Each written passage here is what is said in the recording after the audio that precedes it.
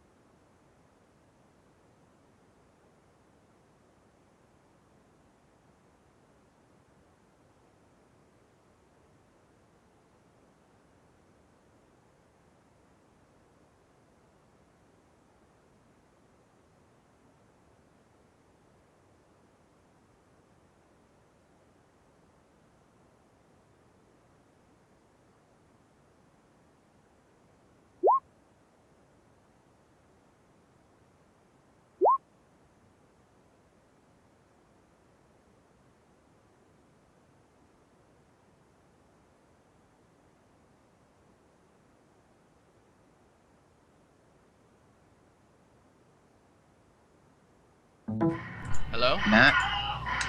Hello? Hey. Sorry, my microphone just decided to unplug itself. Hey. Hello. Hello, sorry about that. So you know what action points do. So if you look at the, Travis, if you look at the top right corner of Roll20, you'll see a picture of a gear. Yeah. Click on that. Okay. If you scroll down to where it says display name, you can put your character's name there and hit save. Also, at the very top where it says macros, make sure you have all three of those boxes checked where it says show macros, and then the two boxes that say in the bar. Okay, so click the two in the bar. Yeah, and then below there should be show macro in the quick bar. Check that as well. Okay. And then under display name, put your character name, just so I don't keep calling you Travis. That's fine. And at the bottom left screen now, you should see basic attack roll and grapple opposed check. Hold on. Alright, what's up? Oh, yeah. There's basically two different types of rolls you're going to be rolling in this system. The 90% of the time you're going to be doing the basic / attack roll. That's for any skill checks, attacks, pretty much anything. The other roll you're going to be doing, or other check, is the grapple opposed check, and you only do those when it's like a when you're trying, like let's say you're trying to keep a door shut from a bunch of zombies opening it. Like you and Matt could be like up against the door, and then you would be rolling an opposed grapple against the zombies on the other side. So that's what basically what grapple opposed check does, is it adds your strength to the D100 roll, so you want to get as high as possible. What the base attack roll does is it's for like a skill check is you'll put in a target number, and you want to roll underneath of that number. So the higher that target number, the better. So let's say you roll, your target number is 30. You want to roll a 30 or better. So it said I had 2 successes when I did the 30. Yeah, I did all the math for you. What that means is you got at least 20 below the target number. So if the target number was 30, 2 successes would mean you rolled a 10 or lower. Or, well, a 10 between a 0 and a 10. But if you roll a 0, it's a critical success. 5 successes is a critical success, or if you roll a 0. Or a 1, I'm sorry. Okay. And then 5 failures is a critical failure, or if you roll 100. So But with the grapple opposed, you want to roll as high as possible. There's no failures in that one. That's why it's two separate rolls. Um, if you look on your character sheet, the great thing about having pre-made character sheets is I don't have to explain how everything works, or we don't have to go through weapons or anything. Basically, the way this system is built is anything can be a weapon. You can pick up, um, you can pick up somebody's decapitated head and use it as a weapon, and there would be a associated modifier for it, essentially. And how that works is every weapon will have a number slash number slash number. It may be a dash or zero, but there should be three columns, Gotcha. if you will. That's for close, medium, and long range. Each weapon has different ranges, but just for the sake of argument, we're going to say that if it's a ranged weapon, close is 30 feet, medium is like 30 to 6 or whatever, depending on the weapon, and then long is whatever plus. A shotgun, shotgun's going to be like 60 slash 5 slash 0 or dash, which means that it does an incredible amount of damage at close range, not very good damage at medium range, and it just sucks at long range. That's what that means. So that's why the number's so high for the close range. And so does that make sense? Yeah, I think it'll make more sense too once we start playing and I start working with it a little more. Okay, well, the reason why I'm going through this now is because to get to your target number for an attack, you're going to add, let's say you're shooting point blank with a shotgun, you're going to add that 60, plus if you have any skills that give you a bonus for, say, shotguns, or if it's a melee weapon, melee weapons, or if it's a bow, blah, blah, blah, blah, you get to add that to it. You would add those two numbers together, and that would be your target number. And your attack roll, if it's you should have a melee and a ranged attack roll up there underneath where the character picture is, or whatever, the outline of the body. Or Right. You'll add that attack roll, whether it be melee or ranged, to that number. So it'll be, let's say you're attacking with a melee machete. Let's say it's 30, 35, 0. So you would take the 30, and then you would add your melee attack to it, and then any skills you may get with that blade, which for the most part is nothing. So then I wouldn't add my strength to it. Well, the strength is already incorporated in the melee attack number. Okay. So you don't need to. You would be double adding it, I guess. Yeah. Well, because my strength's at 25, but my melee attack's an 11. Yeah, it's like this weird formula where it's like your strength divided by 5, and then your perception divided by 10, plus your will divided by 30. It's like I said, this book is written really weird. I don't know why they wrote it the way they did. That's why I just did the macros, because for me to sit here and explain their reasoning, I can't explain their reasoning behind it. It's just stupid. But that it is what it is. Hey, Jared. Yeah. I'm trying to remember. Are there any penalties that are imposed with a call shot to a certain limb? Basically, what you would do is you would just be aiming for that limb, and I would give you a difficulty. I may say difficulty 1, which means you would well, I'm not gonna confuse you. I'm just gonna say the difficulty is you need to subtract 10 from your target number or something, or roll your attack, and I'm gonna make it. Well, yeah. So I would say. No, yeah. I know the difficulty rule. It's -5 for every difficulty. Yeah. So but just to. So I'm not confusing anybody, I'll just say subtract 10 from your target number to make it easy for this, or subtract 5 or subtract 15 or whatever. Based on, like, if you're aiming for the head, it's going to be in distance and all that stuff. I will incorporate all of that in the. And then again, if you're like, well, I think that's a little strict. We can talk about that and stuff. So, because I'm only human, I'm not perfect. So, anyways. Does that make sense? I mean, it doesn't have to make 100% sense, Travis, at this point. But I gotcha. Do you at least get the gist of how the dice rolls go? Okay. So basically, let me go ahead and read off the introduction for you, and then we'll go ahead and get started.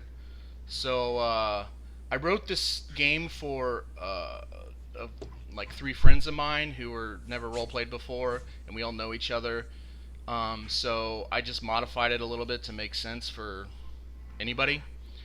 But me, Jared, is actually going to be a player in this campaign, and I'm playing myself.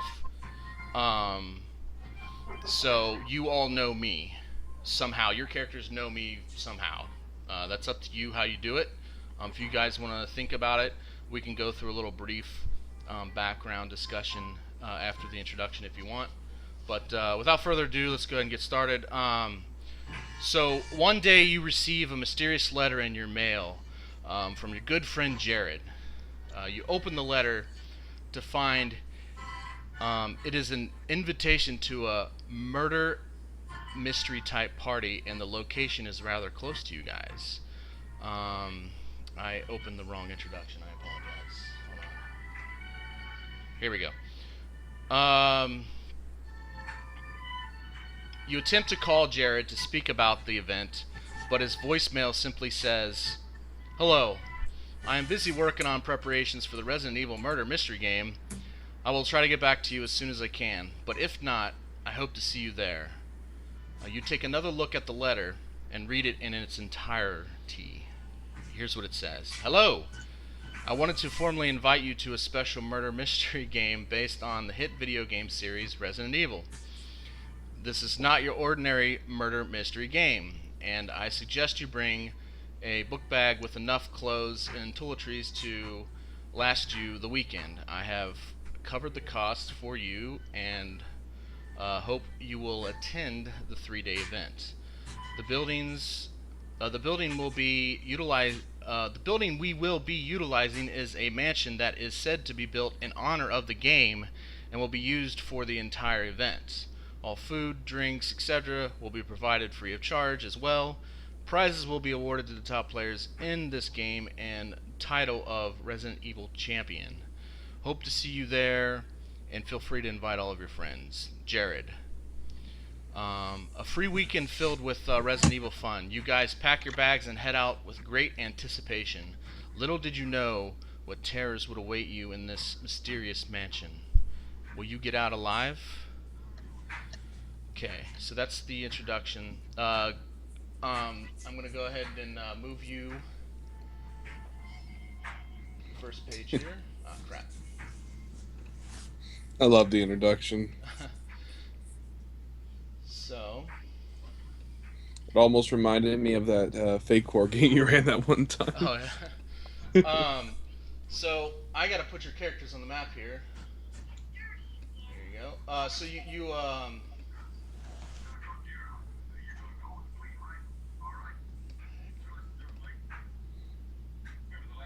Oh, hey, everyone's already here.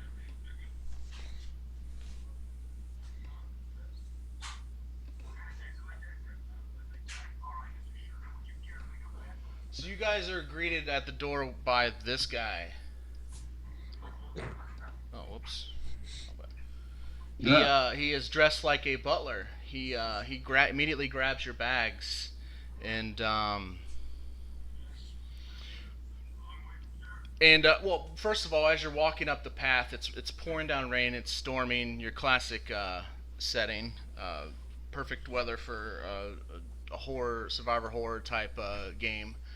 As you walk up and you approach the doors, they're huge. These huge mansion-like doors, and you knock on the big knocker, and that man that I just showed you appears and opens the door. It looks like he's struggling to open it. He's like a weak old man in his huge colossal doors, and he's like, "Oh, welcome.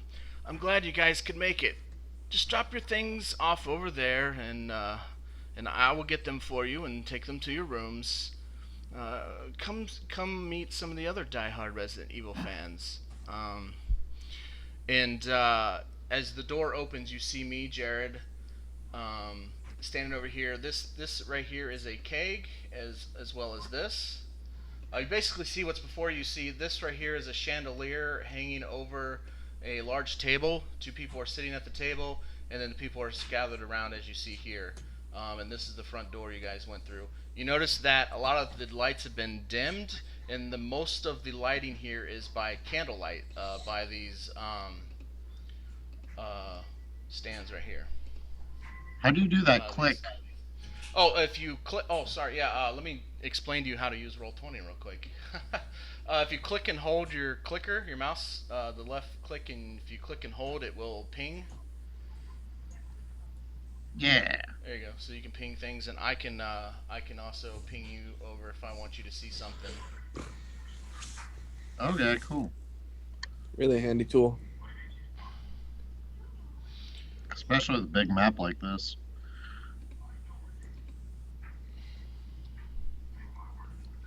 But And Jared's sitting next to the keg. yes. Of course. Jared is very enumerated in at the moment.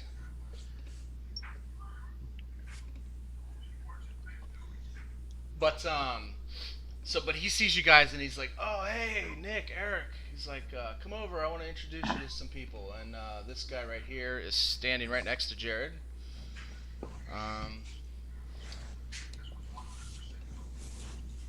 Handsome guy by most standards, but he's like, this is John. He's one of the friends that helped me pay for this event and everything, and he's like our special guest, if you will. And he's like, this is Eric and Nick. They're my good friends. He's like, I'm so glad you came. And yes, I am going to be talking about myself in the third person. So, but the other things you guys notice, there's two women sitting at the table. There is this guy right here. Sorry, he looks like this.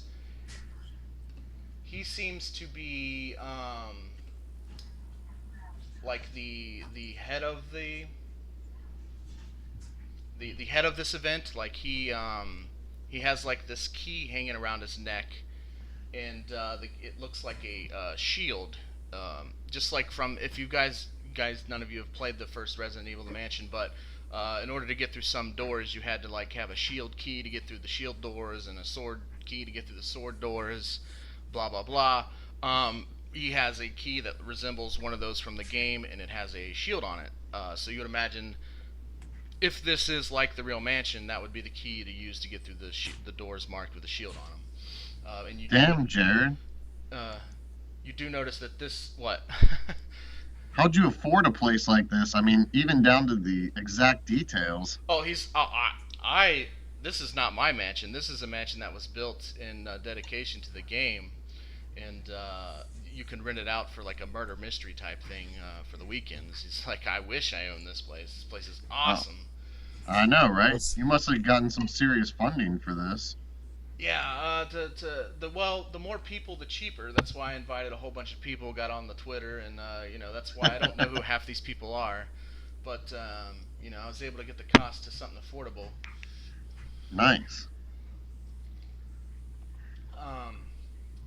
But yeah, so this Ted guy looks like he's like the event planner, runner. He will actually make an announcement. He'll say, everybody, I think we've got everybody here.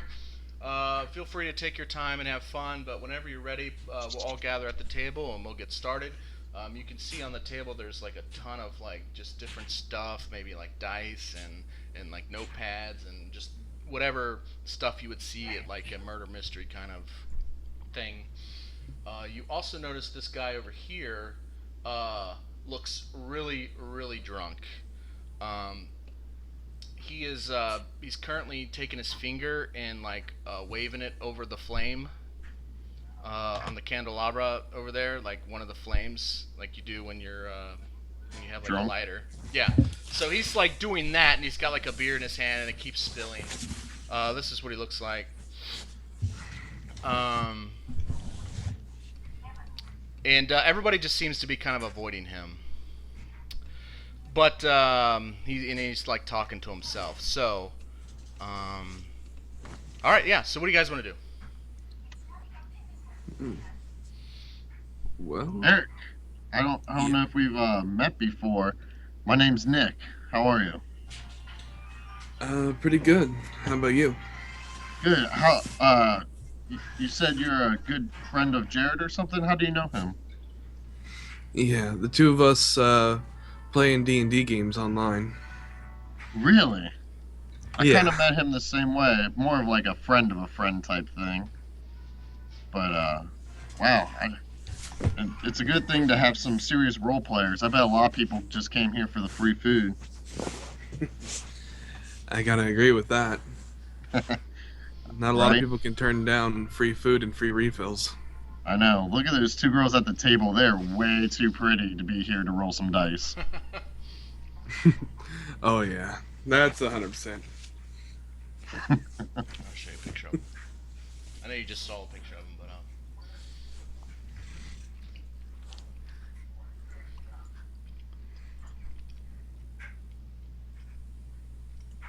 there's one.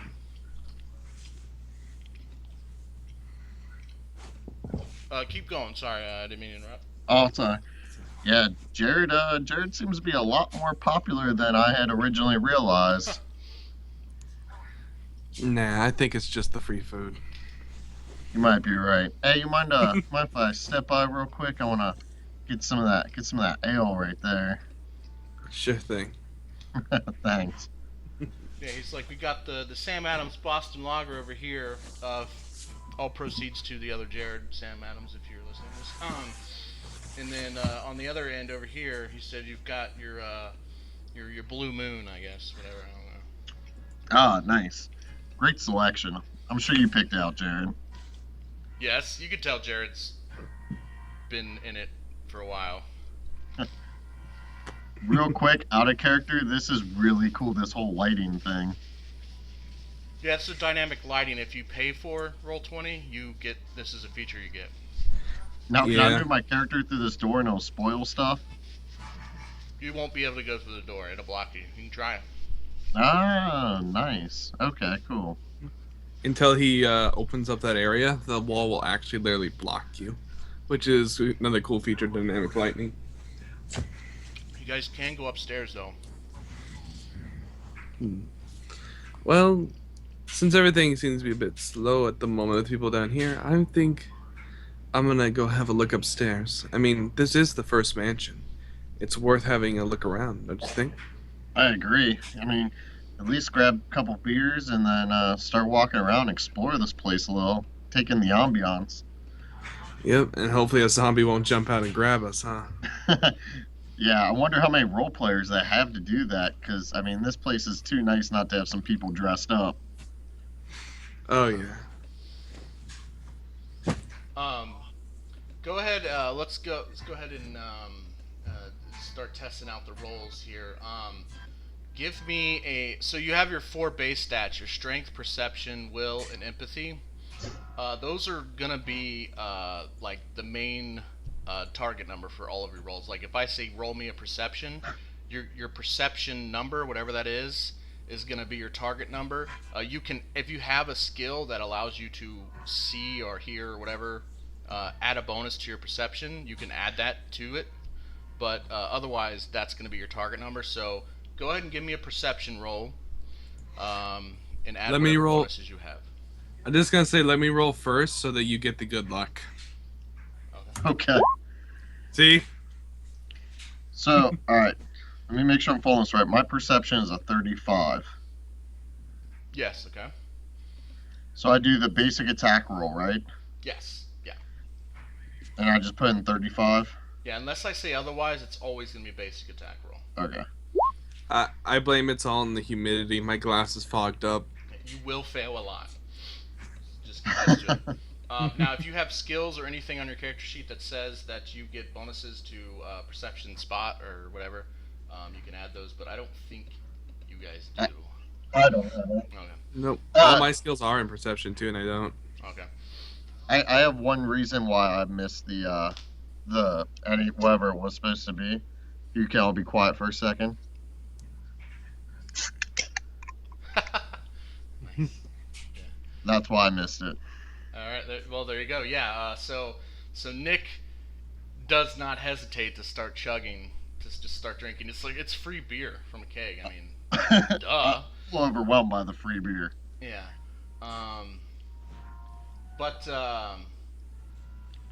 Oh, by the way, one more thing. I I would have taken something from the bag before I put it away. Sure, yeah, they're like piled over here right now, and the butler is like picking them up one by one and taking them upstairs, and then he comes back down. He's really slow at it, so you have plenty of time. All right, I would have jogged over here and grabbed out one of the blankets really fast and said, "Sorry, I just need to have this," and come back over. Yeah, he smiles. He's like, "Oh, of course, of course." He wasn't even close to like getting your bag yet. He's still working on people who've already been here and stuff. He's just too old for this. And now that I have my blanket, I say like, yeah, now I could go upstairs. You see him? He's like dragging a bag on the ground. It's like really heavy. He can't even pick it up. He has to drag it on the ground. And you see Skeet over there. He's like, "Hey, be careful with my weapons over there." And he's like, he's all like yelling at him. And the poor old man's like holding his back in pain as he's like stair by stair. It's thump, thump, thump.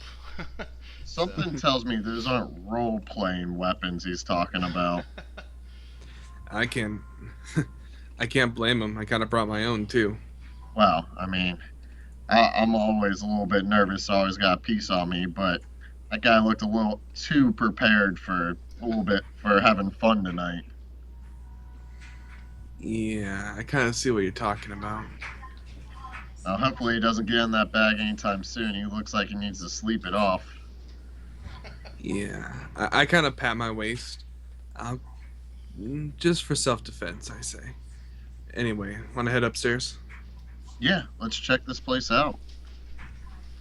As the only things I would currently be carrying out of bag right now would be my .357 Magnum heavy pistol and my security blanket.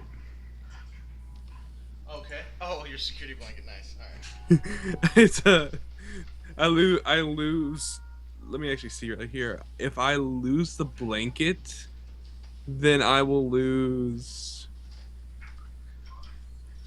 Yeah, if I lose the blanket,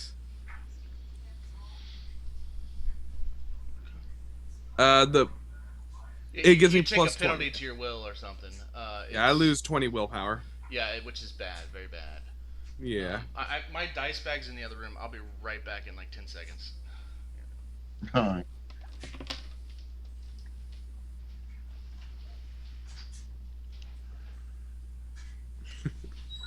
This is already starting off pretty good. Yeah, I'm just really fascinated by this whole Roll20 aspect since I've never used it before. I love it. It's got so many tools. Yeah, this is definitely something I should start using a little bit more often. It lets you literally make maps from scratch for free, and all you need is pictures. Alright. Okay, so you guys are heading upstairs. Yep. Yeah. Jared's gonna go with you guys. Hey, Jared. Hey, he's gonna go with you guys so that people on Twitch can see upstairs.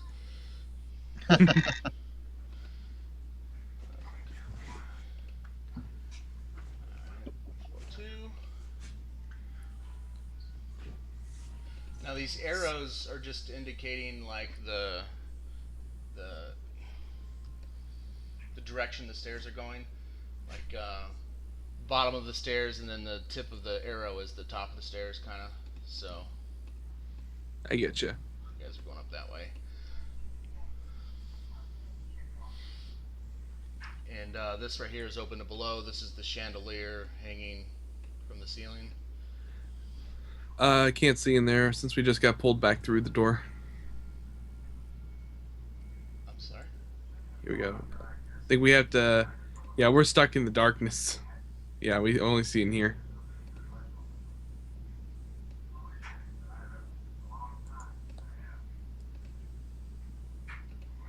Oh wait, no, because that's back downstairs. My bad. We have to go up and around. Yeah, like, the darkness down there is downstairs. Yeah, sorry. Oh yeah, the Oh. arrow in front of you here is going downstairs. I apologize. I should have explained that better. Yeah. By the way, you can also click your token and use the arrow keys to move it too. Oh, good call.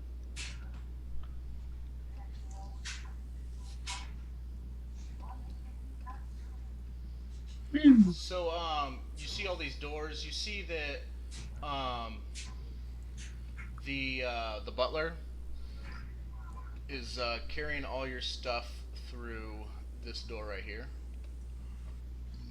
You notice he unlocks it, opens the door, and then when he gets whatever's in the door, he locks it behind him. Well, at least I know my stuff's secured. I want that skeet guy getting into my stuff.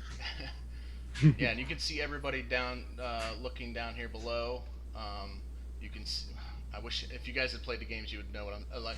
You can look down below, and you can see the table below the chandelier, and people walking around, and everybody down there. So does this mean I jumped on the chandelier? Yeah, that means you jumped off the balcony onto the floor below. I'm a party animal, but I'm not that big of a party animal. Actually trying to jump onto the chandelier. Yeah, you haven't had quite that much to drink yet. Jared's like, oh man, look at the doors. They each have the symbols from the keys from the first one. He's like freaking out, like he's like nerd geeking out. He's like, oh my gosh. He's like, oh, this one's got a shield on it. Oh, sweet. And he's I like, saw some of the people downstairs carrying the shield key. He was like, oh yeah, that would be the event host or whatever. He's got that key. I don't know why. Guess we'll find out. I wonder if they're going to issue them out in like maybe a grab bag or something. That'd be cool. Oh yeah, man, that'd be cool if we could take it home. He's like, oh. So look at these doors. Which doors have which symbols? Okay, so this one right here has a heart on it. Right here. All right, this one has a heart on it. This one has an indentation of looks like a face. Looks like somebody, you know those like needle toys where you stick your face and it makes a shape of your face. Oh, right. Or like somebody stuck their face in Play-Doh or something. There's like an indent, like you could stick your face into the door. There's like an indentation for like a face or something. Right in the center of the door. Here is a shield key, or not a shield key, a picture of a shield. And then, so I have to go to my dynamic lighting to. Here is the picture of a club, like from like a cards. like a card. Yeah, like spades and clubs. It's a picture of a club. I want to put my face into this face hole thing. Okay, the face, it seems like really small. Like you can get your chin in there and stuff, but then your forehead sticks out of the indentation, so you can't get your entire face in there. Anyone carry a shrunken head around?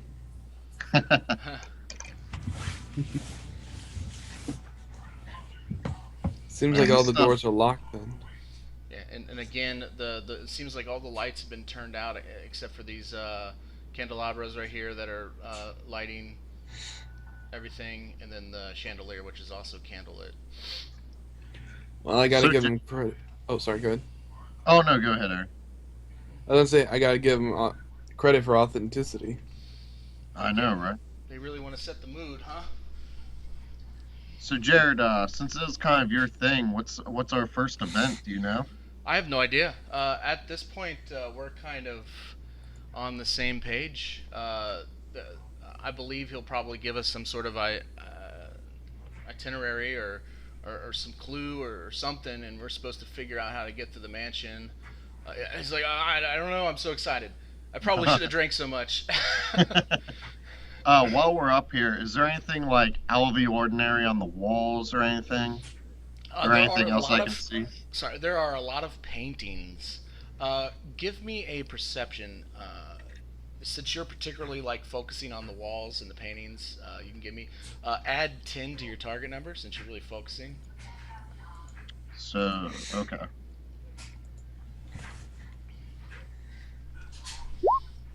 Three successes. All right, yeah. You notice the paintings all seem to be of like the same person. He's kind of balding.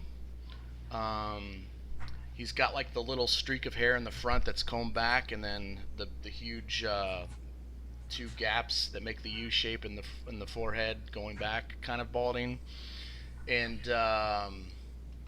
he um,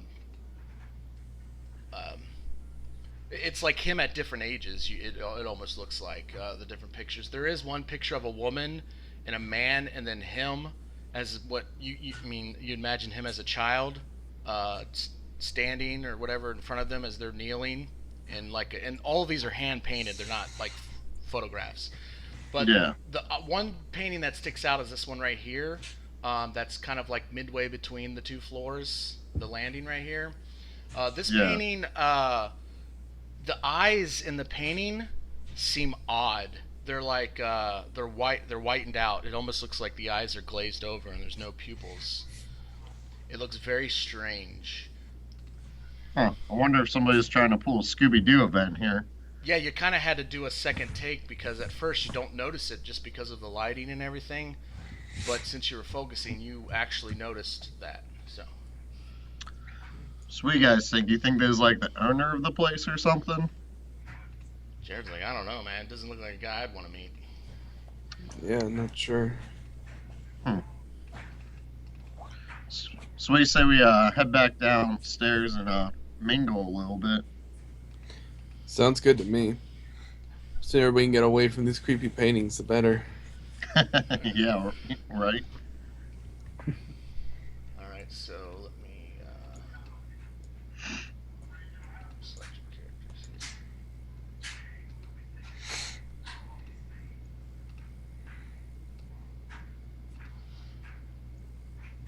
So you guys head back down. Oh, there you are. You're already down here. And again, this right here was the landing. Oh, you can't see. Like right above this area right here Yeah, yeah. was the landing. But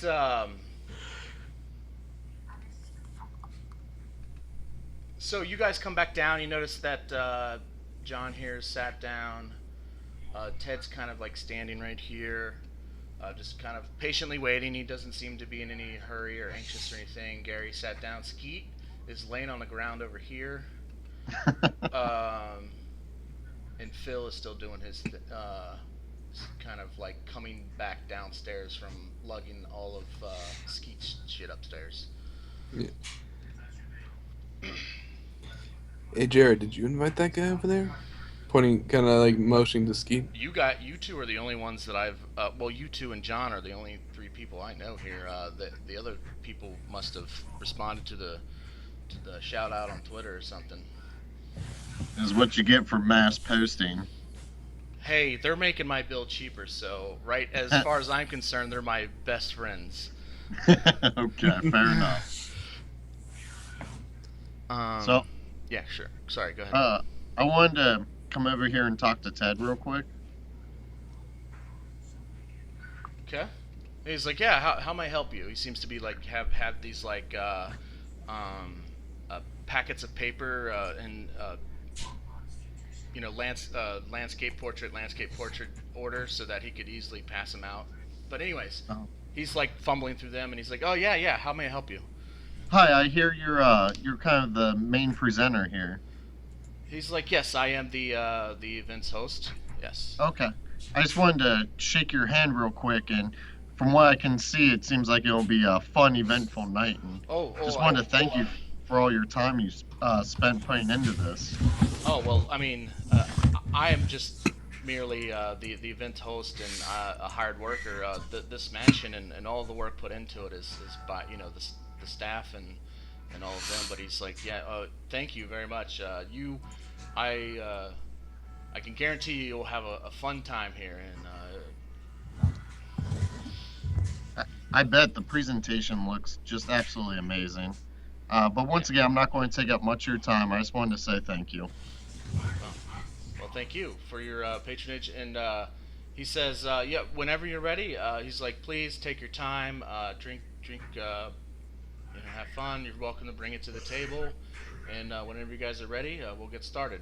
And he's like, hey Phil, can you help Mr. Skeet over there to the table? And Phil's like, oh yeah, sure. So that's gonna take a while for him to. But Jared's gonna be like, "Hey, Eric, man, why don't you take a load off, get yourself a drink?" He's like, "What can I get you?" Sure thing. I guess I'll have whatever was in that one over there. Oh yeah, the Boston Lager. Oh, this good stuff. So he you know pours you a glass of it and gives it to you, and he's. I mean, you could just tell the excitement in Jared's voice as he'll eventually work himself to a seat.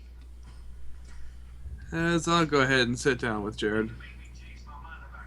So I'm grabbing some beers, and I come back to you guys. I'm like, hey, it's not a party unless you're double fisting, and hand you all one. He's like, yeah, true that, and he's like, cheers, and he like holds out his glasses to Jared for everybody, and they're like, cheers. And he's like, to strangers in a dark mansion filled with horror or whatever, something stupid like that. And What could go wrong? Yeah, what could go wrong? Eventually, Skeet will get drugged to a chair, whatever one's this one right here. And as Ted stands up and he's like, "Oh, looks like we're all ready." He's like, "Let me just pass out these pamphlets." And as he starts passing out the pamphlets, you hear like a banging on the door, like, and it sounds like multiple hands banging on the door, like there's maybe 10 people out there simultaneously banging on this door. Ted, what's that? I think I have a sound. Oh, well, anyways, followed by, you hear, but like multiples of that. So like multiple moaning, and then banging on the door. And Phil's like, I'll get it. Probably some kids playing a prank, they like to do that sometimes. And he goes to the door and he's like, go away. And they don't respond. And so he opens the door and he sticks his head out. And he's like, go ah! As he is drugged to the ground. And you hear sounds of cracking and like ripping, like, and he's screaming as loud as he can. The two women here immediately jump out of their chairs and take a bolt this way. And Ted takes a step back and he's like, what the hell? I imagine this is not on the itinerary. Yeah, that's either some really good role playing or some shit's about to go down. You see what appears to be blood flying from the crack in the door, the way he fell to the ground, like he kind of was like all sprawled out, and the door is like pushing against his sprawled out body, and that seems to be the only thing that's keeping this door from bursting open. Wait, so he's on the outside or the inside? He's like half in, half out. Like his head was the only thing that made it out of the door. The rest of his body is like limp on the ground, sprawled out, and he's screaming. Right. And it's like twitching all over the place, and he's screaming really, really loud, and blood seems to be squirting into the door from outside. I would like to cautiously investigate because I feel like I have no medical training, but for my character, I have like a military background. So I want to see what's going on, but I'm still going to be cautious about it. As I'm going to take a few steps back and get behind everyone watching carefully, and when I see my friend approaching up there, I'm going to kind of reach back to my belt, waiting to see what happens. Yeah. Oh yeah, my pistol's definitely drawn, kind of pointing at the ground at this point. Okay, well, there's supposed to be a doctor character, but anyways, you see John burst, and he's like, come on, we gotta help him, and he's like, he goes up to the body, sprints to the door, goes up to the body, and he goes to like help him in, and he looks outside, and he just like, he's like, holy shit, what the hell, and he's like freaking out at the current moment, and Jared doesn't know what to do. I kind of call. Oh, sorry. I was gonna just call her real quick. Like, Jared, get over here. Get away from the door. Well, that's John. Jared is right behind, still sitting at the table, confused. Yeah, it's So, oh, I see what you're saying. Okay, so you guys are back here. So Jared's like, does not hesitate. Nick is going to rush up real quick and see if he can pull the body back inside and close the door quickly. All right. As soon as you see through the crack, you see what are either like a phenomenal makeup artist created zombies or actual like decaying flesh looking zombie creatures outside, and it would also appear that Phil's head is missing. How many do I see? Roughly? Well, you're looking through the crack. You see about the other half of the door, so probably 4 to 5 of them. Okay. And they're all trying to get in, but Phil's body and John pushing up against the door is preventing them from opening the door. Do I see Phil's key on him? Like around his neck? No. Ted has the key up here. I thought Phil had the key. Oh yeah, he does. He didn't have it around his neck. He had it in his pocket. He didn't. Ted was the one who wore it around his neck. All right. Well, I want to grab his key then. Okay, so you start fumbling through his jacket and pockets and stuff. No need for a roll. You'll eventually find his key. Would you say you want me to roll? Yeah, no need to roll. I'm not gonna make you roll. Oh, okay. Actually, I take that back. Give me a perception to dodge hands trying to scratch you in the face. Do I have a view on the door? Yes. I want to help him by I want to try to help him out. Like if I see any going for him, I'm gonna pull out my pistol and try to fend him off a bit. Okay. So So I will move up actively to do so. Alright, give me a ranged attack. Alright. We'll see how well he does that before I tell you what happens. I got a -3. Yeah. Would I be able to consider this short range since I moved up? Yeah, you're in short range. Anything in this room is short range, we'll just say. Alright, so that's 35, and then plus my range, which is another 12. Okay. So 47. Well, how many successes? That's all I need to know. Alright. Hopefully this succeeds. It wasn't a critical failure, but I didn't succeed. So you're going to grab for his pockets, and all of a sudden a bullet flies over your head, and it hits one of the zombies in the shoulders, but it doesn't seem to affect the zombie that much. It just kind of pushes him back a little bit, and because of that, the zombie is like going to swipe at your face, but when the bullet hit the shoulder, his hand couldn't extend to your face and just barely whiffed, scratching in the face. But you were literally inches from being scratched in the face. And you're able to get out of the dodge if you want and you have the key. And John is like, help me get this door shut. As he's like trying to like push the body with his foot and close the door at the same time. Oh, by the way, I could take one more shot. I have an FC of 2. Sure. What's FC mean? Fire count. Fire count, but you take -5 on your second shot unless you have the skill that allows you to keep the same number. That means it's a 42 rather than 47. So basically, whenever you fire a second shot or more, oh, that's bad. It's a penalty of 5, and then a different target is another penalty of 5. So. Yeah, I don't have that because I have gunslinger. Okay, so there you go. Yeah, you don't need to worry about it then. That's a critical fail. Oh shit. All right. You shoot John in the back. Oh. And he falls, and this door is now. There's hardly any resistance to it, so. Feels like the old times again. Yeah. He's not dead. He's like, my shit, balls, ass, fuck, ass, shit. He's like cussing. Sorry. So Nick basically, here's the situation. You either are going to have to shut this door, or they're probably going to break through. Is pretty much your options right now. To brace the door, help John, and let them get through, or brace the door. Sorry. So, same thing with you, Eric. You see, I mean, you guys all see the situation that's happening in split seconds.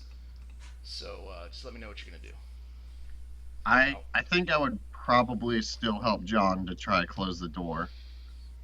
Okay. Well, John's no longer holding the door. But the only thing that's holding the door is his body and Phil's body, and it's not. There's not enough resistance because there's a lot of bodies on the other side pushing the door. So you're gonna have to forcibly hold the door shut or push it shut, or if you help John, try and do both. If you're gonna try and do both, there's gonna be a penalty to the roll. Oh, by the way, real quick, Sure. I have a trigger discipline tier 1 plus 5 RA. Reduce wasted shots by 1, it says. Okay. Well, it's still -5, which is a critical failure. Yeah, I'm wondering like what reduce wasted shots mean. Um, Basically, if it's a miss, hold on, wait, say that, read it again. I apologize. I gotta hear it again. Trigger discipline tier 1 plus 5 RA. Reduce wasted shots by 1. Okay.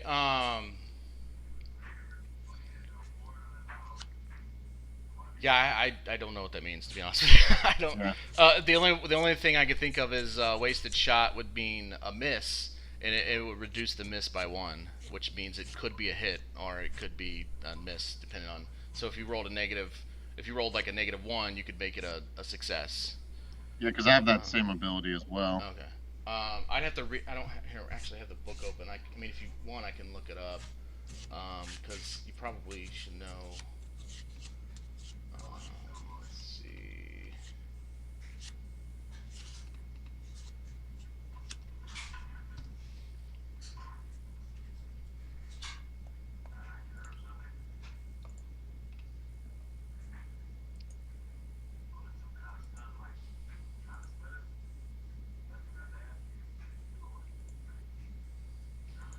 Okay.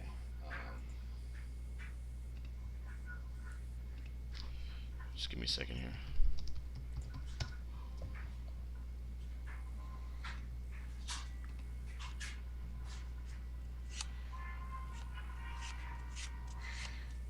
Oh, I think it's a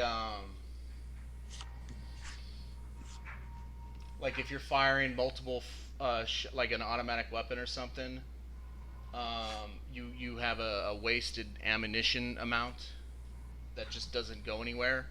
So like if you're auto firing, only so many of those bullets are gonna hit, and if it hits 4 out of 10 shots, you're now hitting 5 out of 10 shots. I see. So would that mean that rather than using 2 bullets, I use 1?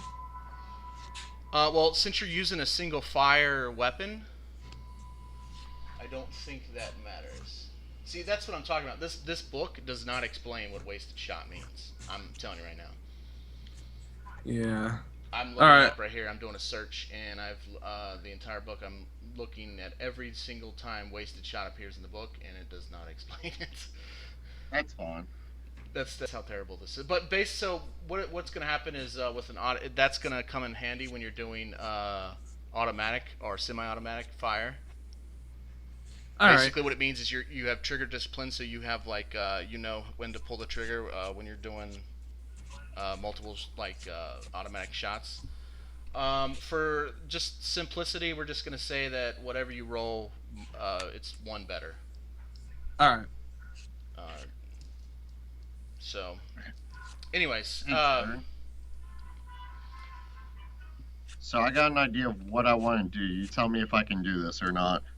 yeah, I'm already rolled. Their turn goes at the same time as yours does. I've already rolled their thing, so unless I say hold up, continue to keep doing your thing. So what do you want? Well, I wanted to pull the butler's body away from the door while shooting out of the crack at whatever I can see, and then yelling for assistance to close the door. I'm Okay. at the yelling for assistance. I'm gonna come running up and slam my shoulder into the door as hard as I can. Okay. If one of you uses an action point, I will allow this to succeed. Yeah, I I'll would. use up mine. Oh, okay. If you wish. Yeah, I'll use up my action point. Okay, so when you use an action point, you already described what you're doing, so you're good. So basically, you do that, and you just like your adrenaline kicks in, and like a second sense or a sixth sense hits you, and you just like you're pulling this body, you're shooting zombies, you take out one of them, and that one seems to be the one whose arms like sticking through the door opening, and he falls back, and it gives you enough leverage to shut the door. Um, and you're now sitting there with Phil's decapitated head spewing blood all over the floor, and John holding like on his back, rolling in pain. And the door is shut. And I'm just gonna go ahead and say that Skeet runs over and like starts like putting all the locks in order. Like he locks the top. There's like 3 locks on this thing. While this Alright. is going on, I'm going to yell to see if anybody's a doctor to help out John.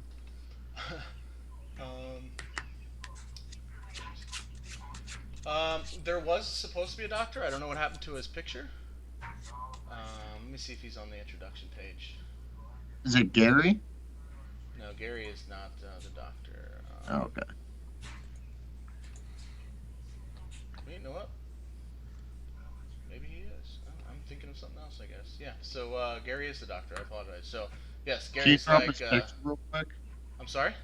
Can you throw up Gary's picture real quick Yeah, and make it sure. big? Oh, okay. I thought he was wearing a doctor's coat when it was all small. Yeah, there. I thought I had the one guy I used as my default doctor, but I guess he's not. He's in a different campaign for some reason. But anyways, yeah, he's like, I'm a doctor. And he runs. He's like, oh, where's my bag? Where's my bag? He like runs over here and he's fumbling through his stuff trying to get his medical supplies. And he'll get over there next turn, whatever. But Jared's like shouting at Ted, like, is this what is going on here? This isn't what I signed up for. Blah blah blah. They're shouting. Ted seems terrified. He's like white as a ghost right now. Nick, Yeah, what's up? you got the key off him, right? I did get the key so we can get to our stuff. Yeah. But dude, I'm telling you right now, like, this is for real. Like, something's going on. There's like some murder hobos out there. Yeah, I agree with you. I couldn't see Skeet, much.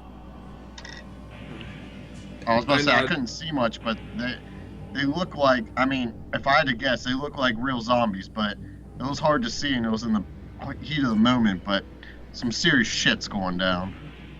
Yeah, I agree. Hang on. Skeet, you have guns, right? Skeet's kind of in and out of consciousness right now. Oh, He, jeez. he ran to the door and like helped, but he's like that was just like a reaction. He's still very very drunk, and he's like yeah, I got guns. It's like they're right over there, and he points over here. But he clearly has forgotten that they were drug upstairs. Okay. Come on. We don't have a lot of time to waste. If we want to Yeah, survive, we're going to have to get as much supplies as we can together. We saw where Phil put the bags. Everybody, give I- me. Oh, sorry. Go ahead. I was about to say I agree, and I have the key so we can get in there. Okay, everybody give me a strength or will. Either one I will allow.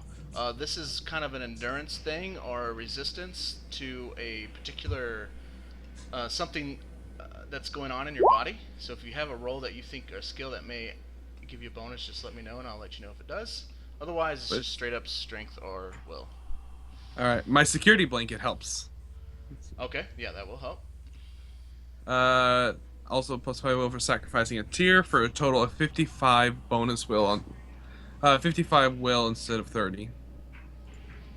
Just all I care about are the successes or failures. God dang it. Even with 55 will, I still have the worst luck. Wow, It you is. have really bad luck. It's a very hectic situation. I mean, I don't know many people who would handle this very well.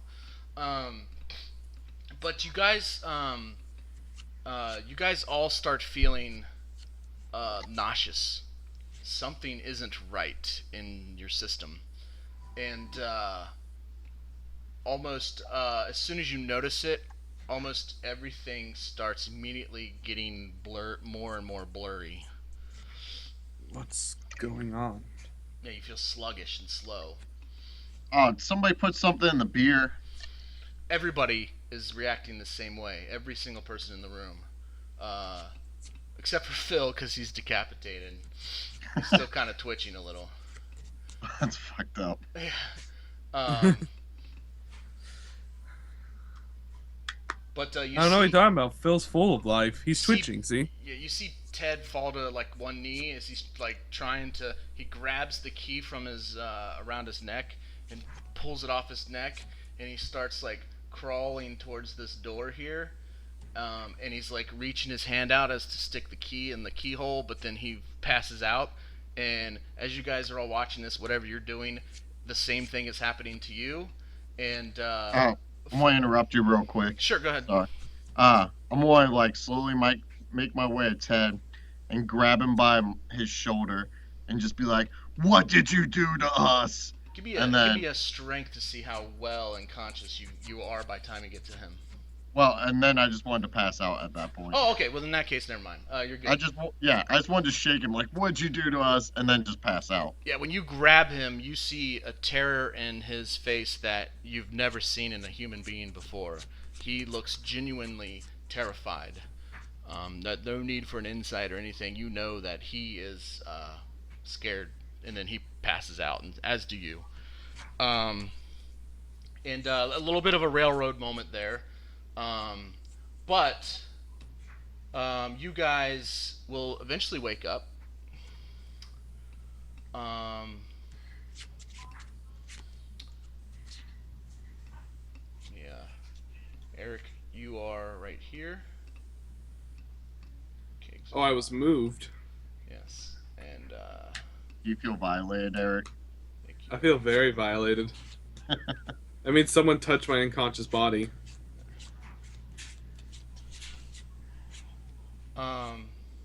Let's put Jared right here in a chair or something. You guys. Oh yeah, I gotta do this part. This is where it starts. This is where I start having a lot of fun. Um,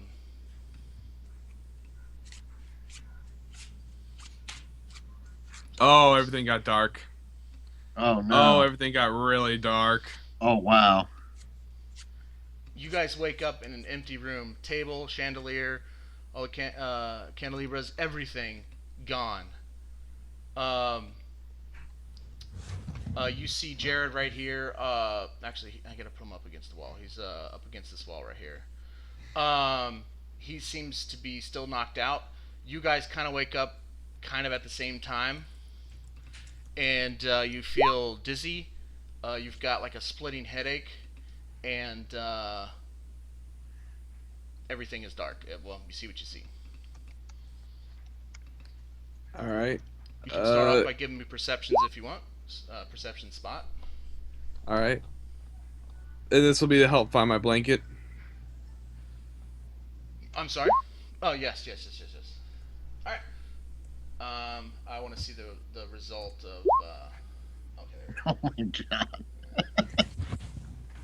By the way, I kind of glitched the shadow system so I can see everything in this room. You glitched it. Yeah, if you click really fast, it shows everything that's in this room. At least, like I can't see beyond your barriers. That's fine. Um, but by any chance, do any of you guys have a flashlight on your character? I hopefully I should. I'm a survivalist. Okay. Well then, for the, well, I'm gonna go ahead and say that one of you have it. It makes sense that you would be the one to have it. Um, Yeah. Yeah, I have a stun gun that emits a little blue light when I activate it. uh, Apparently on my sheet I don't have it, but yeah, if you want to say one of us has it, I'll take it. I thought I already had this set up.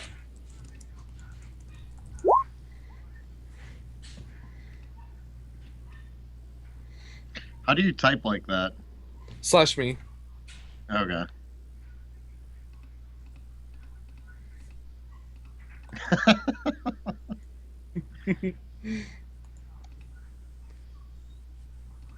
Well, that's way too wide. Let's make that like 45. There we go. You guys all see the flashlight? Yes. Yes. Okay, there. That's really cool how that works. Yeah, I'm gonna give that to you. I will give you. You should have control over it. Do you have control over it? Yes. Okay, there you go. So you can just No, I carry just that put around it- with. Yeah, and if you click on your character and that little dot above your token, you can rotate that. Use that to rotate your character and how he sees. I can use it too. Sorry. Yeah. That's fine. Well, yeah, you could punch him in the face and take it if you wanted. So it's in control by everybody. Jared is still unconscious, by the way. You guys slowly wake up. You will have just for simplicity's sake, whatever's on your character sheet, you will. Actually, you know what? I take that back. You will only have your flashlight and none of your equipment. So not my gun. No. And what did you guys get on the perceptions? Perceptions. I got a -4, unsurprisingly. I got 2 successes. Nick, with your 2 successes, the person without the flashlight sees this. You notice over here, I don't know if you can see the ping right there. No, Yeah. you cannot. You notice there is the wall. There's like a crack in it and like what looks like a indentation, as if like there's like a secret door or something there, or something's up with that wall. You would imagine that's what it looks like. Okay. Being the Resident Evil fan that you are. Do I notice that everybody else is in this room? Yes. Alright. I wake Hey, up Jared. kind of groggy, like, man, what the fuck? Like, guys, are you guys okay? Jared is still unconscious. Yeah, I'm fine. Wait a minute. Is my blanket with me? Yes. Okay. I hit the B button a couple times and teabagged Jared. Jared looks like he is enjoying it in whatever dream state he's in. Okay. But I do not have my gun or my ammo, huh? No. Yeah, I'm fine, but everything's missing. I don't know where my gun is. I reached to feel my my waistband where I keep mine as well. Oh my god, they took mine as well. Luckily I still have this stun gun that I keep tucked away in my jacket pocket. Yes, you will have your stun gun if it was tucked away. I'll give you that. Okay. So luckily I still have this, but those bastards. Do I still have the key from the butler? No. Okay. Damn it, they took the key too. I was hoping we could go get more guns, but Actually, hold on. Damn it, I keep contradicting myself here. I gotta check something real quick, and then I'll get back to you on that. But continue. alright. Yeah, they took the key too. I don't know where we're going to get more stuff. We'll have to go look upstairs. Well, actually, hey, well, I mean, you got a flashlight. Hey, come follow me. Take a look at this real quick. It's kind of odd. I want to lead you over to what I noticed before. Alright. And I'm gonna move both my character and the light. Give me another perception, both of you, as you get too close to this door. Do I get a bonus because I already noticed something earlier? This is for listening, for hearing. Okay. So if you have like a hearing aid or something, you'll get a bonus to it. Or if you just have superior hearing. I am really distracted right now. This is why I like when people play themselves, because they can be like, "Hey, I'm really good at hearing stuff," and then like the debate goes. No, must been all those explosions over in Afghanistan, Iraq. My hearing ain't shit. Well, the 0 successes is a success, FYI. But so Nick, you swear you heard what sounded like a moan, but it sounded like it was like female and like younger, like maybe a child, a female child, and it was like a moan, and then you're like, is that no? And it sounds like chains dragging on the ground. I can't make it the noise, but That was a good attempt. yeah.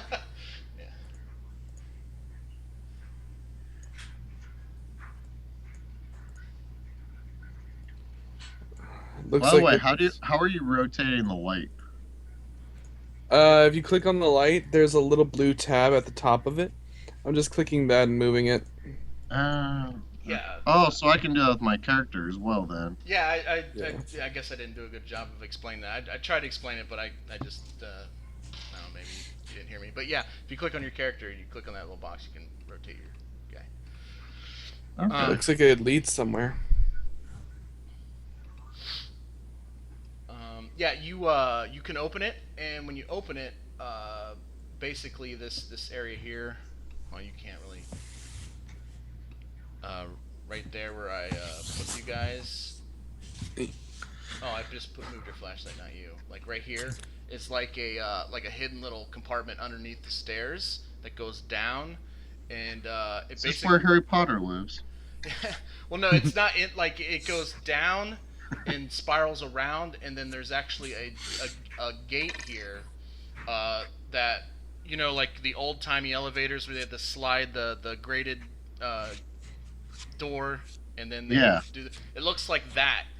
And then there's like a hallway beyond that goes down, and that's where now you hear it. You think you hear this female voices coming from, but still only Eric hears the chains. You only hear the female voice. Eric hears the chains. But laying next to this door is just a pile of your shit, just like it's just thrown on the ground. Okay, I'm gonna pick up my gun then if it's in there. Yeah, it's extremely weird how that. Yeah, I'll pick up mine as well. Yeah, so I you have grab all your all my equipment. stuff. Alright.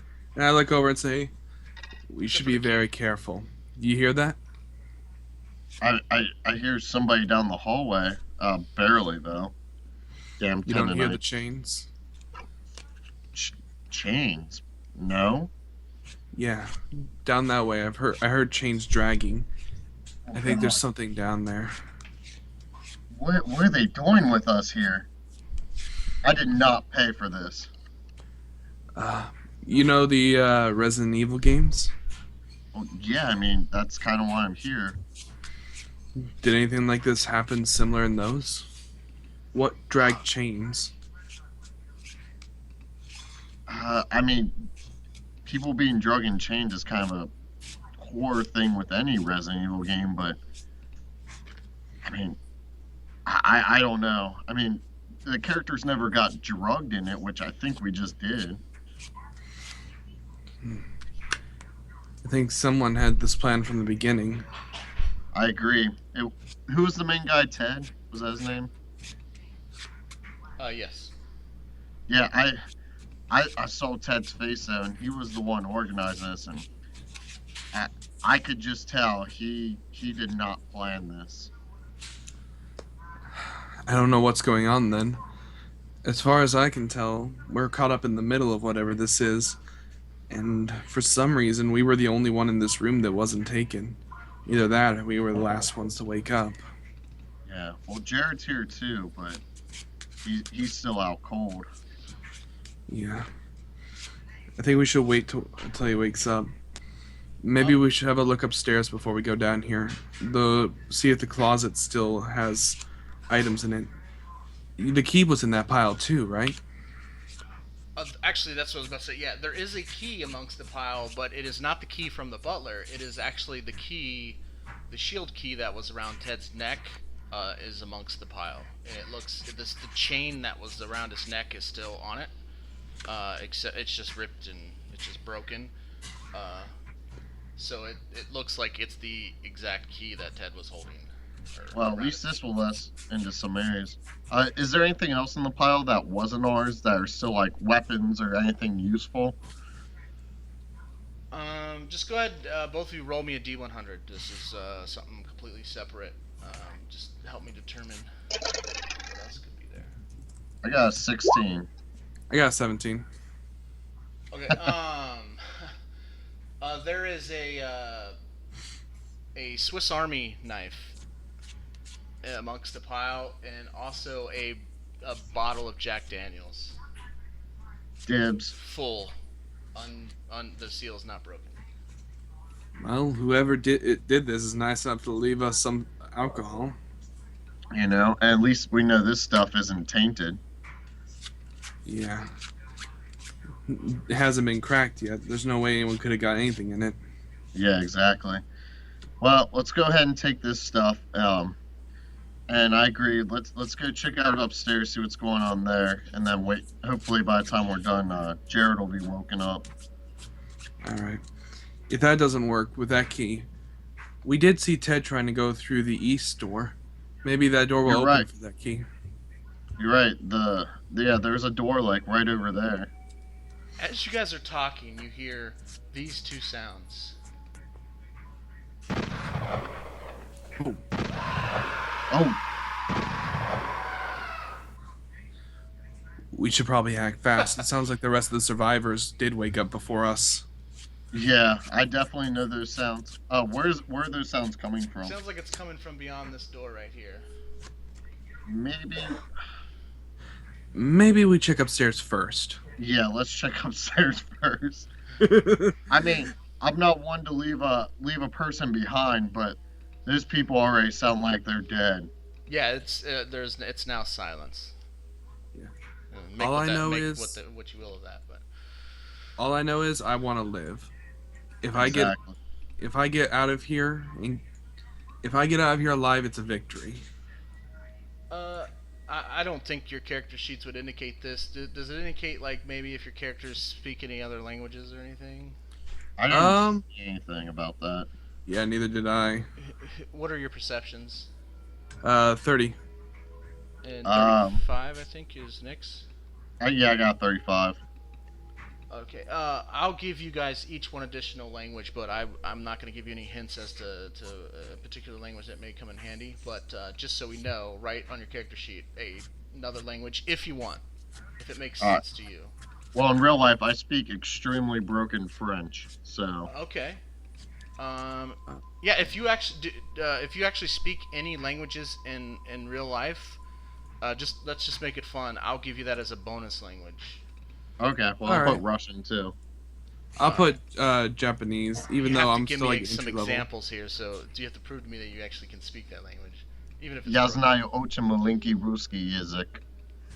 Okay, well, considering I have flawless Russian, I have actually no idea whether or not that was Well, legit plus or I know- not, but it sounds Plus, good I enough know for how me. to say, "Don't you know who I am? I'm the Juggernaut, bitch."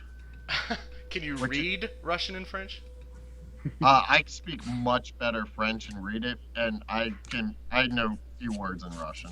Okay, so what you know in real life, put on your character sheet, read and write wise, and then as an additional, because your perceptions are average, or actually on the higher end of average, you can put an additional language. Just I don't. Yeah. Can I put like demonic or abyssal? No, that you won't. You won't ever use them. I'll tell you that right now. Unless you like read a demonic book or something, which if you actually had the language, I'd probably have to throw in there just so you get some use out of it. But I know extremely entry level Japanese, like a few greetings. that's good enough for me. I mean, just speak a little bit of it. Yeah. That'd be enough for me. Watashi wa. Bullshit. No, I'm just kidding. That's good. All right. So you guys know. Watashi wa nanamae Matthew desu. Anata no namae wa nan desu ka? There you go. All right. Good enough for me. So you guys will know quite a good dynamic of languages. I'm gonna tell you right now, Jared knows shit for languages. Um, And I'll put as the one I get for my perception. I'm gonna put Spanish since, as a survivalist, I feel like as a survivalist living in America, I think Spanish would be a really important language to know. You okay. know what's funny is I already wrote it down, but I put Spanish as well. Really? Well, you can change it Yeah. if you guys want. I don't really care. No, that's cool. All right. So you guys all got that? Okay. None of those languages are relevant to what I was about to say. You do see a language written on the wall. It seems to be written in blood, and it seems to be like a paragraph, or not a paragraph, but like a couple sentence worth of text. But it seems to be written in a language you don't understand or know how to read. You can give me a perception, and if you roll at least 3 successes, I'll tell you if you know what language it is. Where's this written at? It's like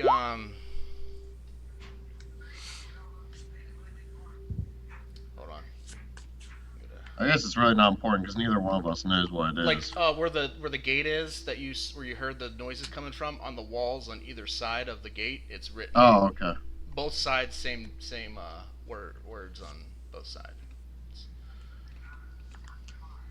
Yeah, you know it's not a language you know how to read, so. Well, that narrows it down quite a bit, at least. Yeah, it's not Spanish, Russian, or Japanese, or English, It's probably French. or French. I know French. It's not French either.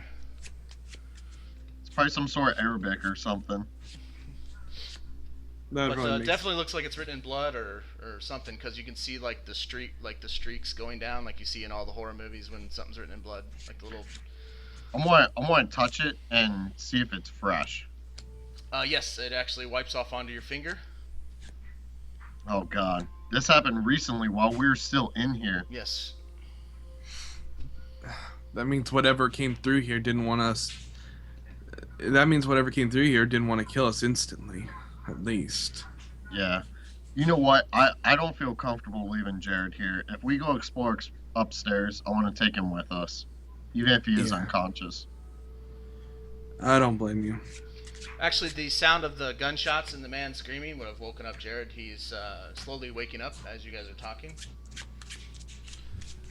Jared. Hey. Jared. Oh, what the heck? He's like, oh, I think I'm gonna be sick. And like throws up on the ground next to him. Ugh. Jared, you gotta get up. We're in a lot of trouble now. What the hell's going on? Where is everybody? Why is it so dark in here? I can't see Hey. shit. Keep role playing. I'll be right back in 2 seconds. Okay. All I right. can't do anything when Nick's gone. No, I'm just kidding. No, yeah, he's seem- like, what the hell? It seems like everyone already got up before us. Someone drugged us, and now there's these creatures around. I heard chain dragging. I heard screeching of something and gunshots going off. Chain dragger. He's like, wait a minute. It wasn't underneath the staircase, was it? Yes, it was. Oh my gosh, it's Lisa. Lisa? I'm like a little giddy school child right now that none of you guys have played the first Resident Evil. So, yay. Yeah, he's like, oh man, I don't even know, like, what to make of that. Either it's an actor who doesn't know and is playing the role of Lisa, or there's an actual zombie creature down there in chains acting like Lisa. And I'm like, oh yeah, Lisa's a character, one of the main like zombie people in the game. They And locked if her we in go the down basement. there, she's most likely going to kill us, huh? She's a deformed mutant zombie thing, and yeah. Well, it's good you're along. You're going to help us survive longer with your knowledge. Is there anything upstairs? I say in the game you had to solve puzzles and find certain things to unlock different areas. I say I hope that we don't have to do all that, because we're in for a long night. If that's the case. Or- It's like, Well- I can't believe that this is actually happening. I'm like, was that a dream? Did Phil did that stuff actually happen to Phil? Did I pass out? Was I drunk? It's like, this can't be real. He No, it seems was to be real. like panicking, and his voice seems very shaky. It I was think real. something was. I was about to say it was real. I was right there next to him, and his body was warm. His head was missing. He was just twitching. God, what the hell, I don't even know how to guys? explain it. Actually, I have them. I have some pretty solid reality proof right here. I say, kind of slapping the side of my .357 and letting the roll come out to look at the bullets. Am I still missing two? You are. Roll me perception there. Both, both of you. I'll roll for Jared too. This might be an interesting tidbit of information. Okay, yeah, Jared doesn't see shit. Yeah, me and Nick man, here at the sorry. same. Actually, well, it doesn't matter. I was gonna say add 10 to your target number, but it wouldn't have. It only. It used to have been -3. Don't worry. As the game progresses, you get better at things. It's just that you're supposed to suck starting out. Anyways, you the bullets are missing. In fact, in the gun barrel is cold, so it doesn't feel like it's still warm from recently being shot. So you don't know how long you've been out, but you guys do look at the door and you notice that it seems to be intact. So they did. Whoever was here either did a very good job of cleaning up or something fucked up's going on because So there's no blood stains, there's no nothing. okay. Something's going on. I know for a fact that all just happened. Look, he says, showing you guys the roll. You remember, in the room, I fired 2 shots to cover Nick. Well, I remember it. Damn near hit me. Yeah, sorry about that. I don't It's normally alright. miss. But those 2 shots, they're still missing, see? So it had to happen. It couldn't have been just some messed up dream. But there's not a single blood stain. The doors aren't even cracked. Everything's exactly as we left it. The only thing that's different is that key you're holding right there, Nick. Yeah. What the fuck, guys? What do we do now, though? Because this key, we can either go to that east passage, or we can go upstairs, and there's a door like in this exact same spot, but just upstairs. And then there's a secret area too. Well, if they're anything like the games, each door will have the symbol of the key that is required to open them on it. I'm saying what we do because we got 3 doors we can go through right now. I don't know. What are you thinking, Eric? I'm thinking we should probably have a look upstairs. It sounds like that screeching was coming from the east entrance over here on the downstairs. If we head up to the upstairs, we're more likely to find supplies, and hopefully get out without running into something.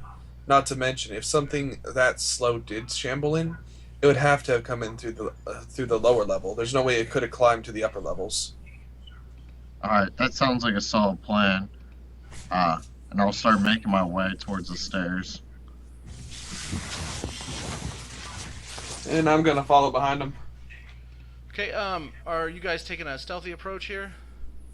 Oh, definitely. Roll me Yeah. perception stealth. If you have any bonuses for stealth, by all means, add that to it. Nick, I'm do. sorry. Why? Oh, I do have. Help me understand this though, because I have stealthy tier 3 plus 3 perception, and zombies have listen level Oh my by 1. Alright, I'm sorry, say that again. So I have perception, and I have stealthy. Yes. Tier 3 Mm-hmm. plus 3 PER, which I'm guessing is perception. Zombies have listen level reduced by 1. Oh, okay. Yeah, so basically I'm making a whole bunch of secret rolls, and it's all based off of encounter percentages, and encounter percentages are based off of how much noise you're making, the amount of risk you've encountered. Like basically if you shoot a gun, you get a point in risk, and a point in risk adds to the encounter percentage, how many zombies you're gonna encounter. So basically, you're reducing the likability of or possibility of zombie showing up because you're reducing my ability to hear you or sense you, so to speak. Okay, so for my roll, do I just still roll my perception? Yes, and whatever bonus. Does it say a 3 difficulty or just a 3 to your perception? It says +3 perception. Okay, so then add a +3 to your perception. So instead of a 35, I roll a 38. Yeah. Hey Nick, do you remember when I said I'm sorry? Yeah. Oh Yeah. my gosh, -7 successes. We got ourselves a critical failure over here. I rolled a natural 100. Oh my gosh! All right. So you're like, so let me. Okay, good stuff. All right, so you start going up the stairs, and then you're like in stealth mode. You're like being all quiet, like you don't even hear the wood in the stairs creaking or anything. And then all of a sudden, you hear a whoa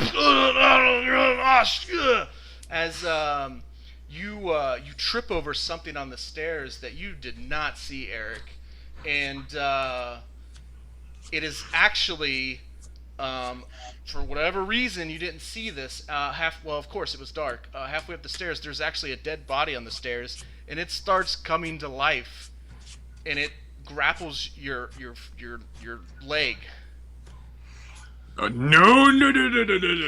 Opposed grapple. Yeah, give me a grapple opposed. Help me!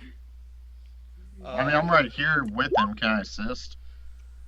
Yeah, you're a little bit ahead of him, so this initial roll is just him, but then after this roll, you are free to do whatever you want. Okay. Of all the times for me to roll low. Yeah, I can roll that for you. Wait. Actually, I have another thing. Oh, wait, but I succeed anyway. I was gonna say another thing is my pistol, according to the stat line here, gives me a defense thing, too. It says RED defense by 10-5 negative. Okay, yeah, the defense is basically how much. One of the another terrible writing bit. Basically, the way the book writes it is defense can increase the difficulty of somebody hitting you. So, but in a grapple check, it doesn't. That's more if I was attacking you. He's trying to grapple you. Yeah. So it's not gonna come to effect for there. But if he does attack you, then yes, it will. But so yeah, keep that in the back of your mind, or write it down so that you know every time I do attack you, you could say, hey Jared, I have this 3 defense or whatever. So, but yeah, he grabs you, but you're able to like even though you critically fail, you fall flat on your face. But you're even though you're prone on your stomach, you're able to pull your foot out of this thing's grasp, and you guys are kind of like looking at each other eye to eye right now. And then now everybody's kind of on the same initiative, if you will, to act. So. Well, I don't have any melee weapons, so shoot time. Okay. If your pistol, all pistols, I believe, are a defensive weapon, which actually means that if he actually succeeded on the grapple, you could just like unload a clip on him. But if you fail, you get a 0 to your grapple bonus. Well, that's how defensive weapons work. But since he didn't succeed on the grapple, you can't do that because you're not point blank. So, so yeah, you have to shoot. Unless you want to just like bash him in the head, which I wouldn't recommend. I got a -3 to shoot him. Did you add your ranged attack plus your lethality for close range? Plus yeah. Okay. Plus short range. I got at my short range. It's 12% plus 5% plus 35% for a total of 52%. Okay, yeah, that makes sense.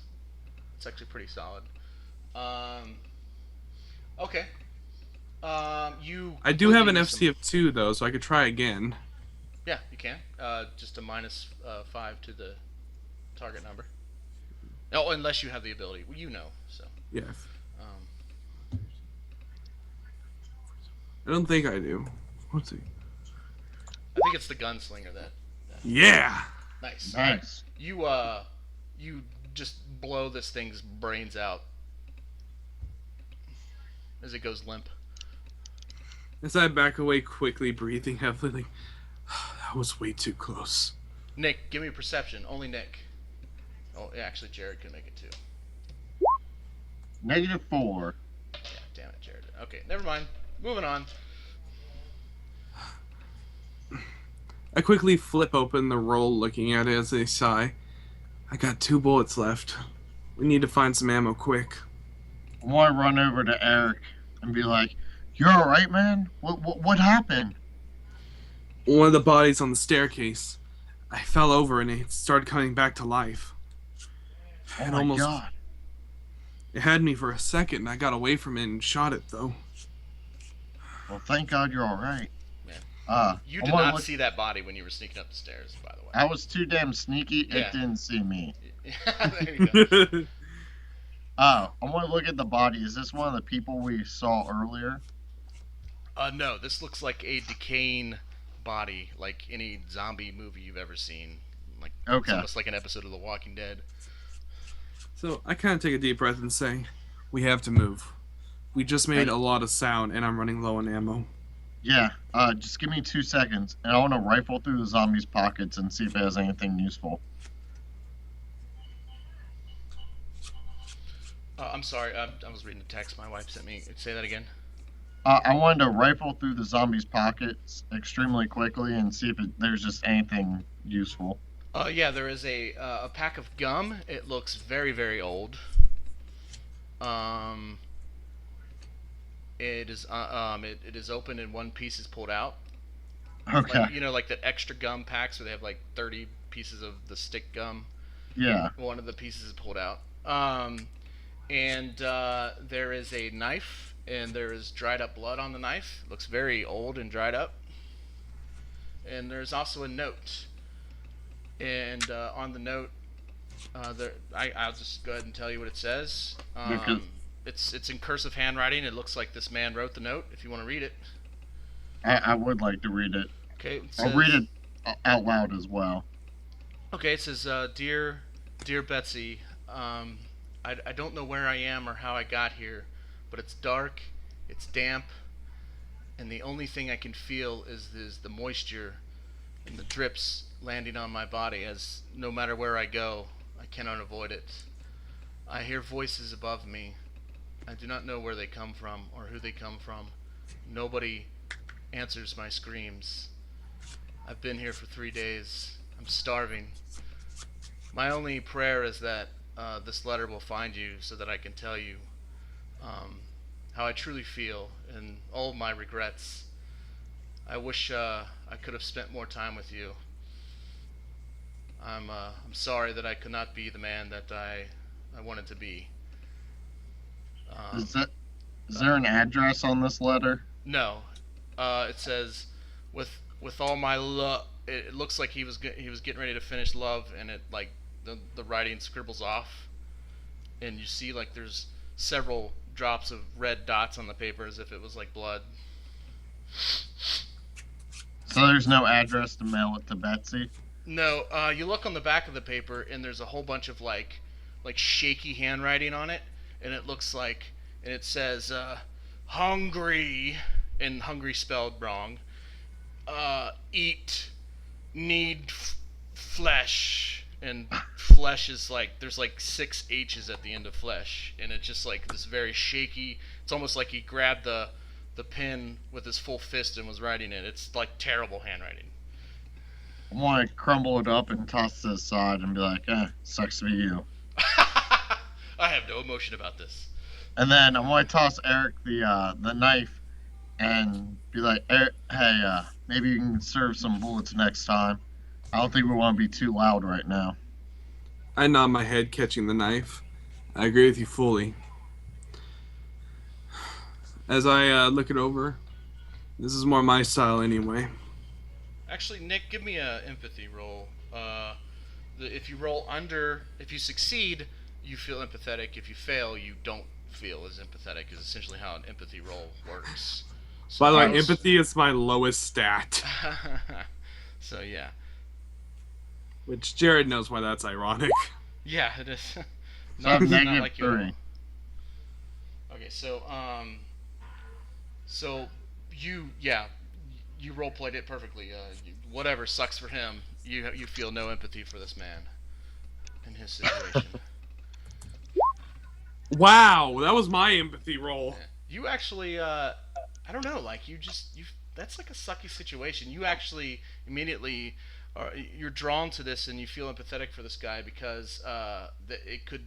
You guys have just recently kind of been in a similar situation, so it kind of hits you a weird spot in your heart and it tugs on your strings and you feel empathetic for this man. Kind Role of played feel however you weirded. want, but At first, I feel kind of weirded out that I'm feeling that way at all. Before I kind of let out an annoyed sigh and hold my hand out. Hey, that letter, hand it over. I mean, it's over there on the ground if you really want it. you chucked it. I walk over and I pick it up, stashing it in my coat. Yeah, that's a good idea. We'll need some Kindle for later. You feel a sense of relievement by doing this. For whatever reason, it does help. Stash his letter. He sighs and shakes his head, saying, "The military or the police will come, one or the other. And when they do, odds are this girl's gonna be there. I'll hand it over then." You know what? I didn't think about it like that. Not a bad idea. You're a better man than I, Eric. Yeah, Says no Jared. shit. Says Nick as well. All right, so you guys are heading upstairs. You guys can move wherever you wish. I'll go ahead and recite to you the doors that have the shield on it. Yeah, yes, well, you already know it. It's that Yeah. one door. I wrote down all the symbols so I didn't forget. Oh, nice. Okay. Nice. Okay, so I assume you're sticking the key in the door. Yeah, I'll give it a quick turn and see what happens. It turns and you hear a click, and the door just kind of like unlocks, and you're able to open it if you wish. Yeah, I'm gonna open it slowly. Actually, With my none of these lights are up here. with my gun at the ready. Okay. You open it. Give me a perception. If you're gonna flash the flashlight in there, add a 25 to your target number. I mean, Eric, are you right behind me? Yes, I am. Yeah, I kind of just pretty much put that one in your lap, didn't I?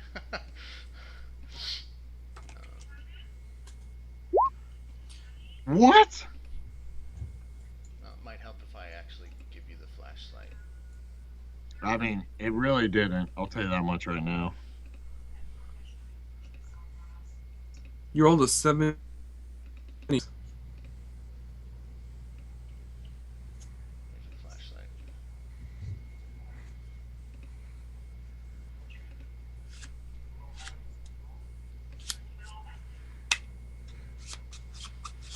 All right. Whoops. Oh yeah, it might help if I reveal the room here. There you go. Can I see through the door? Yes. All right.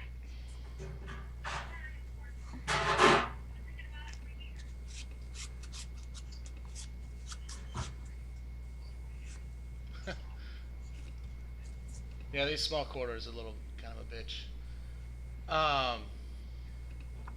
This corridor is filled with mirrors.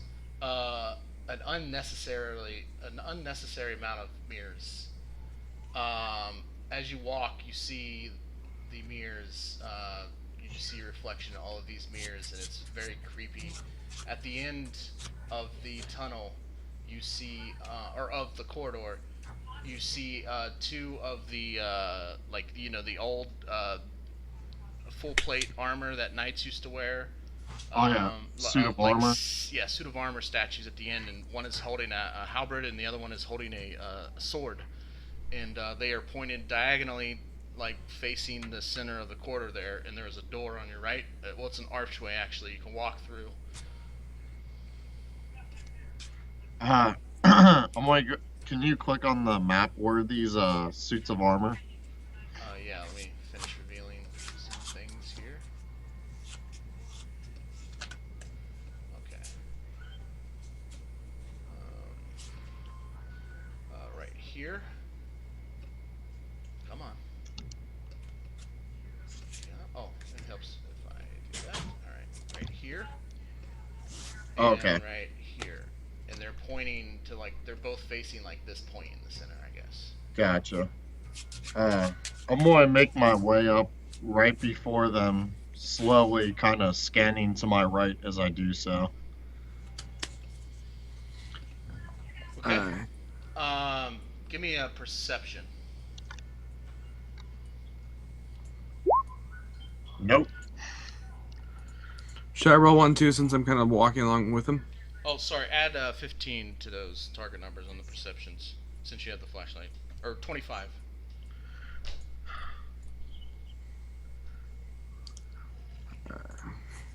In fact, from now on, when I say a perception spot, just add 25 if you have the flashlight. Unless I say otherwise. I just re-rolled it if that's alright with you. No, that's fine.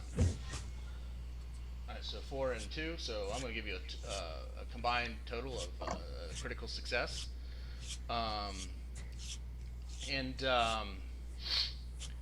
You guys see, as you're shining a flashlight on these suits of armors in the mirrors, and it's reflecting back, and it's kind of blinding, whatever, you do notice something on the floor here before you get to it. You might want to scoot your characters back a little bit.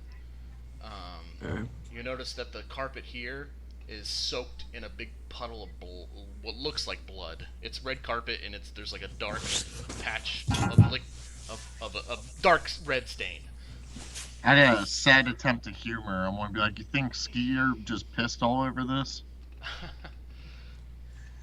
There's a good chance.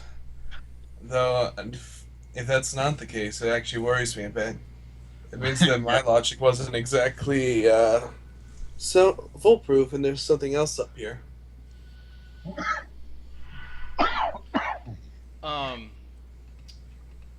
Well, with your critical success, you notice also on the carpet that there's something different about the carpet.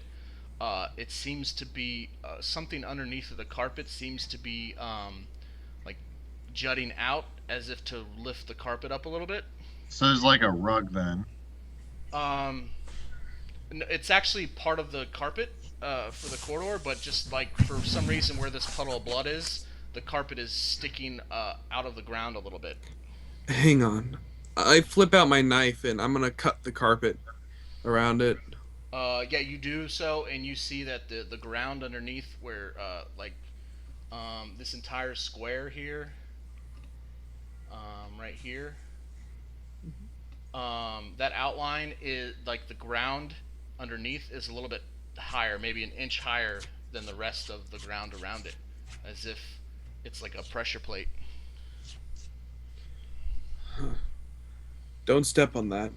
And you see the blood stain as you take off the carpet. You see the blood stain all over, soaking in on the stone below, and then like going into the cracks. Hey, What? you still got that gum? I do, but I was kind of thinking about tossing the whiskey on that spot and see what happens. That could also work. I was gonna chew up the gum and use it to jam it.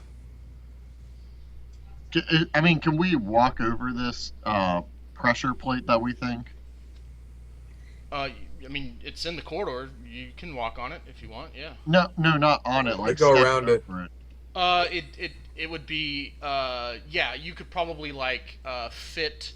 It's like the width of your foot on the exterior of each side of this pressure plate. So you would have to like you couldn't put 2 feet in the same square essentially. You'd have to like put 1 foot in front of the other kind of. Gotcha. So it'd be tight, but we could It's tight, kind of yeah. step around it.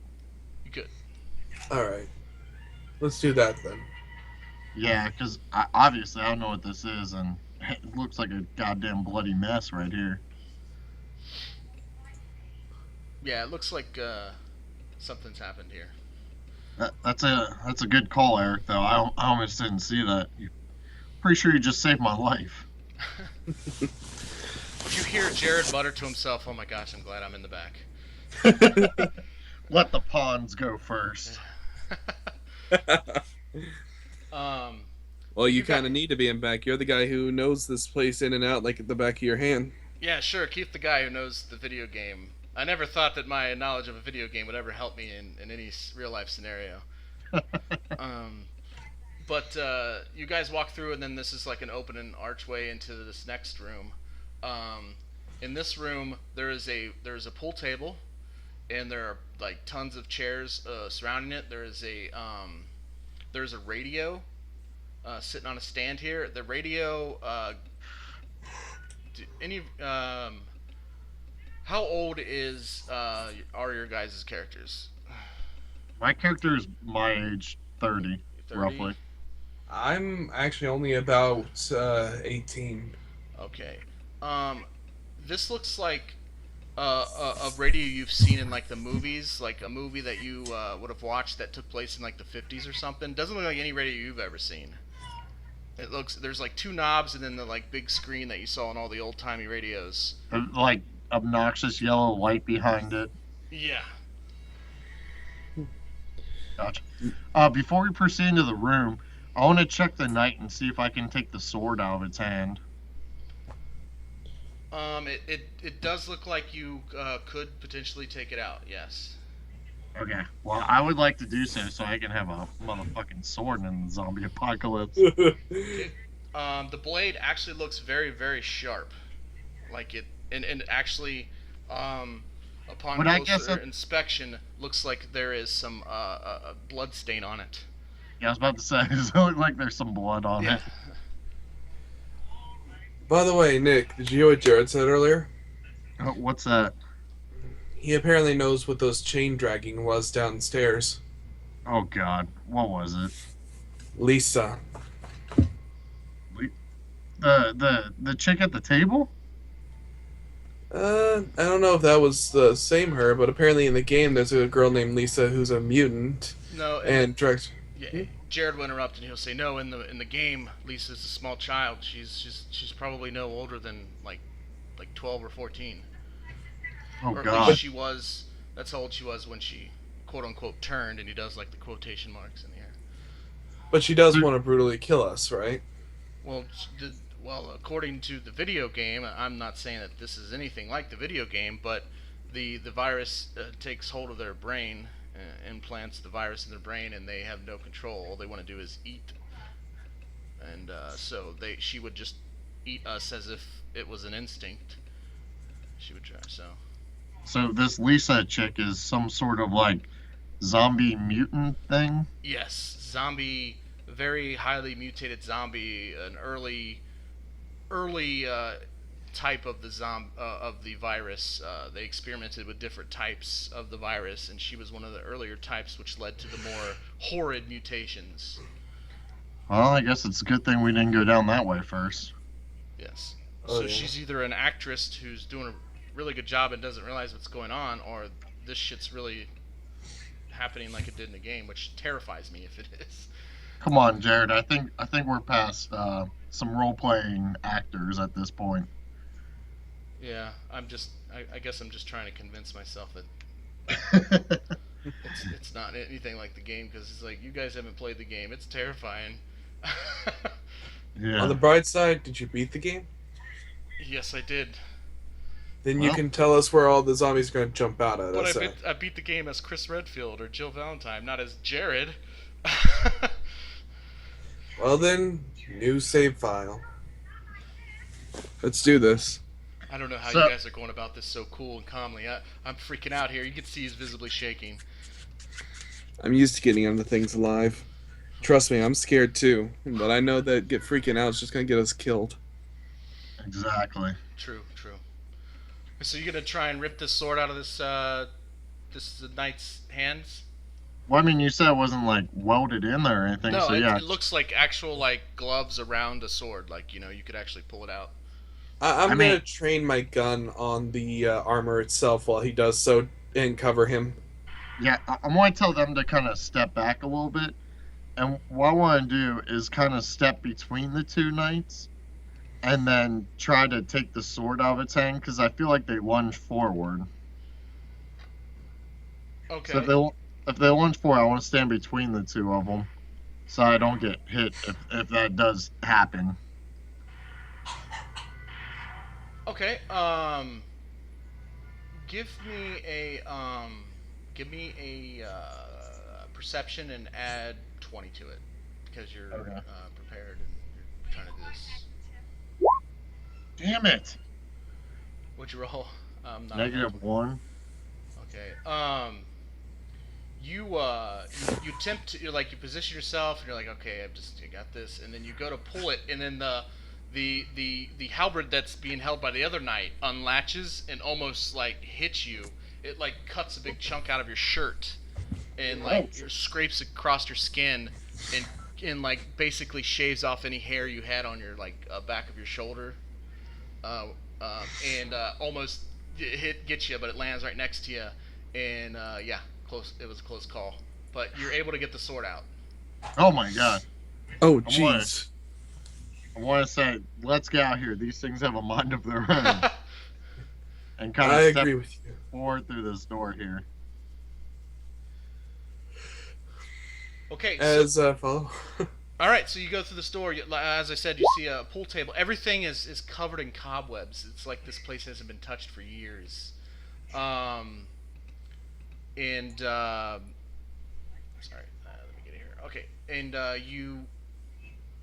um, you see that the on the billiard table there's the balls are all racked in the triangle or whatever you want to call that thing, the rack, I guess, and all the pool cues are set up in the rack in their little holders on the wall, and then there's this radio, and there is a watch laying next to it. All of this covered in dust and cobwebs, and the hallway proceeds on over here, and on this wall right here, I don't know if you can see me pinging or not. I see a ping. On the southern wall there, you see the same kind of writing that you saw in the base, or well, in that elevator-looking door where you found your equipment, and it seems to be just as long. The writing. Uh, is it a language that we can understand this time? It looks like it's the same language. God dang it. All right, and it's on the side of the wall over there. Yeah, it's right here. Is there any doors near it? No, there appear to be no doors, except just the corridor that continues on here. Hey, there's another. All right. I'm going to start walking down this way then, very cautiously, and put my shoulder against the wall and peer down the next corridor. Okay. As I shine my flashlight down there, what do I see? You see the stairs at the. Oh yeah. Here, I'll move your. I'll position your light for you, if I can. If it'll let me. There we go. Wow, that's not nearly as long. Wow, that should be way longer. It's a fucking flashlight.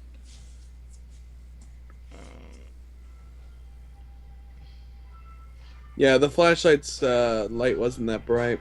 Yeah, sorry. I wish I see everything as a GM, so I didn't realize that. There, that's more like it. Oh, nice. You see the stairs here, and the other quarter. You see what appears to be like blood marks on the ground here, as if like somebody was bleeding and their body was dragged. Is this a glitch in D20, or is that actually the hallway goes there and stops and then comes back in? Yeah, there's a little alcove there. Okay. So this is my makeshift blood dragging stain. I like it. Yeah, my theory was definitely off. Whatever was down there got up here too. Yeah. I was kind of hoping we'd find some more supplies or something. Uh, Hey, yeah. by the way, I just thought of something. What's up? This mansion, it was a recreation for the whole Resident Evil stuff, right? It was Yeah. meant just to be like a fan thing. Yeah, right. Then why do they have a trap that. Then why do they have a lethal pressure plate in the middle of one of the hallways? Your guess is as good as mine. Uh, Apparently, they took it a little too seriously, I guess. I guess. Either that or we're not in the same place anymore. Yeah, Jared says that there were no lethal pressure plates in the game that I played. That's new. Great, and they're even mixing things up a bit. Yeah. I mean, I still just, I don't know. I can't stop thinking about what happened to the other survivors here. I mean, we were just so lucky to be unaffected. I mean, hearing all those gunshots and screams, I'm a little worried right now. I think we might end up joining them eventually if we're not careful. From what it sounded like, it seemed like they just woke up first. That was all that happened. They must have been attacked when they went to look around. Yeah, I think you're right. Wow, with all this, do we see this blood at this point? I take it. Yeah. I mean, it looks like somebody was here before us. We should definitely be cautious and try to stay as quiet as possible through here. Because Big blood splatter right here. Yeah. It did seems you like pull those whatever. in as JPEGs or something? Yeah, you could type in token pictures and stuff that you can drag right onto the map from Roll20. Nice. It looks way better than your crappy individual lines. Yeah. Well, you guys were role playing and gave me enough time to look them up, so appreciate that. Well, there is. I have a feeling whatever made these blood stains is probably the same creature that had that banshee's wail earlier. Yeah. Jared says, Jared's like, oh well, then we shouldn't go that way. Is that what you're saying? Well, it's either that or downstairs, and quite frankly, I trust upstairs more still. How you guys feel about just going through the front door and calling an Uber? I have a feeling the front door is probably locked. I do too. maybe they didn't think about that. I think that's the first thing they're gonna think of, Jared. Alright. Though what we probably could do if we want every zombie or creature in this entire mansion to chase after us is take the heaviest object we can find, I point at the sword, and smash it through a window and evacuate that way. Well, I don't think I want to be jumping out second story windows just yet. So I say we explore just a little bit more and just be cautious at this point. Agreed. And then when we see enough ugly people, then we'll be willing to jump out the window. Sounds good to me. Lead the way. So am I leading with the flashlight, or you got this, Eric? You're the ex-soldier, so I think you should probably lead because I am a survivalist. I'm not gonna do so hot up front. Alright, sounds good. I'm probably going to move. Oh wow. Here. What is up with this alcove right here?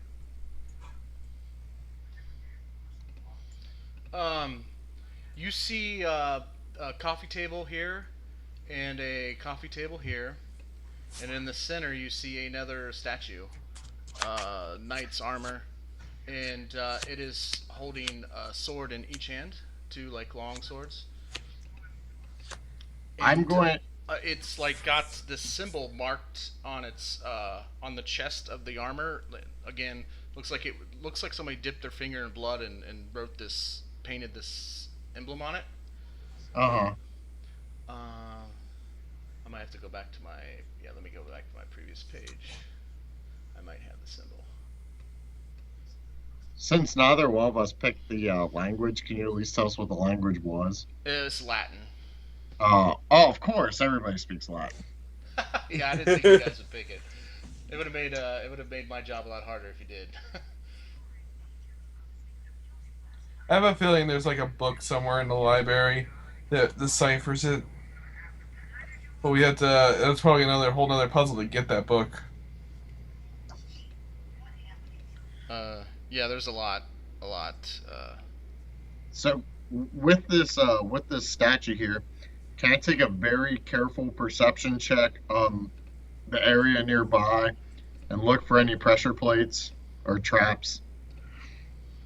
Yes, you can.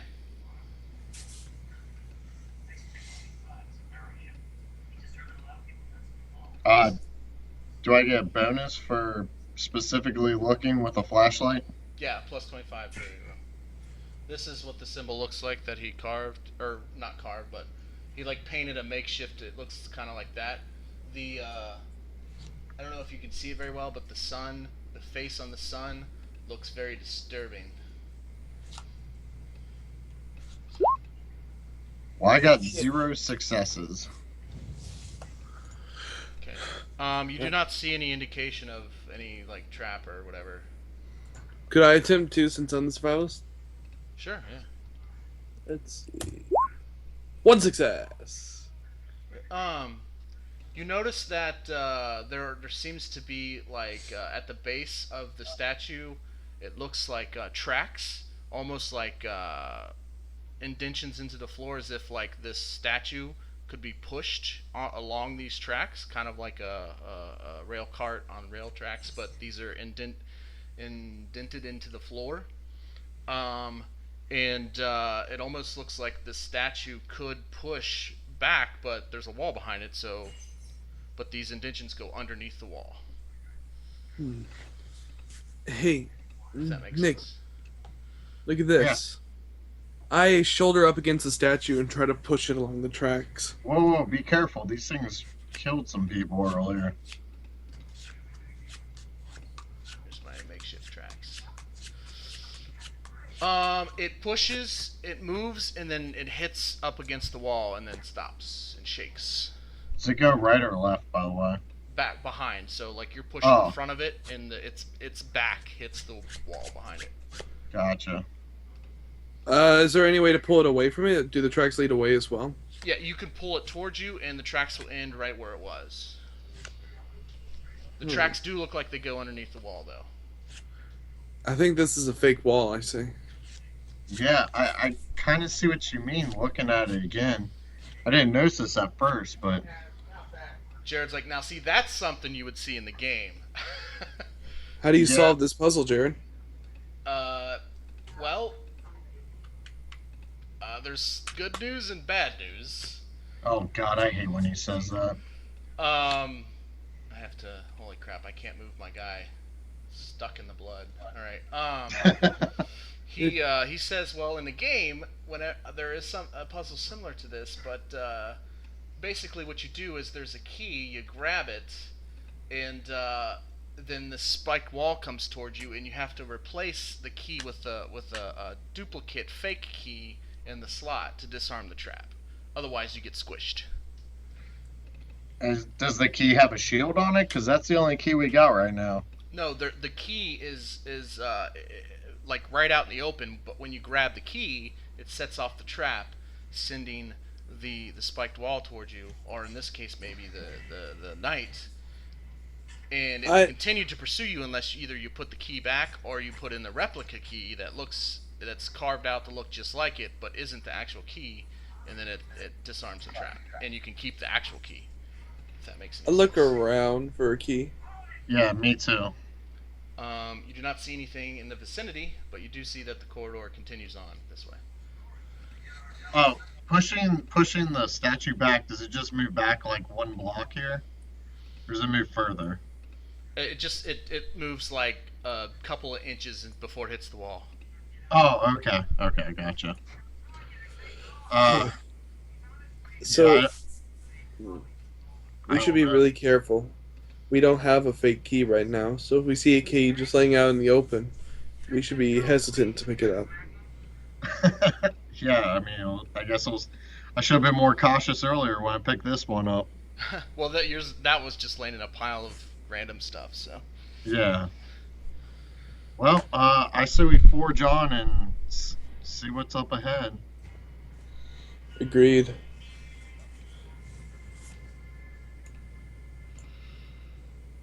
okay. Um,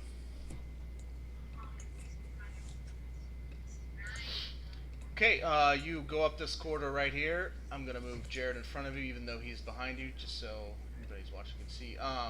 At the end of this corridor right here, sure enough, there is a pedestal, and indented into it is a key. What does this key look like? It is in the shape of a sword. I actually have a picture, but once again, it is on the other page. Let me get it for you. It's alright. All my pictures are on a separate page. So Nick turns to Jared real quick and is like, didn't you say the Resident Evil game had sword keys? Because I mean, we haven't come across a door that's needed one, but Yes, and not. The thing is that we don't have the replica key to replace this one. So this key, if this is anything like the game, this key is useless to us because we can't take it without setting off the trap. And can getting we killed. can we put the shield key in its place? I doubt that would work. There's a different shape. Like this has like a diamond shape with the sword in it, as you can see from the picture, and then the shield key is kind of like an oval shape with a shield in it. So they're like the indention wouldn't fit in the indention. Ah, gotcha. Yeah, yeah, that does make sense. So the upstairs shield is how you get the real sword key, which means the downstairs shield should be where the replica is. Yes, one of these doors at some point with the shield key, we should be able to get the replica or another key that would make it get us to another door. That would get us to another door. Somehow.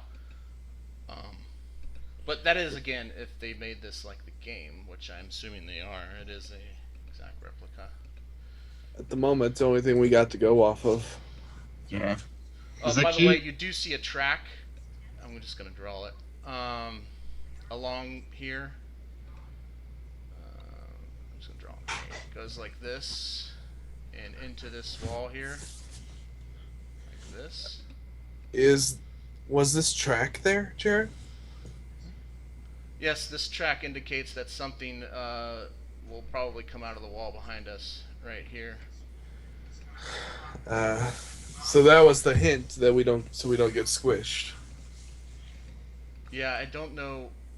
This is different than the puzzle that is in the game. I don't know the significance of the knight's armor on the tracks, or what will happen if we do it. Well, I'd rather not risk our lives on a trap. So why don't we head to the downstairs and use the only other door that the shield key should work on? Yeah. Yeah, you won't hear any argument from Jared. So you guys go all the way downstairs to the other door. Yeah. Okay, I will fast forward that.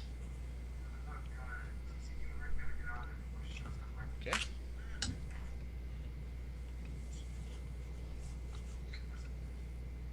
All I can say at this point is Capcom can go to hell. You guys should definitely play the game. It's a great game. Not after this. Too much PTSD. I already had some, and I don't need some for a video game. Yeah, I mean, once this is over, I'm pretty sure I'm going to cringe at the word Resident Evil ever mentioned again. Is it that? I don't know whether to take that as a. I don't know how to take that. Take it as a compliment. It's scaring Alright. me. Oh, okay. I thought you meant Besides- like just the tediousness of it. Okay. Okay. Well, So yeah, the game is actually terrifying. It's a very good game as far as you know survival horror goes. But anyways, um, yeah, you guys. Well, Jared's not gonna fucking go to the door. By the way, that whole conversation I just had, that was in character, by the way. yeah, same. Oh, okay. Okay, I got you. I didn't want you to get confused. Yeah, I did get confused. I'm glad you clarified that. All right. Yeah, in OC, I will happily play the game. Yeah, in real life, I fucking love the Resident Evil games, but in character, I will never play them again. then in that case, Jared will 110% agree with you on that. Yes, fuck Resident Evil. Also, in character, I will say I really hope the parasite virus isn't anywhere here either. Oh my gosh. Ouroboros. Ouroboros, yeah. Yeah, this is like early stages. It was like the T virus in the mansion. So Yeah, this is before they started replacing Yeah. the T virus. yeah. But this is the. Let me make sure. Yeah, there is one. Come on. There are two doors here that have shields on them. Really? Which ones? This one. And this one. I didn't see any clicks or anything. Well, this one. Okay. And then the one that you guys are all standing in front of. This one.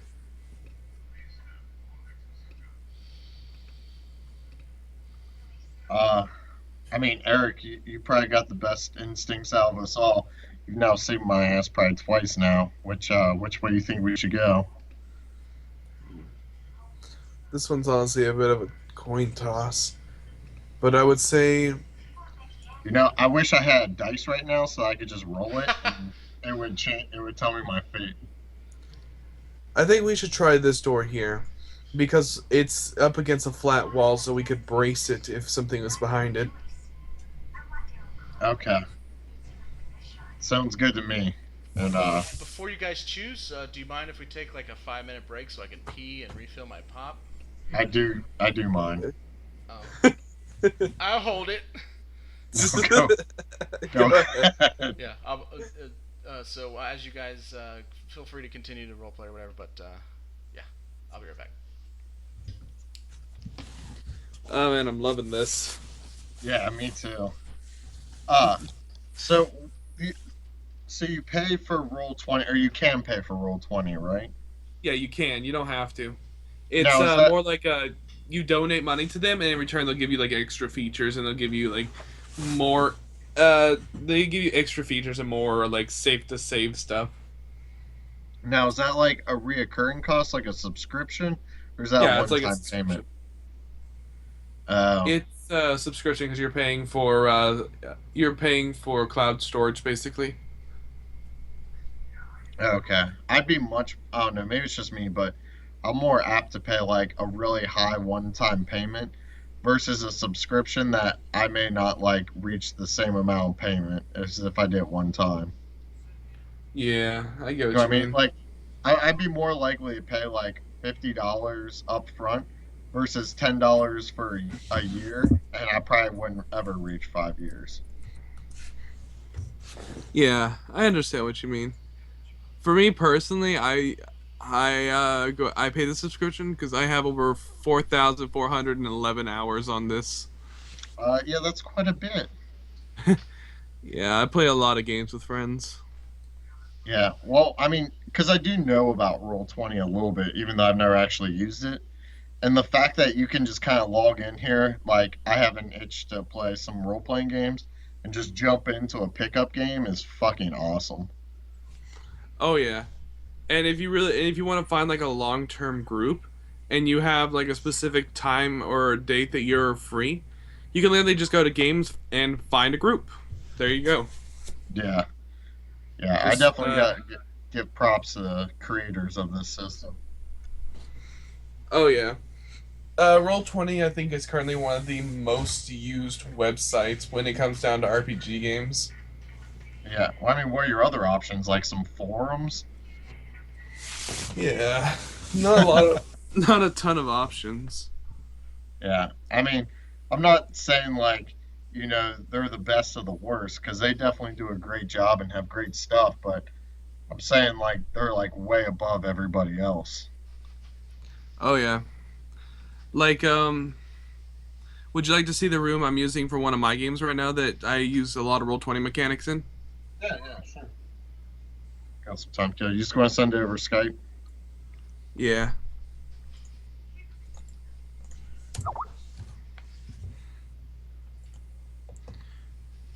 You'll see pictures of all my players right now. I'm running a Apocalypse World campaign. Nice. Oh, what system is this? Apocalypse World. It is a Oh, okay. using the it's using the Dungeon World system, which is a ton of fun. Uh, Basically, for one, I copy pasted and cut out a whole bunch of stuff. So if you go to the class handbook, it automatically gives you can choose any of these classes, and it'll give you the how to make that character screen. As well as I have all the moves labeled out in a by copying and pasting it over. Huh. So like right now, all I'm seeing is like the main board and then like 5 pictures. Yeah, at the top right, you see the thing that looks like a newspaper, and if you mouse over, it says journal. It's the third tab over. So like you got chat, the first one, art, library, the second one, then journal, the third. I got jukebox as a third. The one right before that one. Okay, drawing. Yeah, that's my second one. All right. Gotcha. Do you see handbook, the class handbook? Yeah, yeah, yeah. If you click that, you and scroll down, I have everything hyperlinked. These are all the classes in the game, and all you gotta do is click one, then click the image that pops up, and it tells you exactly how to make the character. Oh wow. Is this a RPG or developing yourself? No, this is another system. This is a really roleplay heavy, encourage apocalyptic world roleplay game. Nice. Like combat doesn't even have initiative in the game. It's basically like the enemies are going to do this. What do you do? And then you roll for it. You succeed. You get to do exactly what you say you do. You fail. Something's going to happen. You're not going to like it. Basically, I get to push hard. So what is a hocus? Hocuses are basically like cultists. They're religious leaders that hold a large amount of people who basically worship their religion. Okay, I wasn't sure if it was like a wizard or like. So you're saying it's more like a cleric if you're referring to D&D? Yeah, brainers are more like wizards. Oh, okay, okay. Also, another cool thing I did with the Roll20 mechanic is you see all those classes there? Yeah. Well, in normal play, the class doesn't matter too much, so you normally randomize what people play for fun. And because my group wanted to do that, I worked on this. The whole back screen will randomize.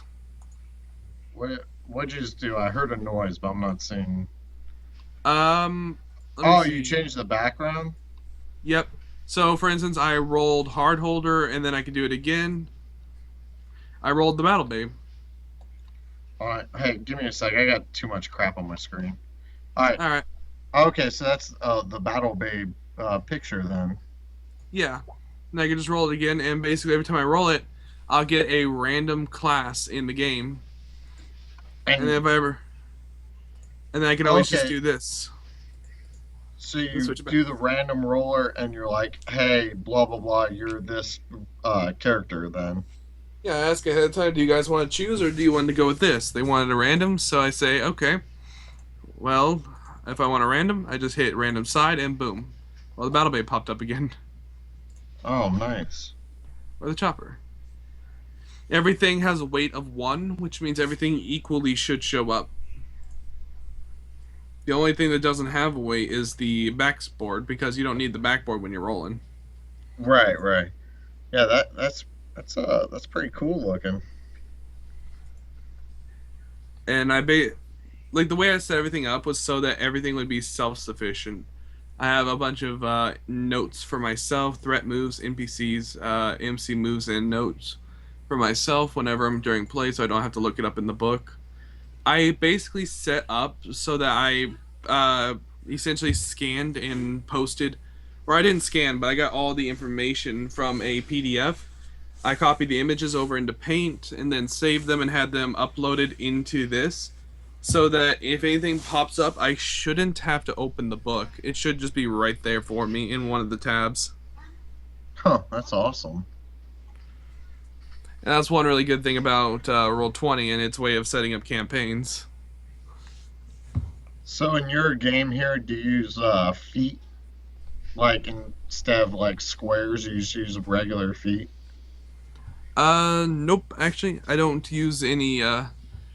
We don't really use too many maps. I've Oh, been okay. So trying. it's like theater of the mind. Yeah, because the way this Apocalypse World works is that there's no exact measurement of space between one another. It's more like short, medium, and long range. And Yeah. short ranges, you can see the whites of their eyes. Yeah, I was just using the ruler tool on Roll20, even though it's Nice. like a background. So I was just like, oh, that must be how he measures stuff. But you're like, nope, we just use theater of the mind. Yep. Hello? Hello. No, go away. Oh, sorry.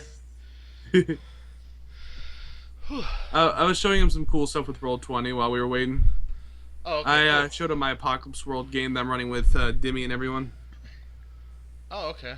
Yeah, if you're putting this on YouTube, you can like cut out this whole talking portion we just had. Oh yeah, I will. I'll cut out anything that people would probably not be interested in listening to. Yeah. Um, but sorry, I'm winded, and all I did was go up some stairs. Jeez, I'm so fat and out of shape. Um. Oh yeah, Wow. Holy Was that crap. Godzilla? I'm leaving that in. Whew. Holy crap, Jared. Man. You need to record that and have it as a clip every time a zombie attacks. It sounded like a Uh, boomer for a second there. Nice. Oh, it felt good, man. I think I lost some weight off of that. Anyways. You know what? Um, I'm gonna run and get a Mountain Dew really fast on that alright. one. Oh, you wait till. Oh my god, I'm just kidding. No, I'm kidding. I'm only gonna be 10 seconds. It's So no worries. So, what door did you guys agree on?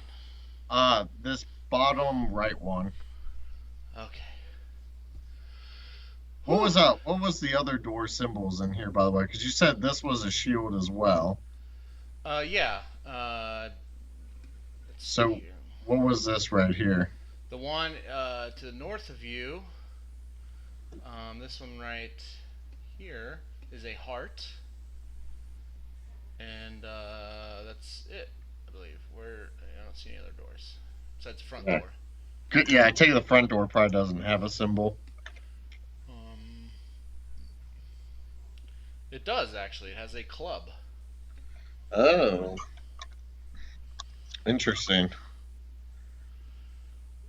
As I was doing my math on these doors, I'm sure there's a reason why I made it yellow. But off the top of my head, I mean, I wrote this a long time ago. I'd have to look at my notes as to why I made that one a club. But yeah, so we're going in this bottom right shield door. Okay. Yeah, when he gets back, I'll open it up for you.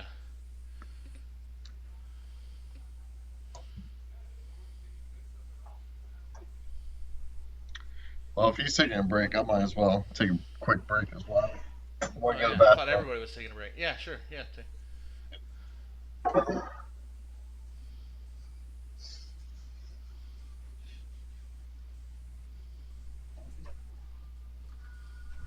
I'm back. Sorry about that.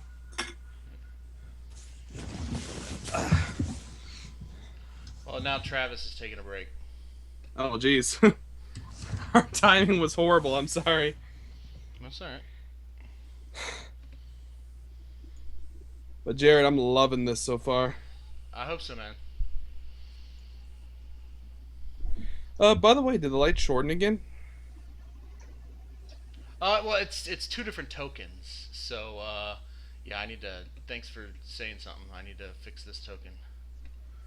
Alright, I'm back. Welcome back. Yeah. Alright, so that was, I believe. And Yeah. I feel like There we go. Blinding flashlight light. should have a thinner. Let's do. Yeah, how's that? That looks more like a flashlight. Yeah. Like I said earlier, I kind of glitched out the system and I kind of see everything, at least in the current room I'm in. How dare you? How'd you? You can actually glitch it out. Yeah, I If didn't. you if you click really fast in like the open space, it messes with the lights, and yeah. Wow. Stop clicking everywhere. Well, I was experimenting. I'm sorry. I'm just kidding. It's all I can see past your door, That's so I'm fine, not but if really you see ruining too something, much. you gotta pretend you didn't see it. No, I'm just kidding. Alright, so, you guys are opening that door. Allow me to get rid of the. There you go. Yeah. I see something. Yes, that is not a penis. That is a statue holding its arm out. Top view. Ow. Just so you know. That's a 5-foot arm, just so you know. It is a really large statue. Its head is actually inches from the ceiling, and the ceiling is about 20 foot tall. So, it is a really large statue.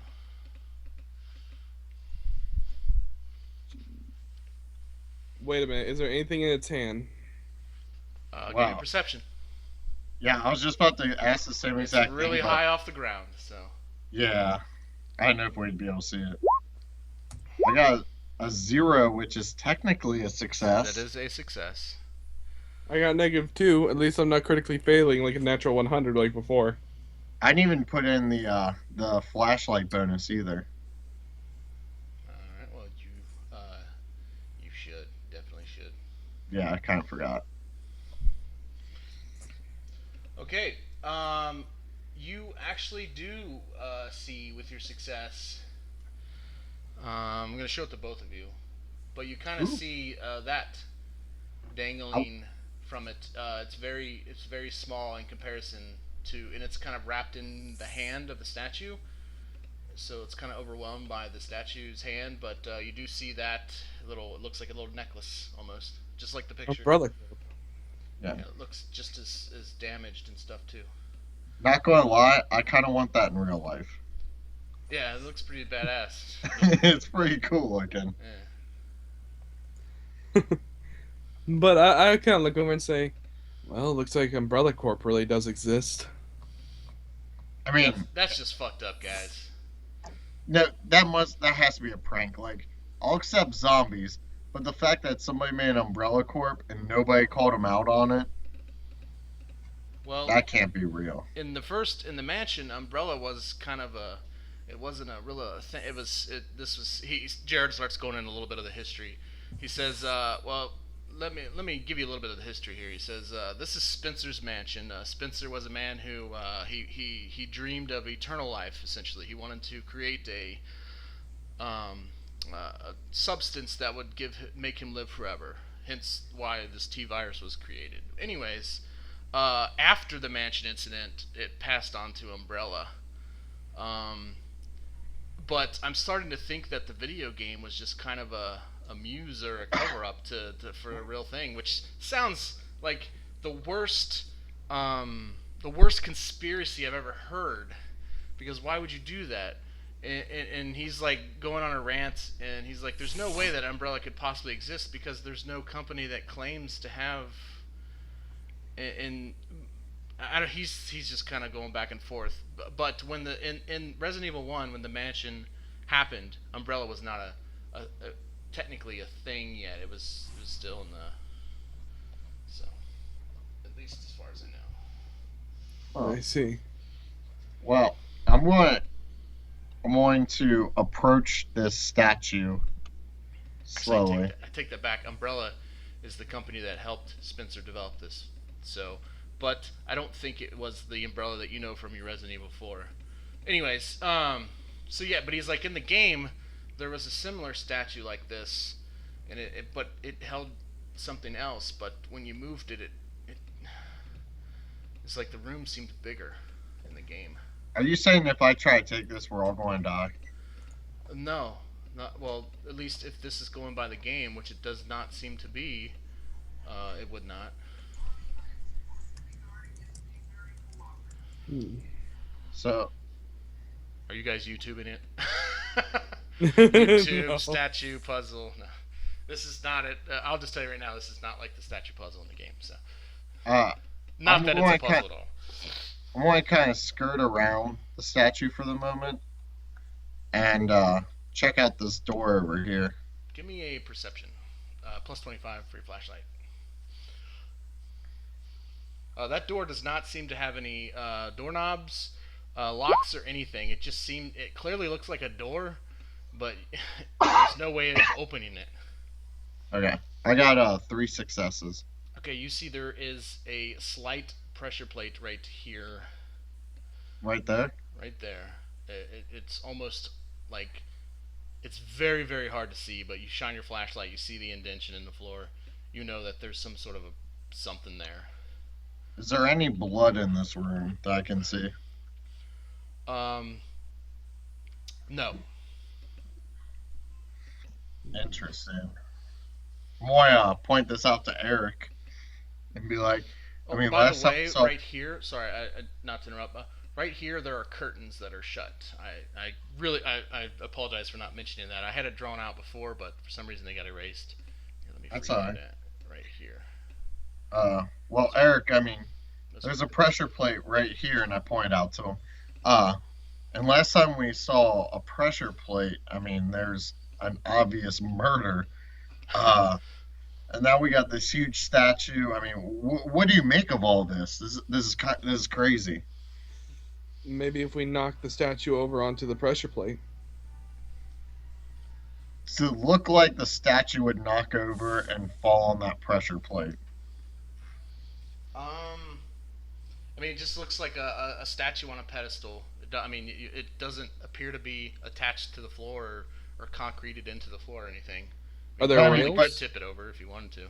But I mean, like arc-wise, does it look like it would hit that spot on the floor if we did? Yeah, push it looks like its head, neck, and upper shoulders would hit that spot. I think that's more than enough weight to push it. So Well, here's the plan. Yeah, I would agree. So Yeah, here's the plan. Let's push it into a tilt and then exit the room as soon as it's tilting. Okay. Let me see if I can grab this necklace first, though, because it's pretty sweet looking. All right. You need a boost? Maybe. How high off the ground is this necklace? It's probably a solid 15 feet. Oh yeah, dude. I used to play NBA. I got this. Give me a strength strength or perception, either one. How about a strength with a special in jumping? Oh, well, there. Do you have that? I do. Well, then use it. Yeah. So that's +3 strength and a +5 bonus for jump checks. Huh. Oh, I see it right here. Yeah, nice. 1 success! Huzzah! All right. Yeah, you grab it, and when you grab it, you essentially you dangle for like half a second, and then the chain breaks, and you fall. And you Okay. notice the wrist of the statue kind of tilts a little bit. What do you mean by tilts? Like, imagine if it was an actual hand holding it, and you pulled on it, like the wrist would turn on the hand, as if it like was a. I feel like the best way to show you this is by camera. So there's like a point of articulation in the So wrist. if you're looking at my camera on Skype, so it's holding it like this, Gotcha. and then it tilts like this a little bit when you pull it because it's dangling like off. It's like intertwined in its fingers. When you pull it, you jerk it a little bit and it tilts like that. I poke it with my I- sword. Does it bleed? Your sword? Yeah, I poke the statue with my sword. Does it start to bleed? It does not. No. Okay. Okay.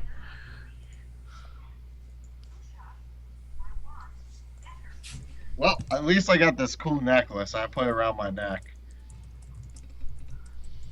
Okay. But yeah, Eric, I think you have a pretty solid idea here. I mean, I'm gonna need your help, if not Jared's as well. Everybody, give me a perception real quick. This is to listen. So flashlight doesn't help. No.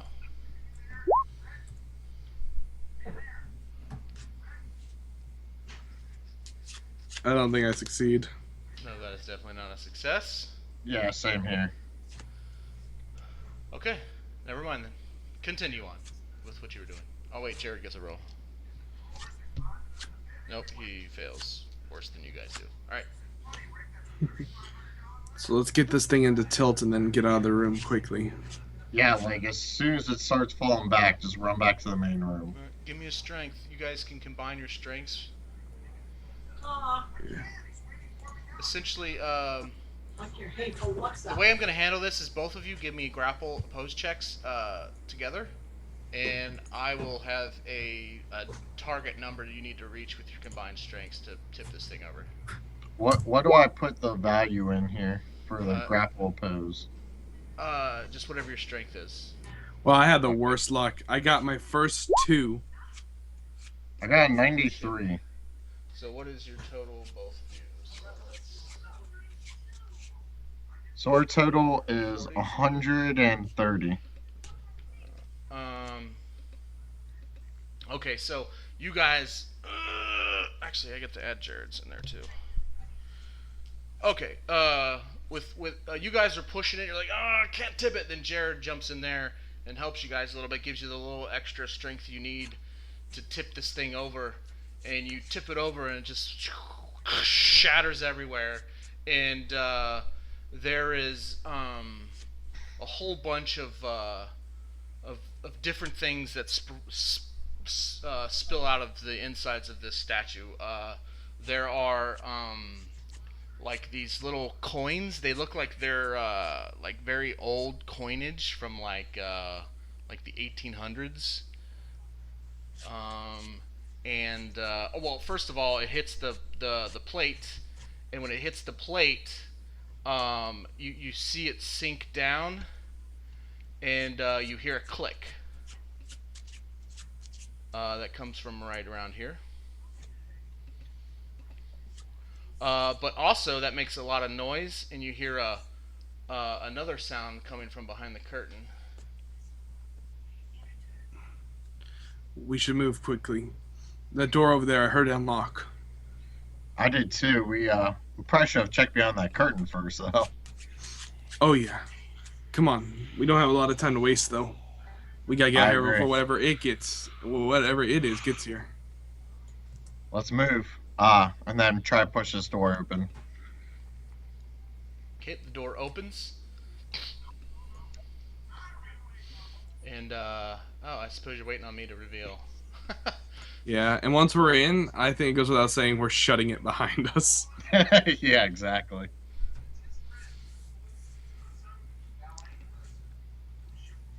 The fog of war on too, so I have to reveal it 2 different ways.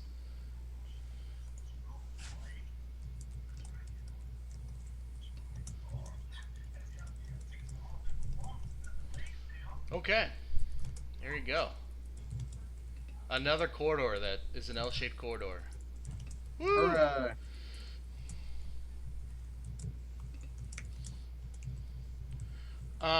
In this corridor, you see what clearly looks like a sawed-off shotgun laying on the ground here, and next to it is a ring. This ring. Does it rule them all? No, it does not, because the ring has a like a square-shaped Confederate flag on it. Skeeter. Yep, that's definitely Skeeter. I don't even know if he was wearing it, but it sure as hell seems like something he Sounds would. like something he would wear, yeah. Well, get your character in here so we can shut this door behind us. Okay. You do hear the moans and the curtains moving as you shut the door.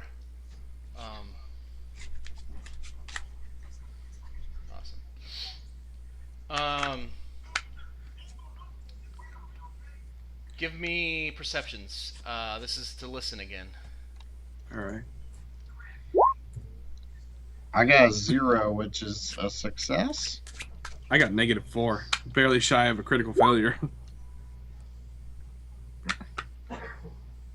By the way, that -3 is my empathy towards Skeeter and his bloody ring on the floor.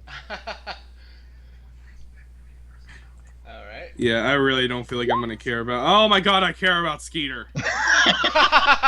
He's a That's human my being after lowest. all.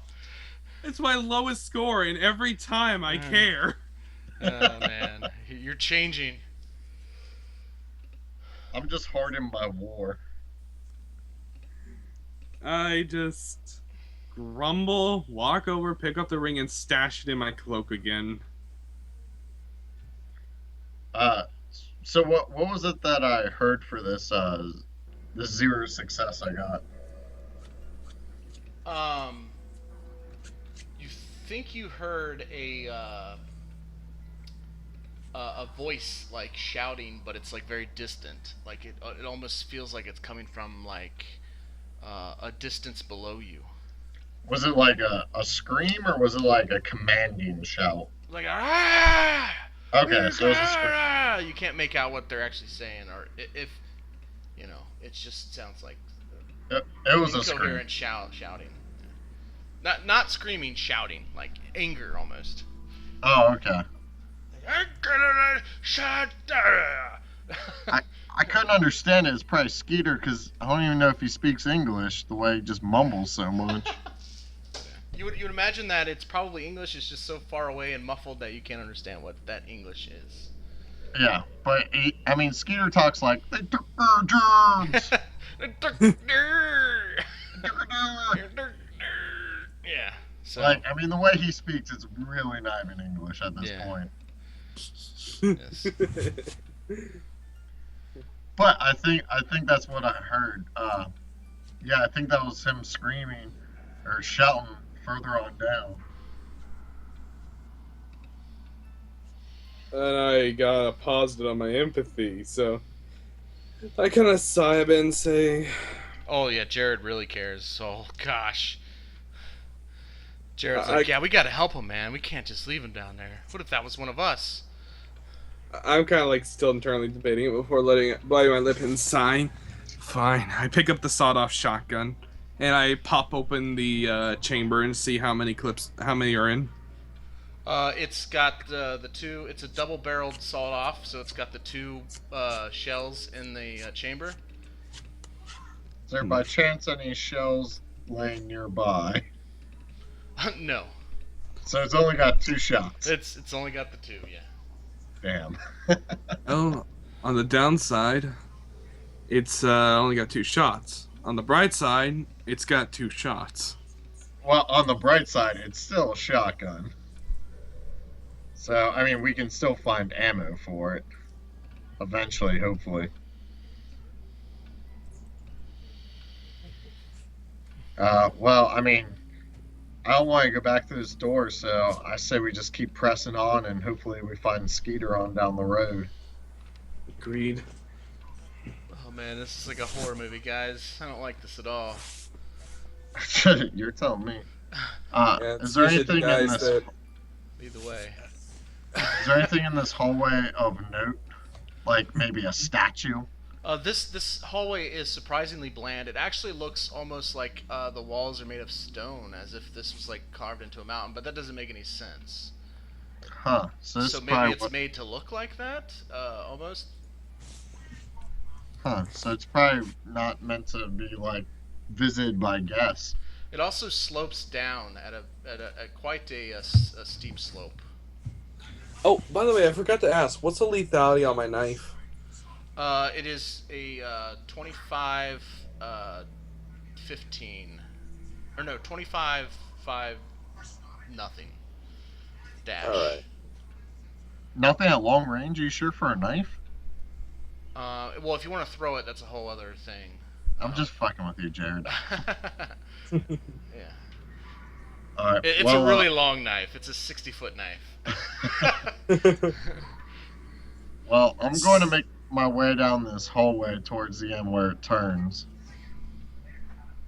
Yeah, and the range for sorry, just to let you know, the short range for a knife is point blank, and then the medium range is like anything that's not in melee, and then the long range just is non-existent unless you're throwing it. So, anyways, but so yeah, you go down this hallway and you see that there is a opening. It almost looks like kind of like a sewer lid has been opened, but there's like a hatch and latches attached to it, so it's open and secured to the opening, and there is a ladder sticking out of it that seems to go down. Where is this at? Oh, you can't see that far. Damn, this flashlight, it's just not long enough. That's why I always hear. There we go. Let's just make this Infinite. infinite. I don't have an infinite. That's the problem.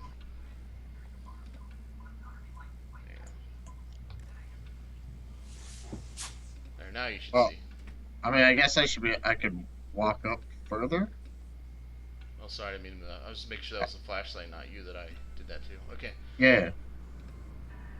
Oh yeah. Again, the left side of the wall looks doesn't look as real as the right side. The right side of the wall looks like it's actual stone, and the left side of the wall looks like it was designed from like maybe shotcrete or something to look like the right side of the wall, as if this was a cave entrance. And it keeps sloping down and down and down. Interesting. Looks like where we heard the yelling from, alright. Or where you heard it from. Do you guys have control over Jared? No. Okay. Just in case I slack on moving him. Oh. Alright, so. What do you guys want to do?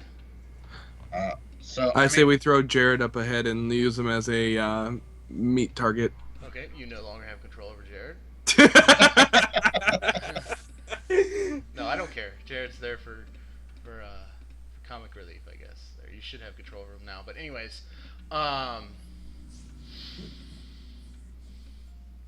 Jared's like, oh my gosh, I don't like the looks of that. I mean, remember, he's like, you know, when you watch those horror movies and you're like, do not do that. I feel like this is one of those moments and somebody's shouting at us, do not do that. Well, we don't have a lot of choices. It's either go downstairs and meet with that mutant chain little girl, or go this way, because upstairs is just a death trap.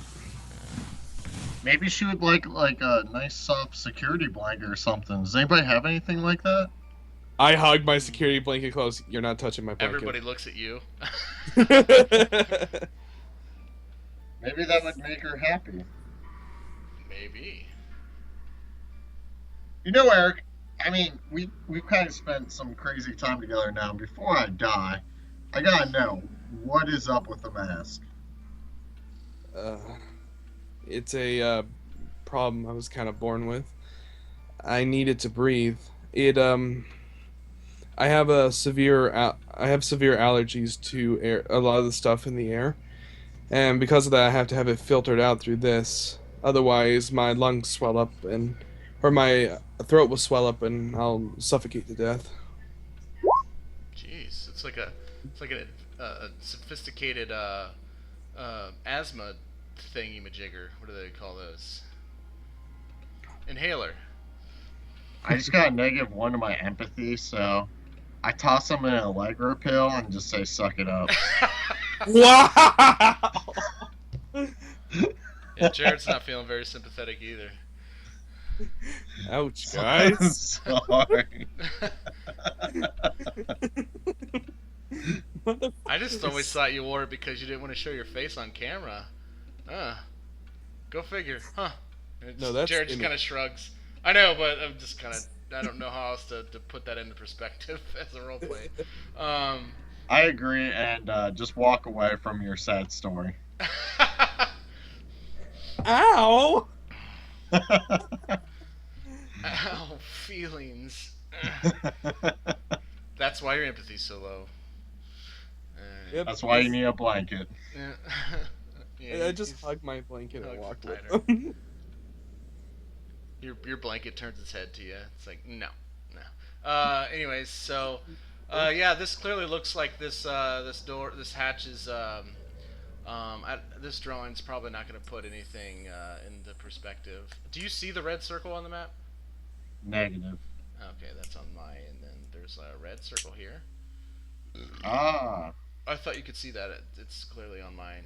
And okay, that's supposed to be the hatch that's open. Okay. And then this is the connecting hinge right there. See? Perfect. It looks like one of those powder mirror things that women carry when they powder their faces. They open it up and they powder their faces, and there's a mirror on it. But it's a huge hatch, and there's a ladder going down right here. Hey, Jared. Yeah. It kind of looks like somebody taking a shit in a toilet. Okay, yeah. When you look at it at a certain angle, yeah. I'm just that messing are a with you. really big zombie maggot. There you go. Well, that's what you see. All right, so I walk up to this this hatch. I assume everybody's just kind of following. Yeah, I'm there's a staying right ladder behind. right there at the front going down, and you see it just goes into darkness. You can't see the bottom. Even when I shine the flashlight down. Then you shine the flashlight down, which I keep forgetting you have for some odd Even though you reason. gave it to us right Even at the though start. it's like been like the topic of 90% of the conversation. You shine it down, and you do see there's a bottom. It looks like some rough stone. Imagine what you would the floor of like an old dungeon, if you will. It looks like that. Like the stones are all out of place, and they look like they were just kind of mortared together, half-assedly. Well, I mean, I don't know about you guys. I really don't want to go down here, but it seems like we sure as hell can't go back. I agree. So, yeah, I start I would heading down love- this tunnel. I would love a grenade right now. Give me perceptions, and for the love of God, do not fail. I mean, what? Do we get to add 25 because of the flashlight? Yes, please do. I got 3 success. I failed. Okay, you notice there's something odd about this ladder. It seems to be there seems to be some mechanical properties associated with it. Like if I put pressure on it, something's going to happen. That you don't know. You just know that there's like a mechanical property to it. Essentially, it looks like there's probably a button somewhere you could push, and this ladder could retract, or it's like a mechanical, electronically based ladder. Like you could push a button and it would retract, or it's So do I see electronically. said button? You do not. Well, I point this out to Eric and Jared, and I'm like, something's up with this. It does something. I think it might retract. Ah, shit. I would What hate is to it, get Jared? stuck down there. Jared doesn't know what it is, but he's just like, just gives you a big solid shit, and I kind of like rifle through my items. Let's see. Do I have anything that can lock that ladder in place? I do have some gum. Maybe it could jam up the mechanism somehow. Yeah, if we could chew up the gum and stick it into the gears, there's Yeah. no way it'd be able to retract. Obviously. If we gunk it up enough, it should jam. And we do have a full pack of gum. You know Minus what? I say let's try it. it's definitely a hell of a shot. Yep. As I guess me and him are gonna start taking gum, chewing it, and putting it in. all right. We're hoping this works. Give me perception of any skills you might have that would help. You're welcome to identify. Well, I used to be a professional gun back in the day. Did I mention my last name's Maverick? Or not Maverick, MacGyver. MacGyver, Yeah. okay. Oh, real quick, since we're kind of on a side thing, what is a gestalt dice? Oh, that's for like you use those when you make yourself as a character, like you get as many Gestalt dice as your age. So if you're like 28, you get 28 Gestalt dice, and that's what you use to buy skills and stuff based off of your life experiences. But since you're playing an NPC, you don't need to worry about that. Oh, I gotcha. Or a pre-generated character. Yeah, pre-gen. Yeah, there's like a whole half of the book dedicated to if you play yourself, because they actually want you to play yourself in this system. So. I mean, I don't really have anything to contribute here other than my natural perception. Would I be able to use my willpower since it's a act of thought-provoking and mind? I'll give you, I don't know, a quarter of your willpower because I for this, I guess because you're trying to be precise and you have to focus, so I'll give you half of it, but that's about it. All right, so half because the you willpower. are using gum. I mean, come on. Yeah. It's fucking gum. It's not, grout or something that's, super glue or anything like that. What's half of 55? Like 35? Or like 32? I don't know. I mean, just whatever. I mean, like, if your will's 30, just make it 10. I don't care. I mean, just... Oh! Critical failure. Oh!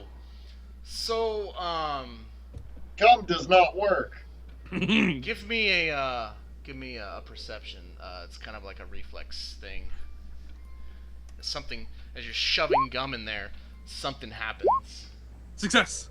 And you feel something trigger, and you're able to pull out your hand just in time as the gears start rapidly turning, and the ladder moves up a good 5 inches before it stops, and it clearly would have like crushed your fingers if you would not have pulled them out.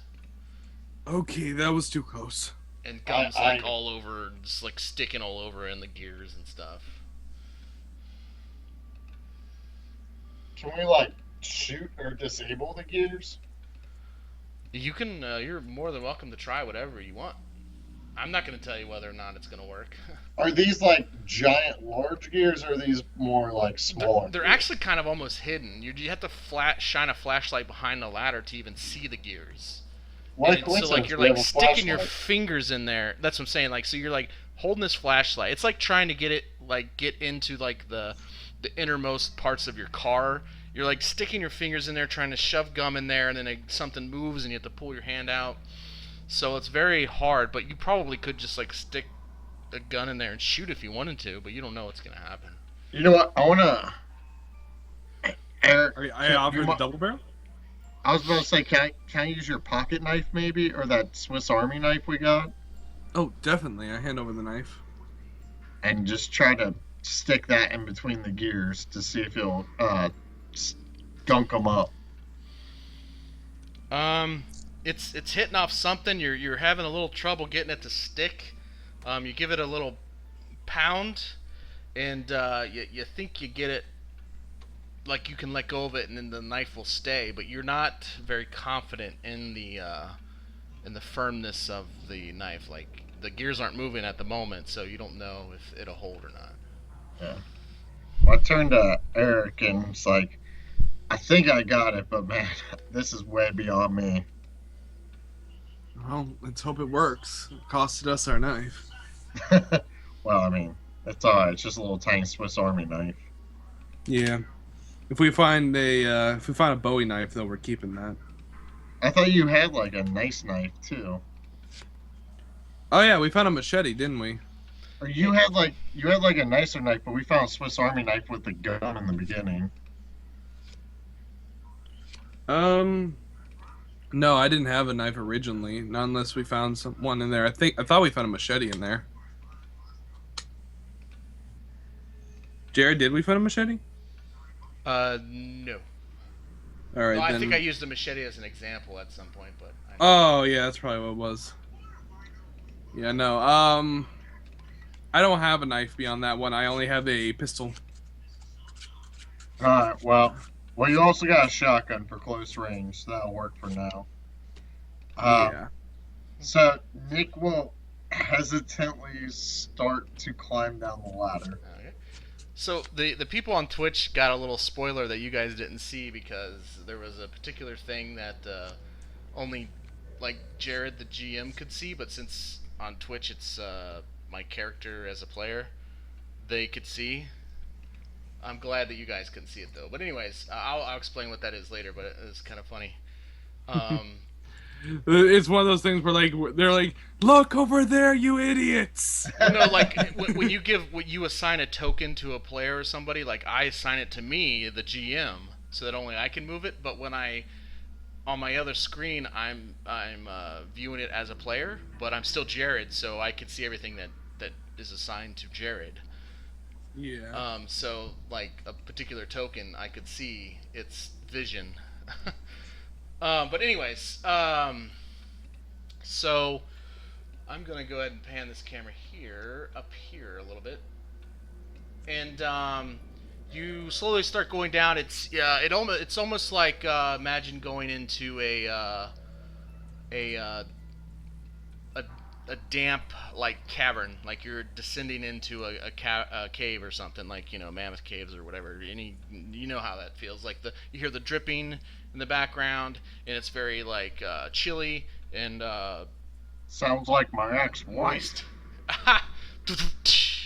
So it definitely has that feel as you lower into this ladder, and of course the last 5 inches do not touch the ground, and you hop off. Oh, I know. No issue. And I am going to move your token to a map here. And the ladder didn't retract, right? No.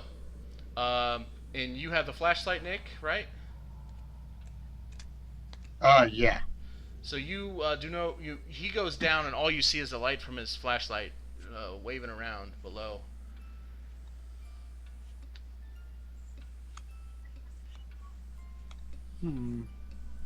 Alright. I'm gonna try to stay close to him over here. Whoa! What just happened? Yeah? I went to click him and and my entire screen like bugged out. Oh, sorry. I was clicking on something for Nick. Ah. There we go.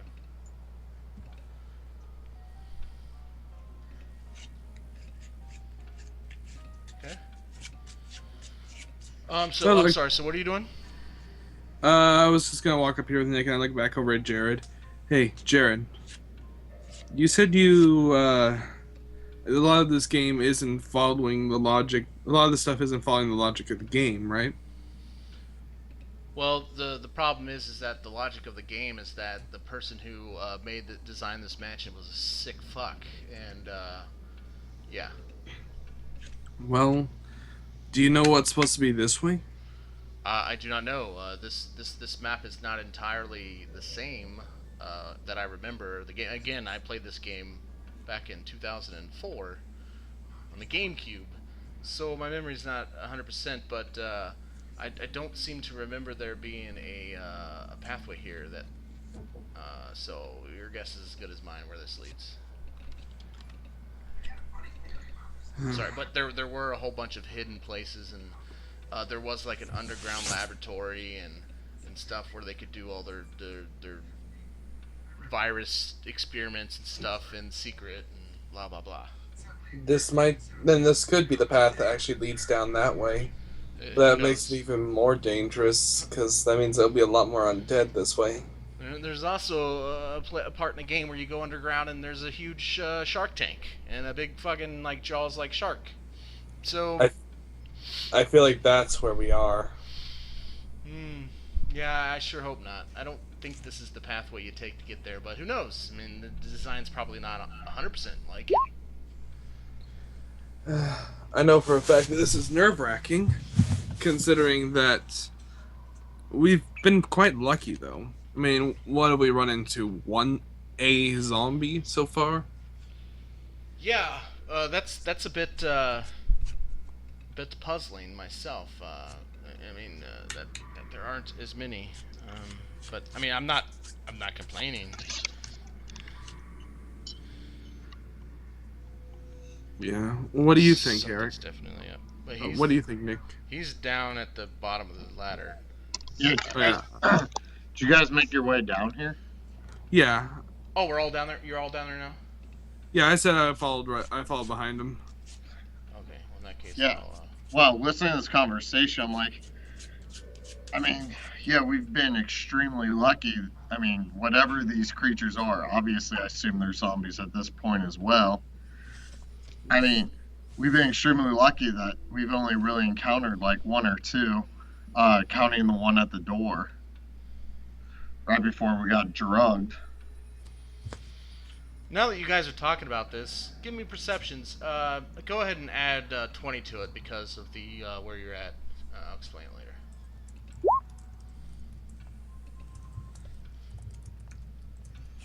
All right. So perception, you said? Yes. And this is critical failure. this is to listen. All right. Eric, you really suck on these Your rolls in drums start general. bleeding. No. You got. Damn it! I can't help you guys keep failing, but it's not you guys. It's the fucking system. Rolled a 93. Yeah. Well, that doesn't help.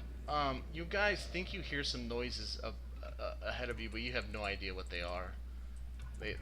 They're just too incoherent to make out anything. It could be water dripping onto the rock as far as you're concerned. Can you at least tell us if it's like a chanting or groan or people talking? Well, considering you guys failed so badly, you just, I don't know, it's just a noise. It could be, it sounds like maybe movement of some sort. Okay, well, I mean, I don't really know what's up ahead, but there's definitely something up there. Now Jared's finally making his way off the ladder. As he jumps off, guess what happens? It What? makes a loud. Oh, the ladder goes back up. Yes, the ladder retracts. Son of a bitch. The knife was pointless. And you see the knife going and sticks into the ground next to you guys. At least I got it back. Picks it up. Everybody give yourself an action point. Alright. That was kind of a GM fight on my part, plot device, if you will. But you guys did roll really bad. But anyways. But I just waved my knife at this guy like, fuck you, luck gods. Worst case, the ladder doesn't retract, but you still do all this anyways. I just wanted the dramatic effect. But you guys see recent like this right here. You see recent like rubble on the ground, as if like part of the ceiling has fallen. Does that look like rubble or like skulls and bones? It looks like rubble, Okay. like that. It's not going to show it, is it? There you go. Oh, that's kind of cool. I wish you could. Wait, can I zoom in more? Oh yeah, I can. Yeah, the top right, there's that little bar. You Yeah. can also hold in control and use your mouse wheel to zoom in. No, I'd just like to point out that the basement's usually the last place you want to be when there's zombies. You guys do not need to roll perception to hear, I'm gonna fucking kill you, motherfucking shit, but it's very muffled, as if it's like further in. Boomhauer? It Oh, definitely, Speeder! it definitely sounds like Skeet. Oh, boy. I'm definitely going to be kind of running at a fast pace towards that Yeah. noise. Oh, by the way, Travis, my game I ran at Gen Con, I don't know if you remember, Skeet, the inspiration for that character was from this game. But Oh, I remember you used the same picture. yeah, and the same name, Skeet. Oh, okay. But that was the guy Rocky was playing. And by the way, you do mean a catacon. What did I say? You said Gen Con. Oh, sorry, yeah, Catacon. The greatest convention ever, and if you all miss it, you should come next year. Yeah, even if you're in California. Even if you're in California, no excuses. Yeah, no excuses. We had people from Washington State come. Well, he played. He's in my Tuesday game where we play with Nick, and Nick came. I don't know if you met Nick. Yeah, he was I in don't that think game I too. saw- He was playing as the lumberjack. He was sitting next to Michael and Rocky. But anyways, yeah. So what do you guys want to do? It's kind of up to you guys. You see, Well, like I said, I'm going to kind of rush forward at this point with Same. the flashlight and my gun out, trying to save old Skeeter. Same, and I got my boomstick out.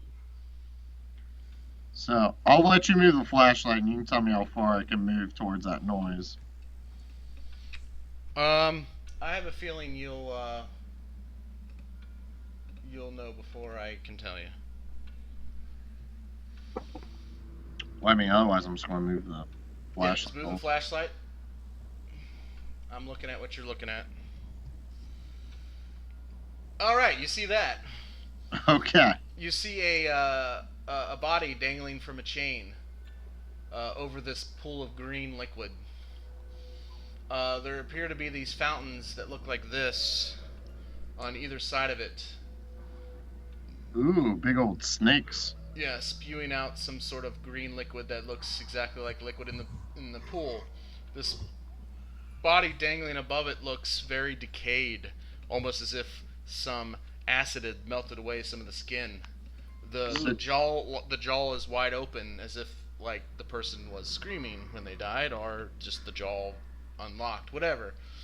But you shine the light in there, and all of a sudden a bunch of movement occurs as you hear as like you hear multiple moans.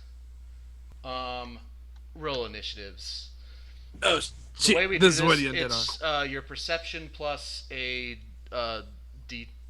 just roll a grapple oppose and then add your perception. It's gonna be a high number, but it's just the best way to do it.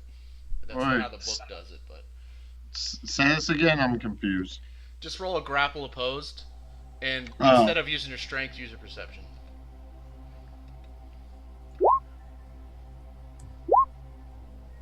Hey, we tied.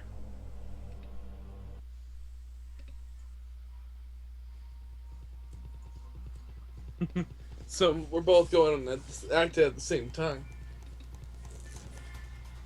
I'm calling bullshit on there.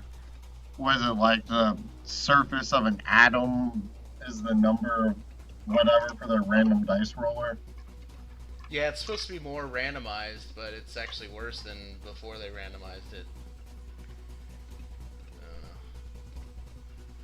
Alright, so 45 and 45. By the way, you're rolling encounter risks that entire time, and we never once ran into anything. Huh? Well, I was wondering if you combat, were- most combat, it's everything happens at once according to the rules. So it doesn't really need to be handled this way, but there's multiple enemies, so initiative makes sense in this case. Yeah. By the way, in the initiative order, you have the flashlight, which I assume is me. I'm gonna move the flashlight out of the way so I can select you, and then I'll move it right back. There we go. Okay. I I'm figured sorry, that's that's what you really meant to do. Roll initiative, flashlight.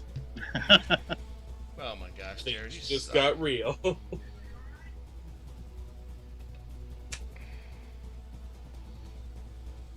Now I just got this image in my head of the flashlight being like a Pokemon or something. Or like a sentient object that just flies around and beats people in the head. You have to admit that that'd be kind of awesome. Just watch it go up and just absolutely beat the crap out of someone by whacking them over the head over and over again. Jared would be up here with you guys, by the way. He's not gonna be down there. All right, so all right. The way the book does it is everybody kind of goes at the same time, and you're like supposed to like write down what you're gonna do, and then everybody reveals it at once, so that if like one person says I run over here, and one guy, but I'm not doing it that way because it's just easier to do it D&D style. So what we're gonna do? Oh wow, that song creeped up at an appropriate time. Nice. It's like it's go time, pumps the shotgun. All right. Okay. So sorry. You can adjust your volume, by the way, in the gear. That's cool. Real quick, before initiative starts, you just hear one noise. I guess that wasn't real loud. It was me popping open a new beer. Let's do this, bitches. Alright, so Nick, it's all you, man. You think you hear noises coming from over here? This is Okay. actually a jail cell, it looks like. So there are bars going down right here and over here. But By as the way- you could quickly shine your flashlight, you'll see there is a zombie in here, but there is a jail. I mean, is it locked? Like, is the zombie locked away? Yeah, this jail cell does appear to be shut. The door appears to be shut. You don't know how secure the lock is, but Well, I'll kind of ignore it at first. What about the one on the right? the zombie here, you actually see the different looking tile there. It looks brand new, as if like this was recently installed. Something odd about the tile that these zombies are standing on. Okay. Well, But yeah, I you see will. what you see. I'll move forward to about here-ish, and pop a shot at the zombie to the left. So this guy. All right.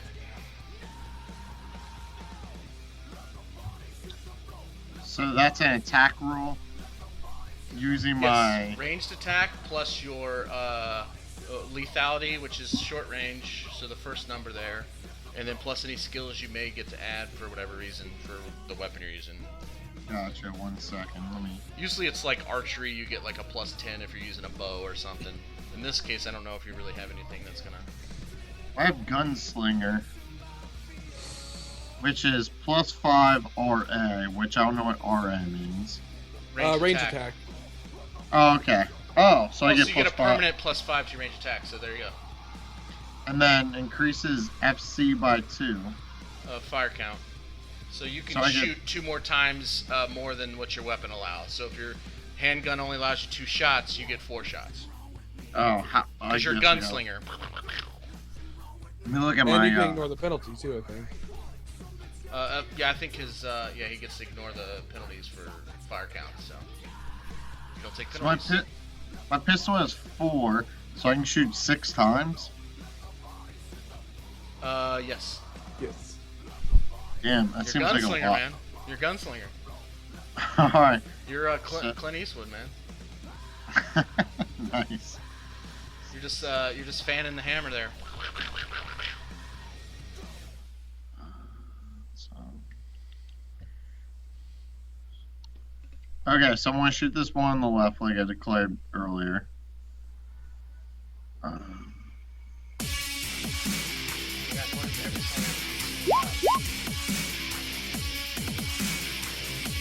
It just chose a great time to start pulling out the badass songs, didn't you?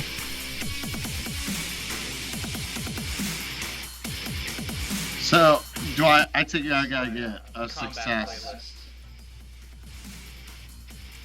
I'm sorry? I think I have to have a success, at least one, to It's do opposed, damage. actually. Well, actually, it's not opposed because they're only melee. So, yeah, that is a miss. Okay, so I get this 5 more times, though. Yes, and I believe you said that you do not take penalties for additional FCs. Correct. Yeah, so you don't take any penalties.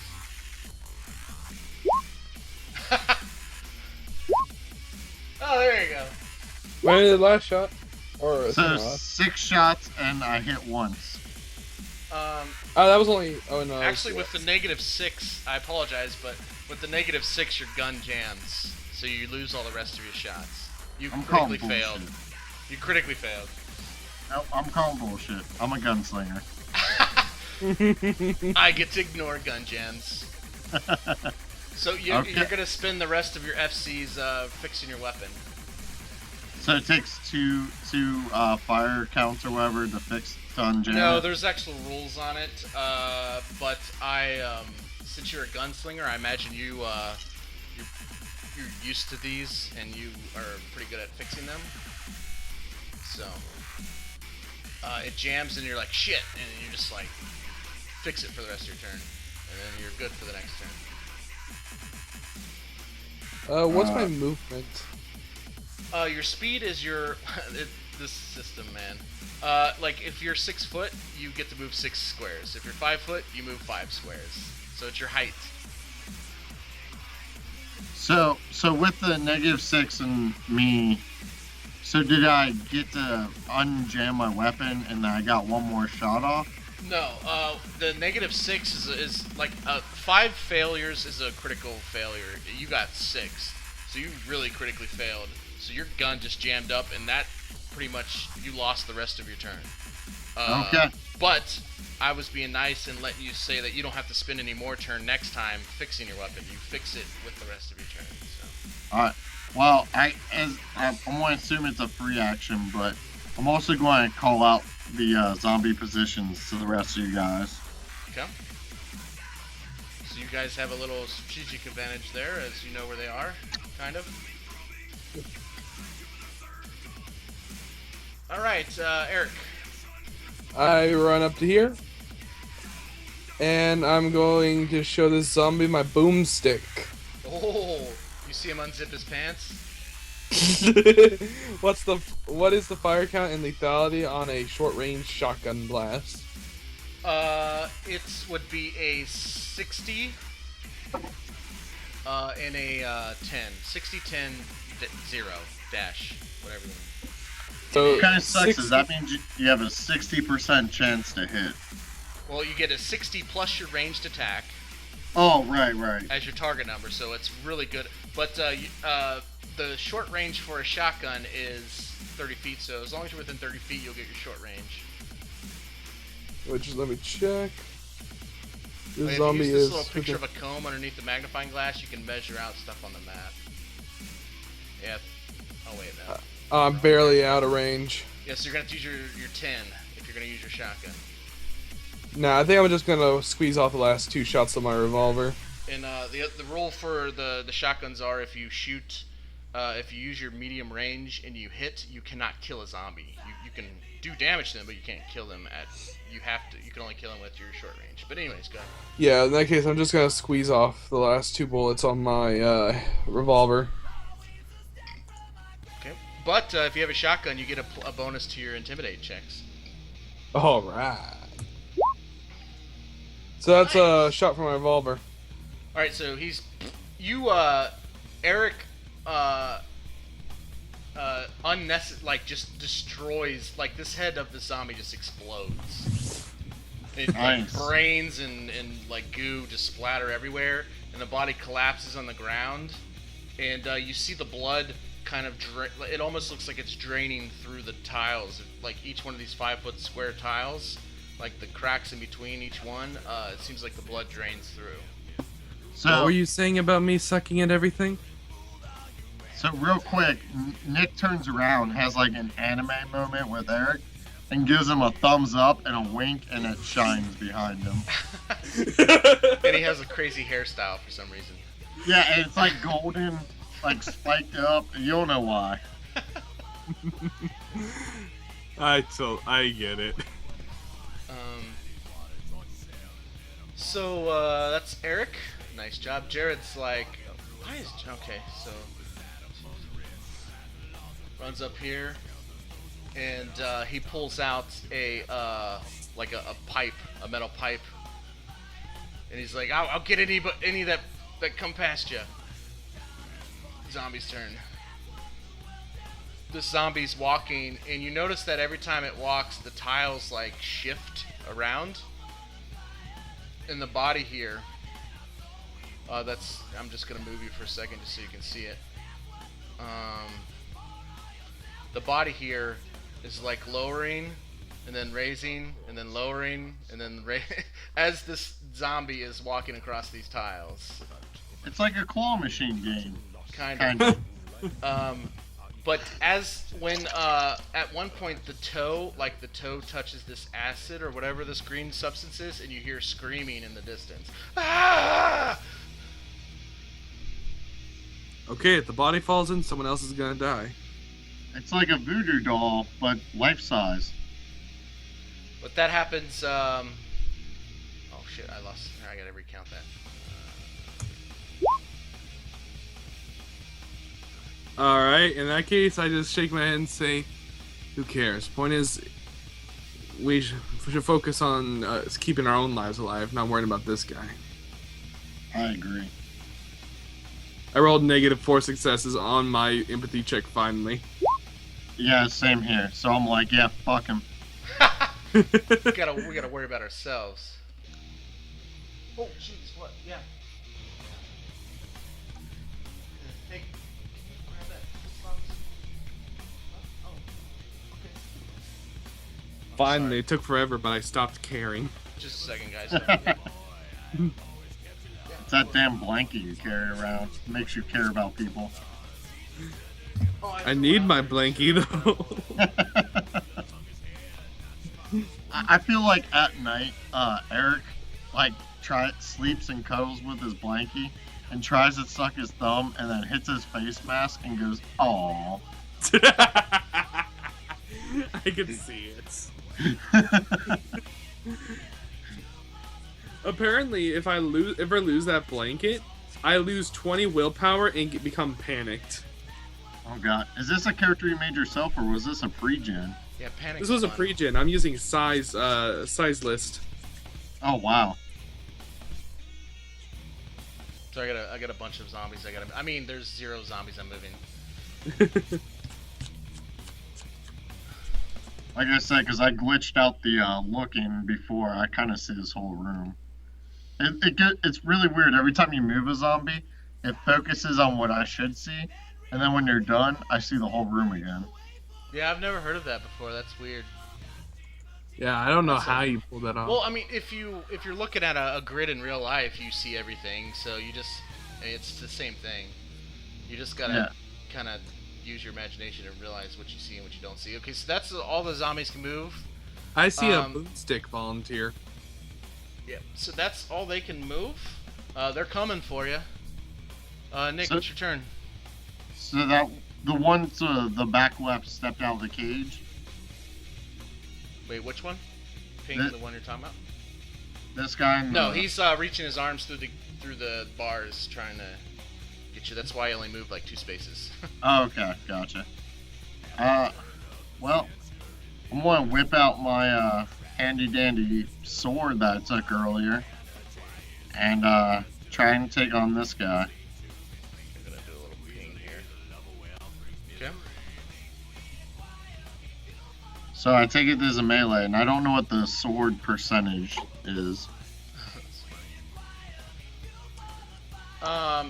What is the weapon you're using? The sword I took from the knight earlier, the suit of arms. Or Oh, whatever. okay, so that's gonna be a 35, 35-10, 0. Actually, 35-5-0. Alright. Holy shit. I grabbed this pencil earlier, like, hey, pencils are good to erase things. It did not erase anything, it just, like, added a shiny part to my paper. Yeah.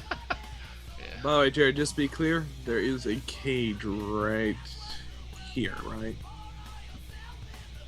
I do not see where you were pinging. Just do that again. Yes, that is. Imagine those are stone walls, and then there's like a prison gate. Like Yeah, the one I just drew there. It Right? looks like a prison cell, but the walls are stone, and the door is just like the bars. Yeah, and he's reaching his hands through the bars trying to grab you guys, but he can't get through. So Alright, it's sort of like well, I just drew them, huh? Yes. Alright. well, I did not succeed on my attack. Do I get more than one attack? You get as many attacks as your FC allows. What is my raw FC? Yeah, remember you get +2 to your for your melee weapon. Yeah, you're not. So you just get for the sword, your FC would be 2. So I get to attack twice then. Yeah, you get 2 slices. But you're gonna Okay. take a -5 to your second attack. Okay, I'll just factor that in. Yeah. So whatever your target number is, just reduce by 5. Yeah, I failed Those are 2 miserably criticals. again. So you critically failed on both, which makes sense. You're a gunslinger, not a sword slinger. you're like, oh, this is awkward and weird. It's not a gun, and you hit the zombie in the shoulder, in the collarbone, and it like vibrates, and you're like, ah, and then you go to hit him again, and it knocks the sword out of your hand, and it falls to the ground, and it did absolutely no damage to the zombie because you like hit it with the blunt end of the, or not the blunt end, the flat end with the sword because it was just so awkward. I should have really studied more martial arts when I was a kid. Well, but you're not playing yourself, or your character. Or is that what the character sheet says? No, Well- I'm just going to say I took martial arts as a kid, but I was really bad at it. Yeah. That's why they took you into. Then your parents took you to the gun range. You're like, okay, that makes sense. Yeah, that's when I joined the army, and I realized, oh, I know how to shoot shit. Okay, so yeah, you just fail bad, miserably. Eric. I'm going to come running up here and basically be like, I got you, buddy. Yeah. See, 5, 1, 2, The way 3, the system 4. works is you get Gestalt dice instead of experience points, and you can spend those on making yourself better at things. And that's why you guys are technically like level 1, but that's why like after like 5 or 6 sessions, you're really good at something. Yeah, what's our speed again? Whatever your height is. So if you're 6 foot, it's 6. If you're 5 foot, it's 5. So What if I'm 5'10"? then it's 5. Okay. Hey, Nick, Um, need some help? I'd really hate to be 5'11" in this game. That just pisses me off. Well, at that point, I think at 5'10", 5'11", I'd be okay if you rounded up to 6. I'm not going to be a stickler about it. Yeah, this guy, he just won't go down. I stabbed him in the shoulder, and he's just not affected. What the hell? I jam a double barrel shotgun into his face. Okay. Alright. If this doesn't work, I'll be disappointed. 60 plus your range. Oh my gosh, yeah, it's going to be pretty high. 72 plus I also have an RA of plus 5. Okay, so yeah, roll under that number. 77. Yeah. So don't roll over a 77. Yeah. You basically just blow its neck no longer exists. So its head, there's his head, no neck, and then a body. So he is gone, done. And, There you go, pal. Yeah, and his head just kind of like falls straight down, and so does the body. I put my arm around your shoulder, Eric. I'm just like, my God. That makes 3 now. I owe you a lot of beer once this is done. Nice. Shotguns are Now it's lifesavers. Jared. Oh gosh, watch Jared die. I wouldn't. I mean, if you're playing yourself, that makes sense. I Oh, am. well, hi there, neighbors. Actually, Jared's gonna get right there, and he's gonna be like, take like kind of a defensive stance with his lead pipe.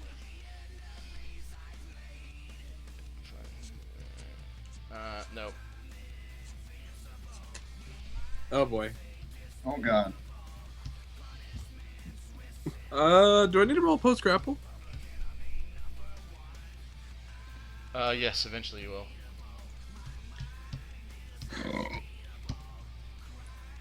And so will Nick. Does he sit on top of his dead buddy? Yeah, that zombie doesn't care. Wait, if I grapple them, can I squeeze my last bullet off into them? If they grapple me? It is a defensive weapon, so if they grapple you, you can use it as a defensive weapon. But if you do not kill them, you do not get to add your strength or anything to your grapple check. Oh, boy. So don't fail. Well, when I think about it, I have a plus 35 to beat their grapple, but I have a plus 77 to beat them with the shotgun. You essentially get however many bullets you have left in your gun, you can unload the entire clip on them. But you I have still one get bullet. Shit. you get the penalties for the FCs though. But it's point blank. You're literally putting the gun to their face and shooting. Is the logic behind the defensive weapon. Knives are also defensive weapons, kind of right in the face. By the way, I completely misread my character sheet, and I rolled really low compared to what I should have when I was attacking. That sucks.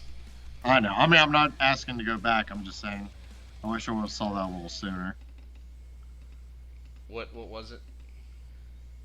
Well, apparently my lethality of short range with a 9mm pistol is 50, and I was rolling a 37. Oh wow, that's a huge difference. Yeah, but I mean, like I said, it's alright. I'm not asking to go back or anything. Well, I mean, your turn's up next, so you'll be able to.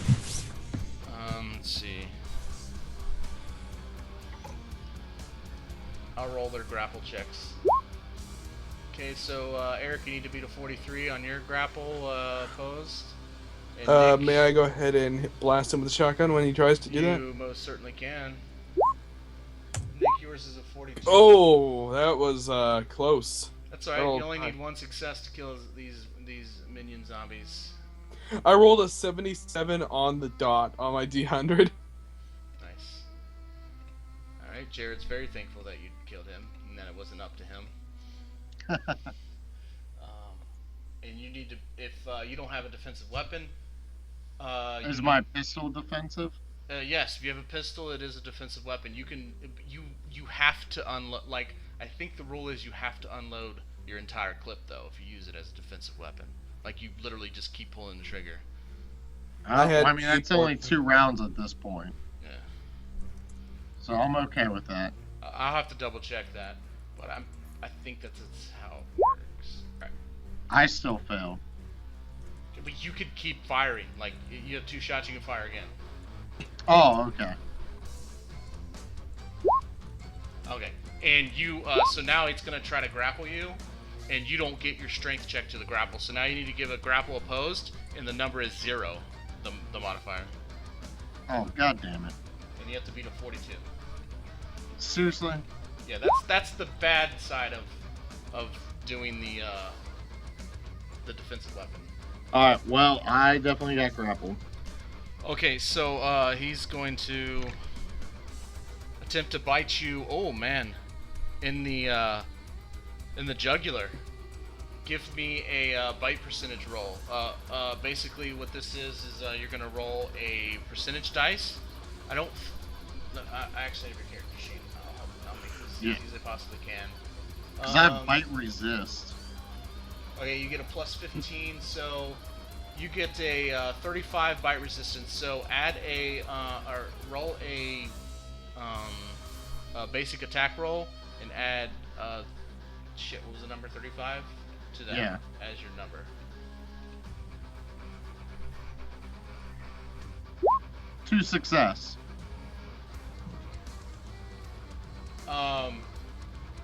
He goes to bite you in the neck, but you shove him off, and the tooth like barely just grazes your skin and doesn't pierce it, but you still take damage.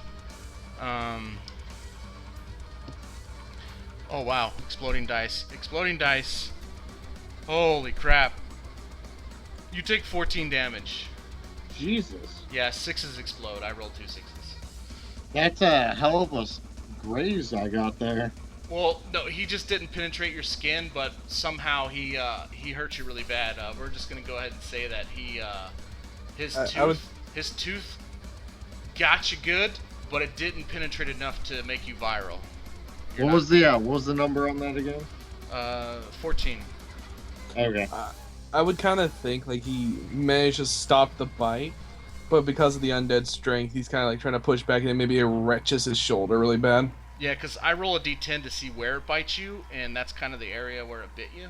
So, I mean, you could just say, like, your shoulder, like, you just kind of shrugged it off, but he still got you good somehow. Yeah, I mean... Yeah, he definitely did some damage. That's yeah, that hurts. But he didn't penetrate the skin, which is important. So it's bludgeoning damage, not piercing. You bite. Damn it, I gotta piss again. Alright, so, Nick, go ahead. Is there any penalty for stepping back and disengaging? No, those rules do not apply here. You can take a many steps as you want without, as long as you're not in the middle of a grapple. Which, in fact, he does have you grappled because he did damage to you, so you have to break the grapple, which means oppose grapples. Well, in that case, I'll just attack him then. With my pistol. Okay, so, alright. I just got 4 successes off my first shot. Okay, go ahead and say that you're pretty good at reloading your clips. So you take him out. You just stick the gun right under his chin and just blow his brain straight up through the top of his head. Yeah, motherfucker, that's what you get. And he collapses. Like 5-second pause. I hate to do this in the middle of combat, but I gotta piss. Drink Yeah, that's fine. Yeah, we'll call it quote unquote pop. This is awesome. Who doesn't love killing some zombies? Oh, Good old zombies. wait, I just realized there's an X on me. Just take it off. I'll be right back, so I'm going to go to the bathroom real quick while we're taking a break. Alright.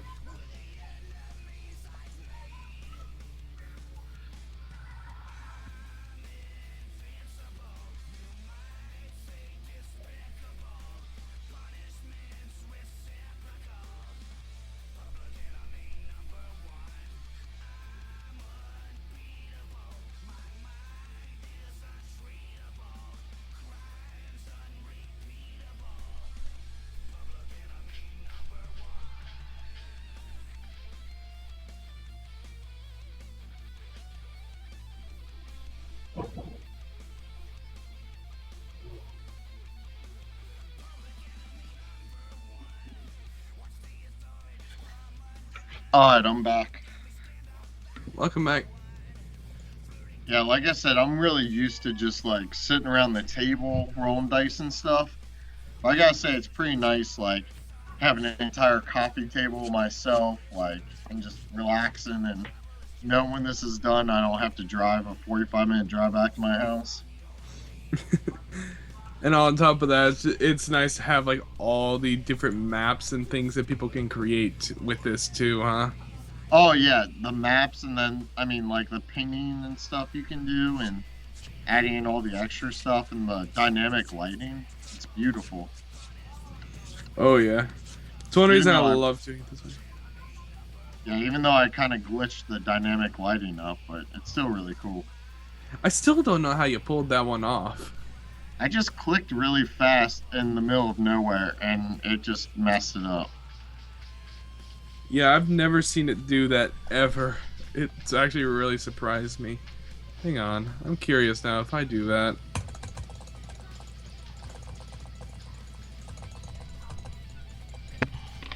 Nope, doesn't do anything for me. That's I don't weird. know how you pulled it off. Yeah, because like I can see all the zombies and everything. Like I can't see through doors or where like rooms we're not in. But But this entire area has like is like dimly lit, huh? yeah. But like I can definitely see behind me, even though my flashlight and myself are pointing forward. Yeah, I can only Cool see what's shit. directly in front of me. Yeah, like I can see that zombie behind us in the cage and everything. I can see all the way back to the rubble in the start area. Jeez. I don't even think the flashlight can point that far. Yeah, so it's kind of weird, but I glitched it up a little bit. Yeah, I just looked at your character. It's nothing with your character. Yeah. It's just a weird glitch you, Excuse me. Alright, where were Still not as good as the last one. we? I muffled that one. Hey, real quick, do we actually have people watching this on Twitch right now? We did for a bit. I think once we hit the midnight mark, they left. Oh, was it just one person? It was just one. Yeah, I don't have a huge following. I'm kind of new to this Twitch thing. So. No, I mean, I've never even used Twitch, so I was just curious. The YouTube though, the YouTube's where I'm gonna get a lot of the people watching it. Well, that's cool. Yeah. But I mean, yeah, because I have it under Dungeons and Dragons, I can't do Outbreak because it's not popular enough. But anyways, What? Real quick, do you put this under RPG Academy by chance? no, I talked to Michael about it. I said, hey, I'm more than willing to put it on his website, and he said he'd want to look at it. I gave him my YouTube channel, so it's kind of in his hands. Ah, gotcha.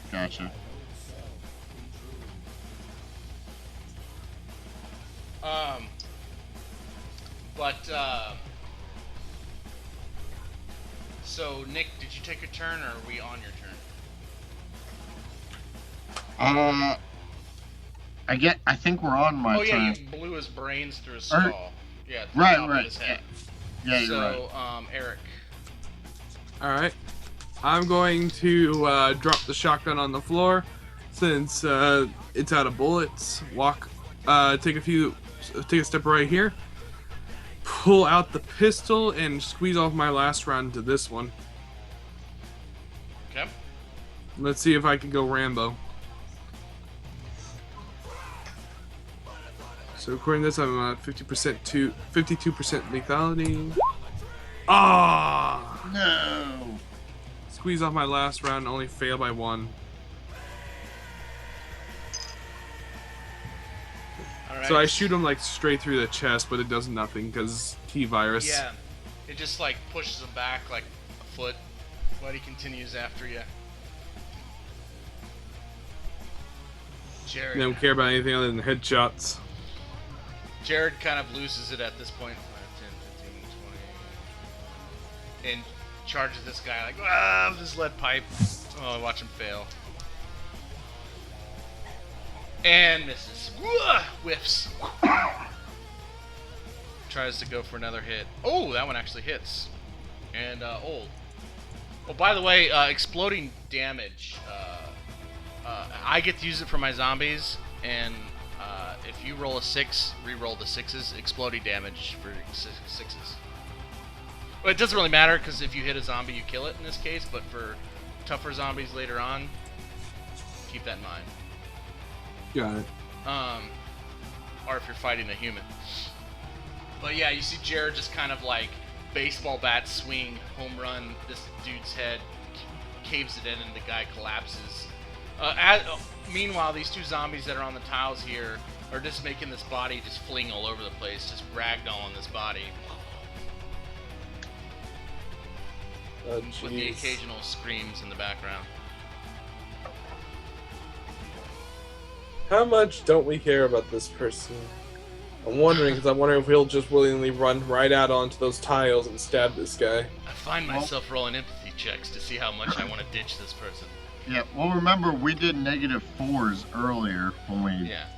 rolled Yeah. empathy for it. Now, you guys are both solid role players. It's up to you how you want to feel. You don't need to roll. So zombies' turns. Jared? Jared immediately regrets his decision.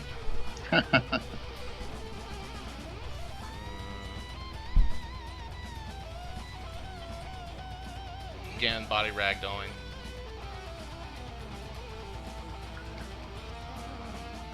Damn, are these guys like 10 feet tall? Hmm? They're moving really far. I'm giving them, they're like 6 foot tall. I'm giving them 6 squares. I bet. Am I moving? Did I accidentally move them further than I should have? No, you're Call me good. out on it. Yeah.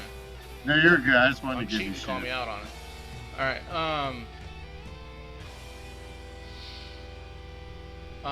Okay, so that's Nick and oh man, Nick, this is bad. Bad.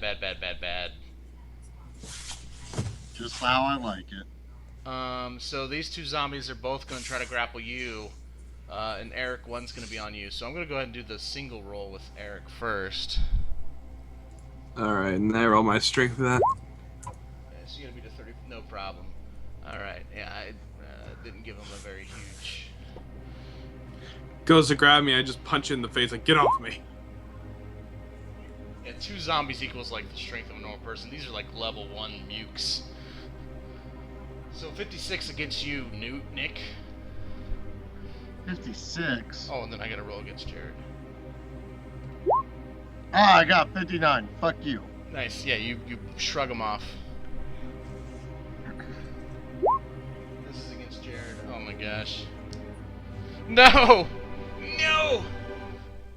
Alright. You got 71. No, that was the zombie. I'm rolling as Jared because I'm the GM. Here, I should probably change that to zombie.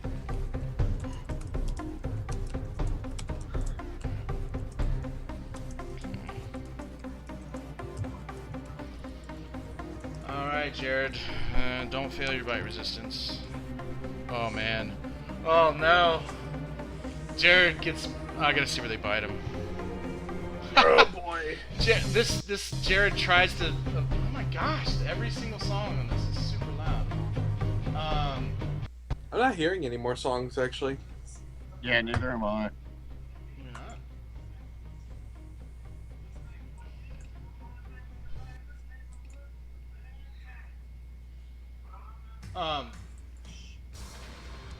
There we go, now I do. Yeah, I had to restart it. So Jared is, he goes to duck out of the way for the zombie, and the zombie falls forward, but in falling forward, the zombie takes a big chunk out of Jared's shin, and it clearly breaks the flesh, and Jared screams in pain. And, yeah, you guys have all seen The Walking Dead or any zombie movie. You don't know what this means. You would think this might mean something bad, but Jared has clearly been bitten, and the teeth have clearly pierced the flesh. He failed miserably on his bite resistance. Uh-oh. Oh, and I got -6 to give a. Yep. This usually happens to Jared, don't worry.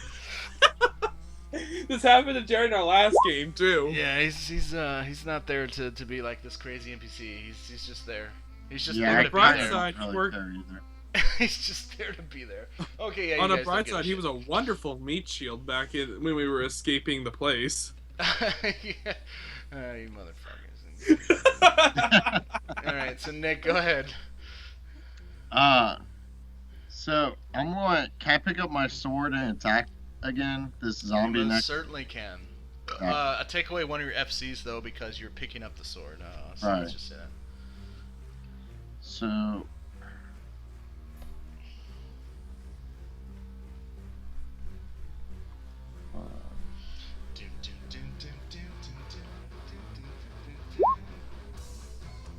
I failed miserably again. Jeez, I rolled a 90. Yeah, you go to pick it up, and the zombie actually steps on the blade on accident, and it jerks it out of your hand again. You're like, shit! Son of a bitch.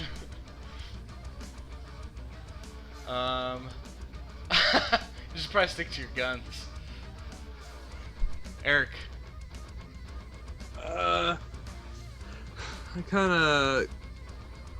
I'm gonna flip out my knife and shank this one. Shank him You hear Nick like, shoot him with the shotgun again.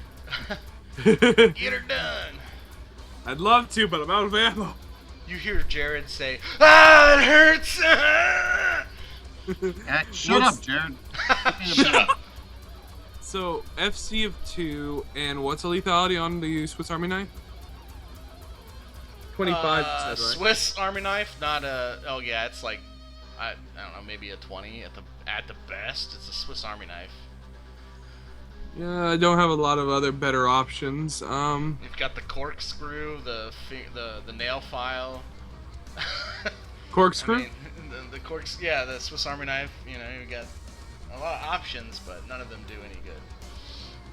Just pull out the regular knife then and go to stab him. Yeah, the regular knife would give you about a 30. A 30? Yeah. Alright, so with the... Swiss Army knife's like a pin needle compared to an actual knife.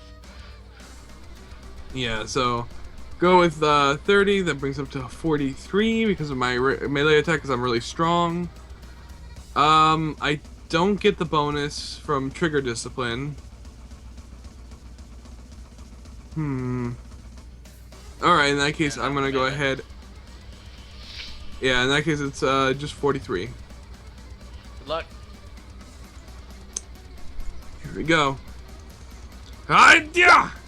Nailed it. Yeah. Got him. Nice. I just take it out zombie led Riley. Shotgun. Throw that on the ground. Pistol. Throw that on the Was ground. it this guy you were killing? Yeah. Okay. Nice. Dropped him. I'm getting Jared. lucky when it comes to killing now. Oh my gosh. Yeah, Jared's not looking good. Do we care? No. No. With a critical failure on empathy, no. He does absolutely nothing on his turn. This zombie's dead, right? Yeah. So these two zombies, one on each of you, so you were able to spread them out a little bit. Oh man. I'm gonna roll it on here. So... Oh. Ooh, barely I managed to push him off. Alright, and this is you, Nick.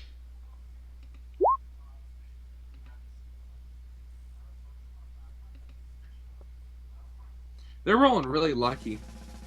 Alright, Nick, I need to pull his grapple. Yeah, go fuck yourself. No, I gotta be a 65. Yeah. Oh my I had to God. beat a 72. I got lucky. Yeah.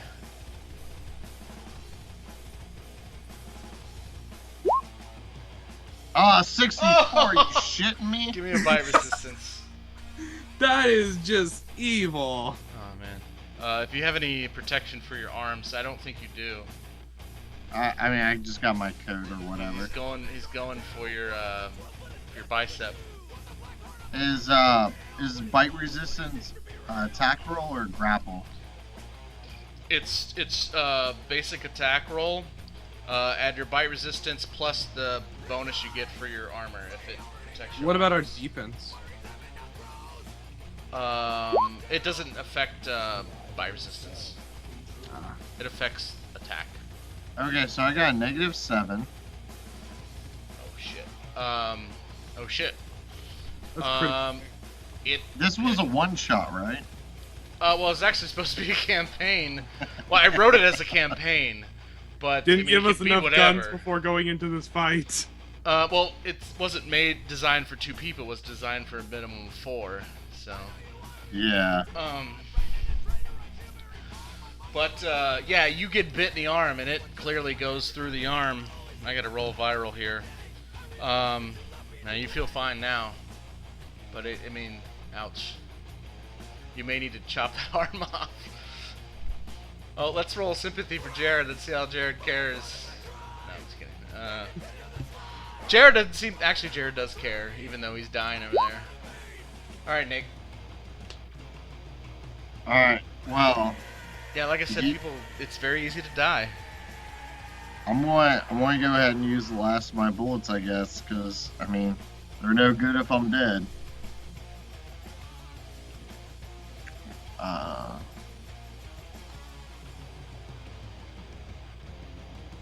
Hold on, I'm looking at my stats real quick.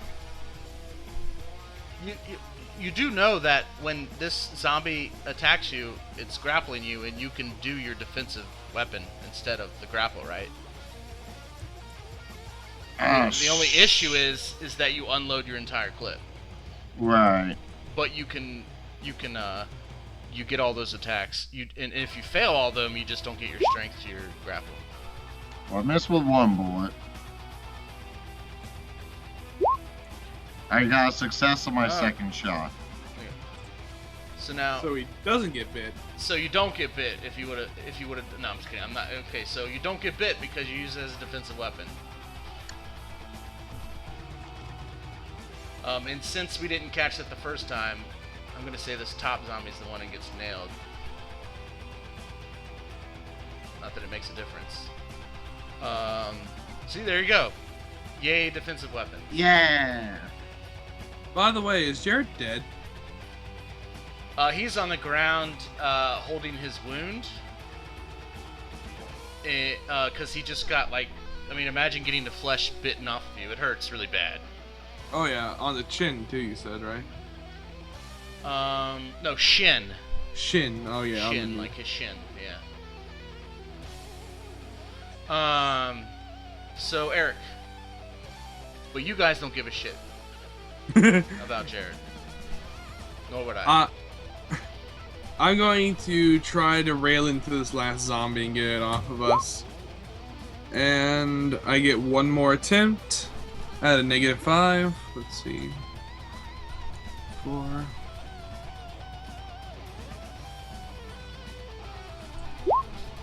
Oh, so close. Really lucky I'm not doing like level 3 zombies at you guys.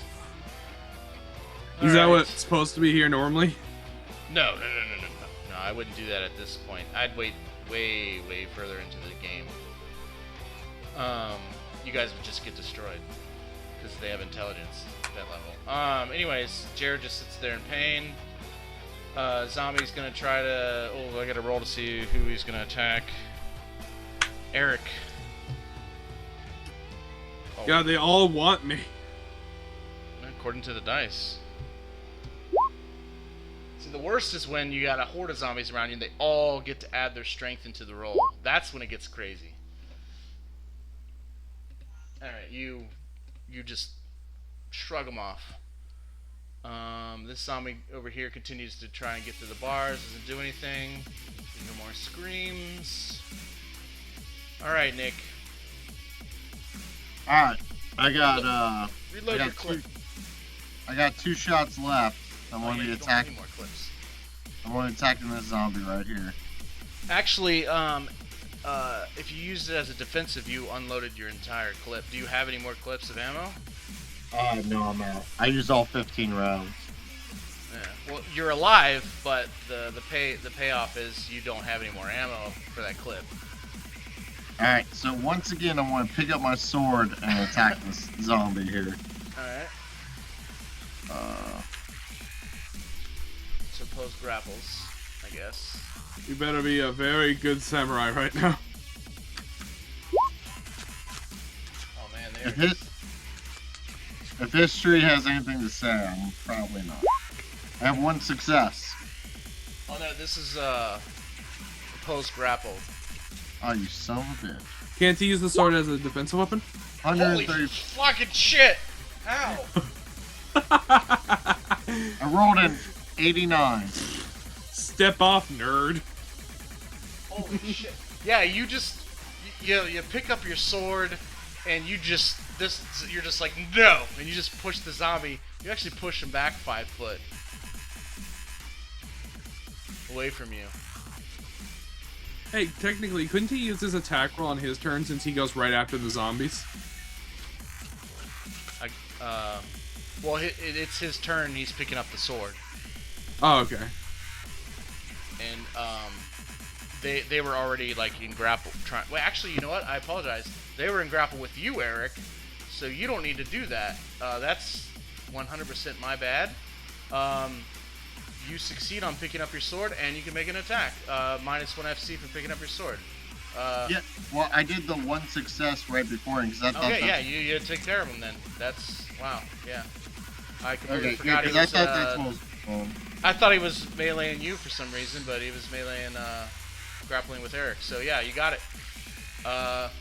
It appears that the only zombie that you hear is this one right here, down here at the jail cell. What about this guy? Yeah. Oh shit. Yeah, he's just munched on Jared. Jared's pretty much done for. He's a lunchable. Yeah, Jared is a midnight snack right now for this zombie.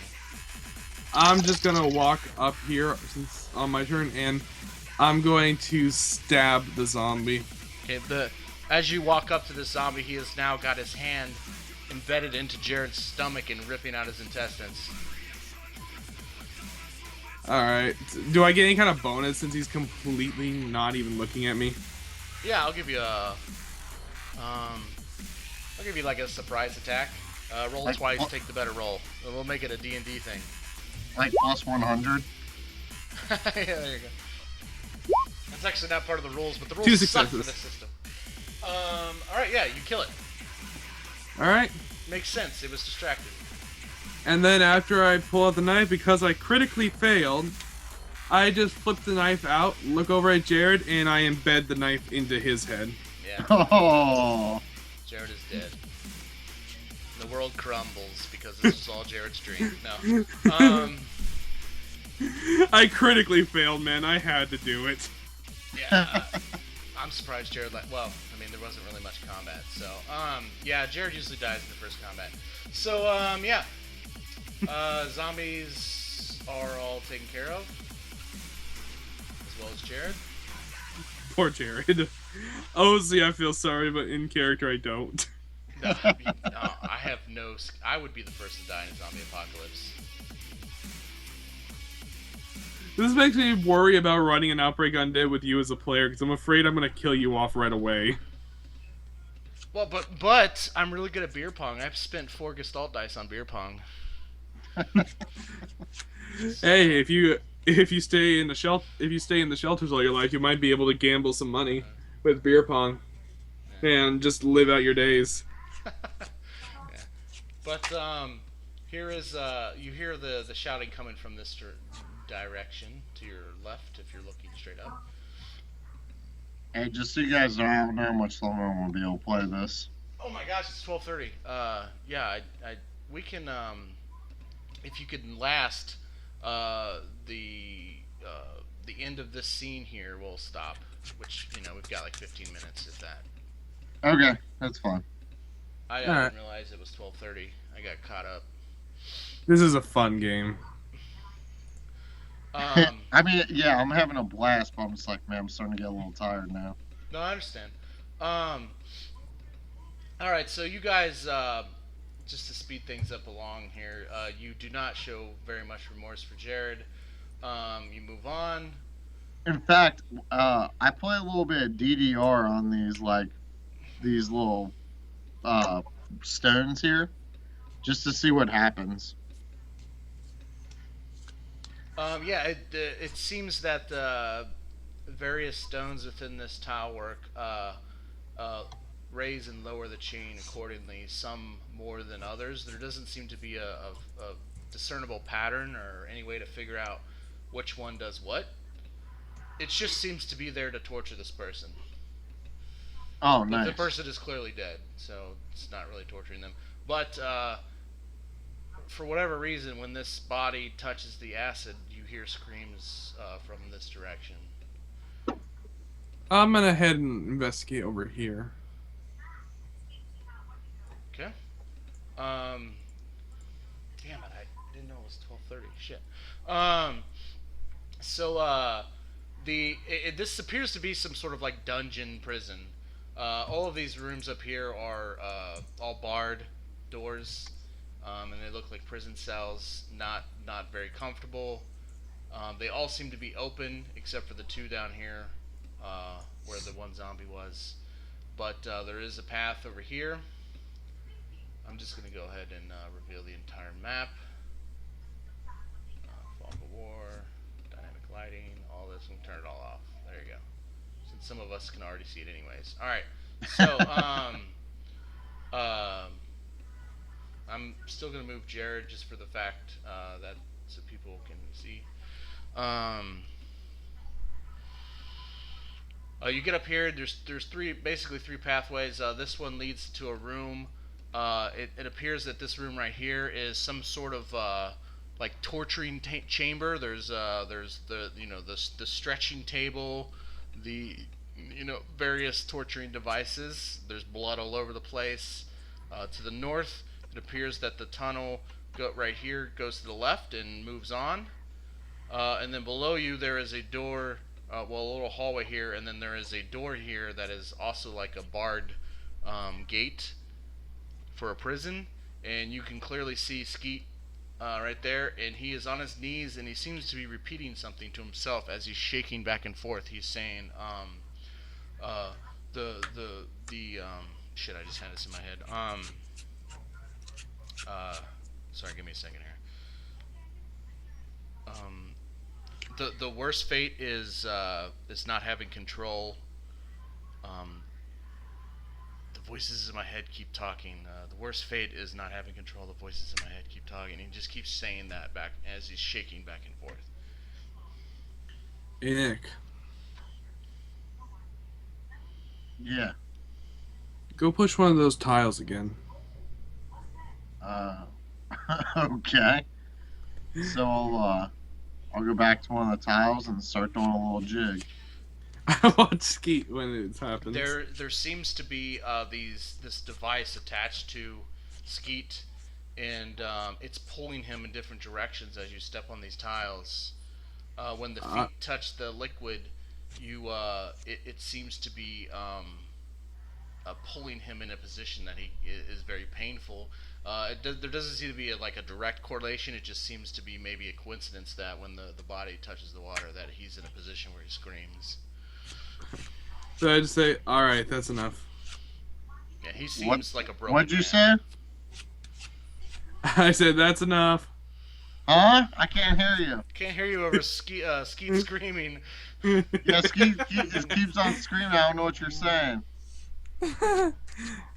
I just shake my head and I go to open up the door. Oh, you're moving out without me. What's up? So apparently there's a device that contorts him whenever you do that. Yeah. Oh, why didn't you say so? Give me perceptions, everybody. And after this roll, we'll kind of do a narrative. Critical failure. All right. I got -2. Okay. Well, you don't see where the sound is coming from. You just hear it as all around you. But you hear a voice saying, and it's. Has anybody here played Code Veronica? Very No. Do you know the main bad guy, the boy with the? Actually, you know what? I might as well just say no. I've never played because I really don't remember. Oh, okay. Well, you hear this very annoying, immature voice going hee hee hee hee. He kind of sounds like the guy from Resident Evil 4, if I'm being honest. And he's like, "Welcome to my dungeon. Welcome to my game." He says, "You have yet to experience fear, true fear." He says, "Oh, what a long night is in store for you." He says, "Now watch as someone you knew dies before your eyes, such as I have witnessed on so many occasions." And you see this the walls, like these little holes in the walls, start spewing out this gas.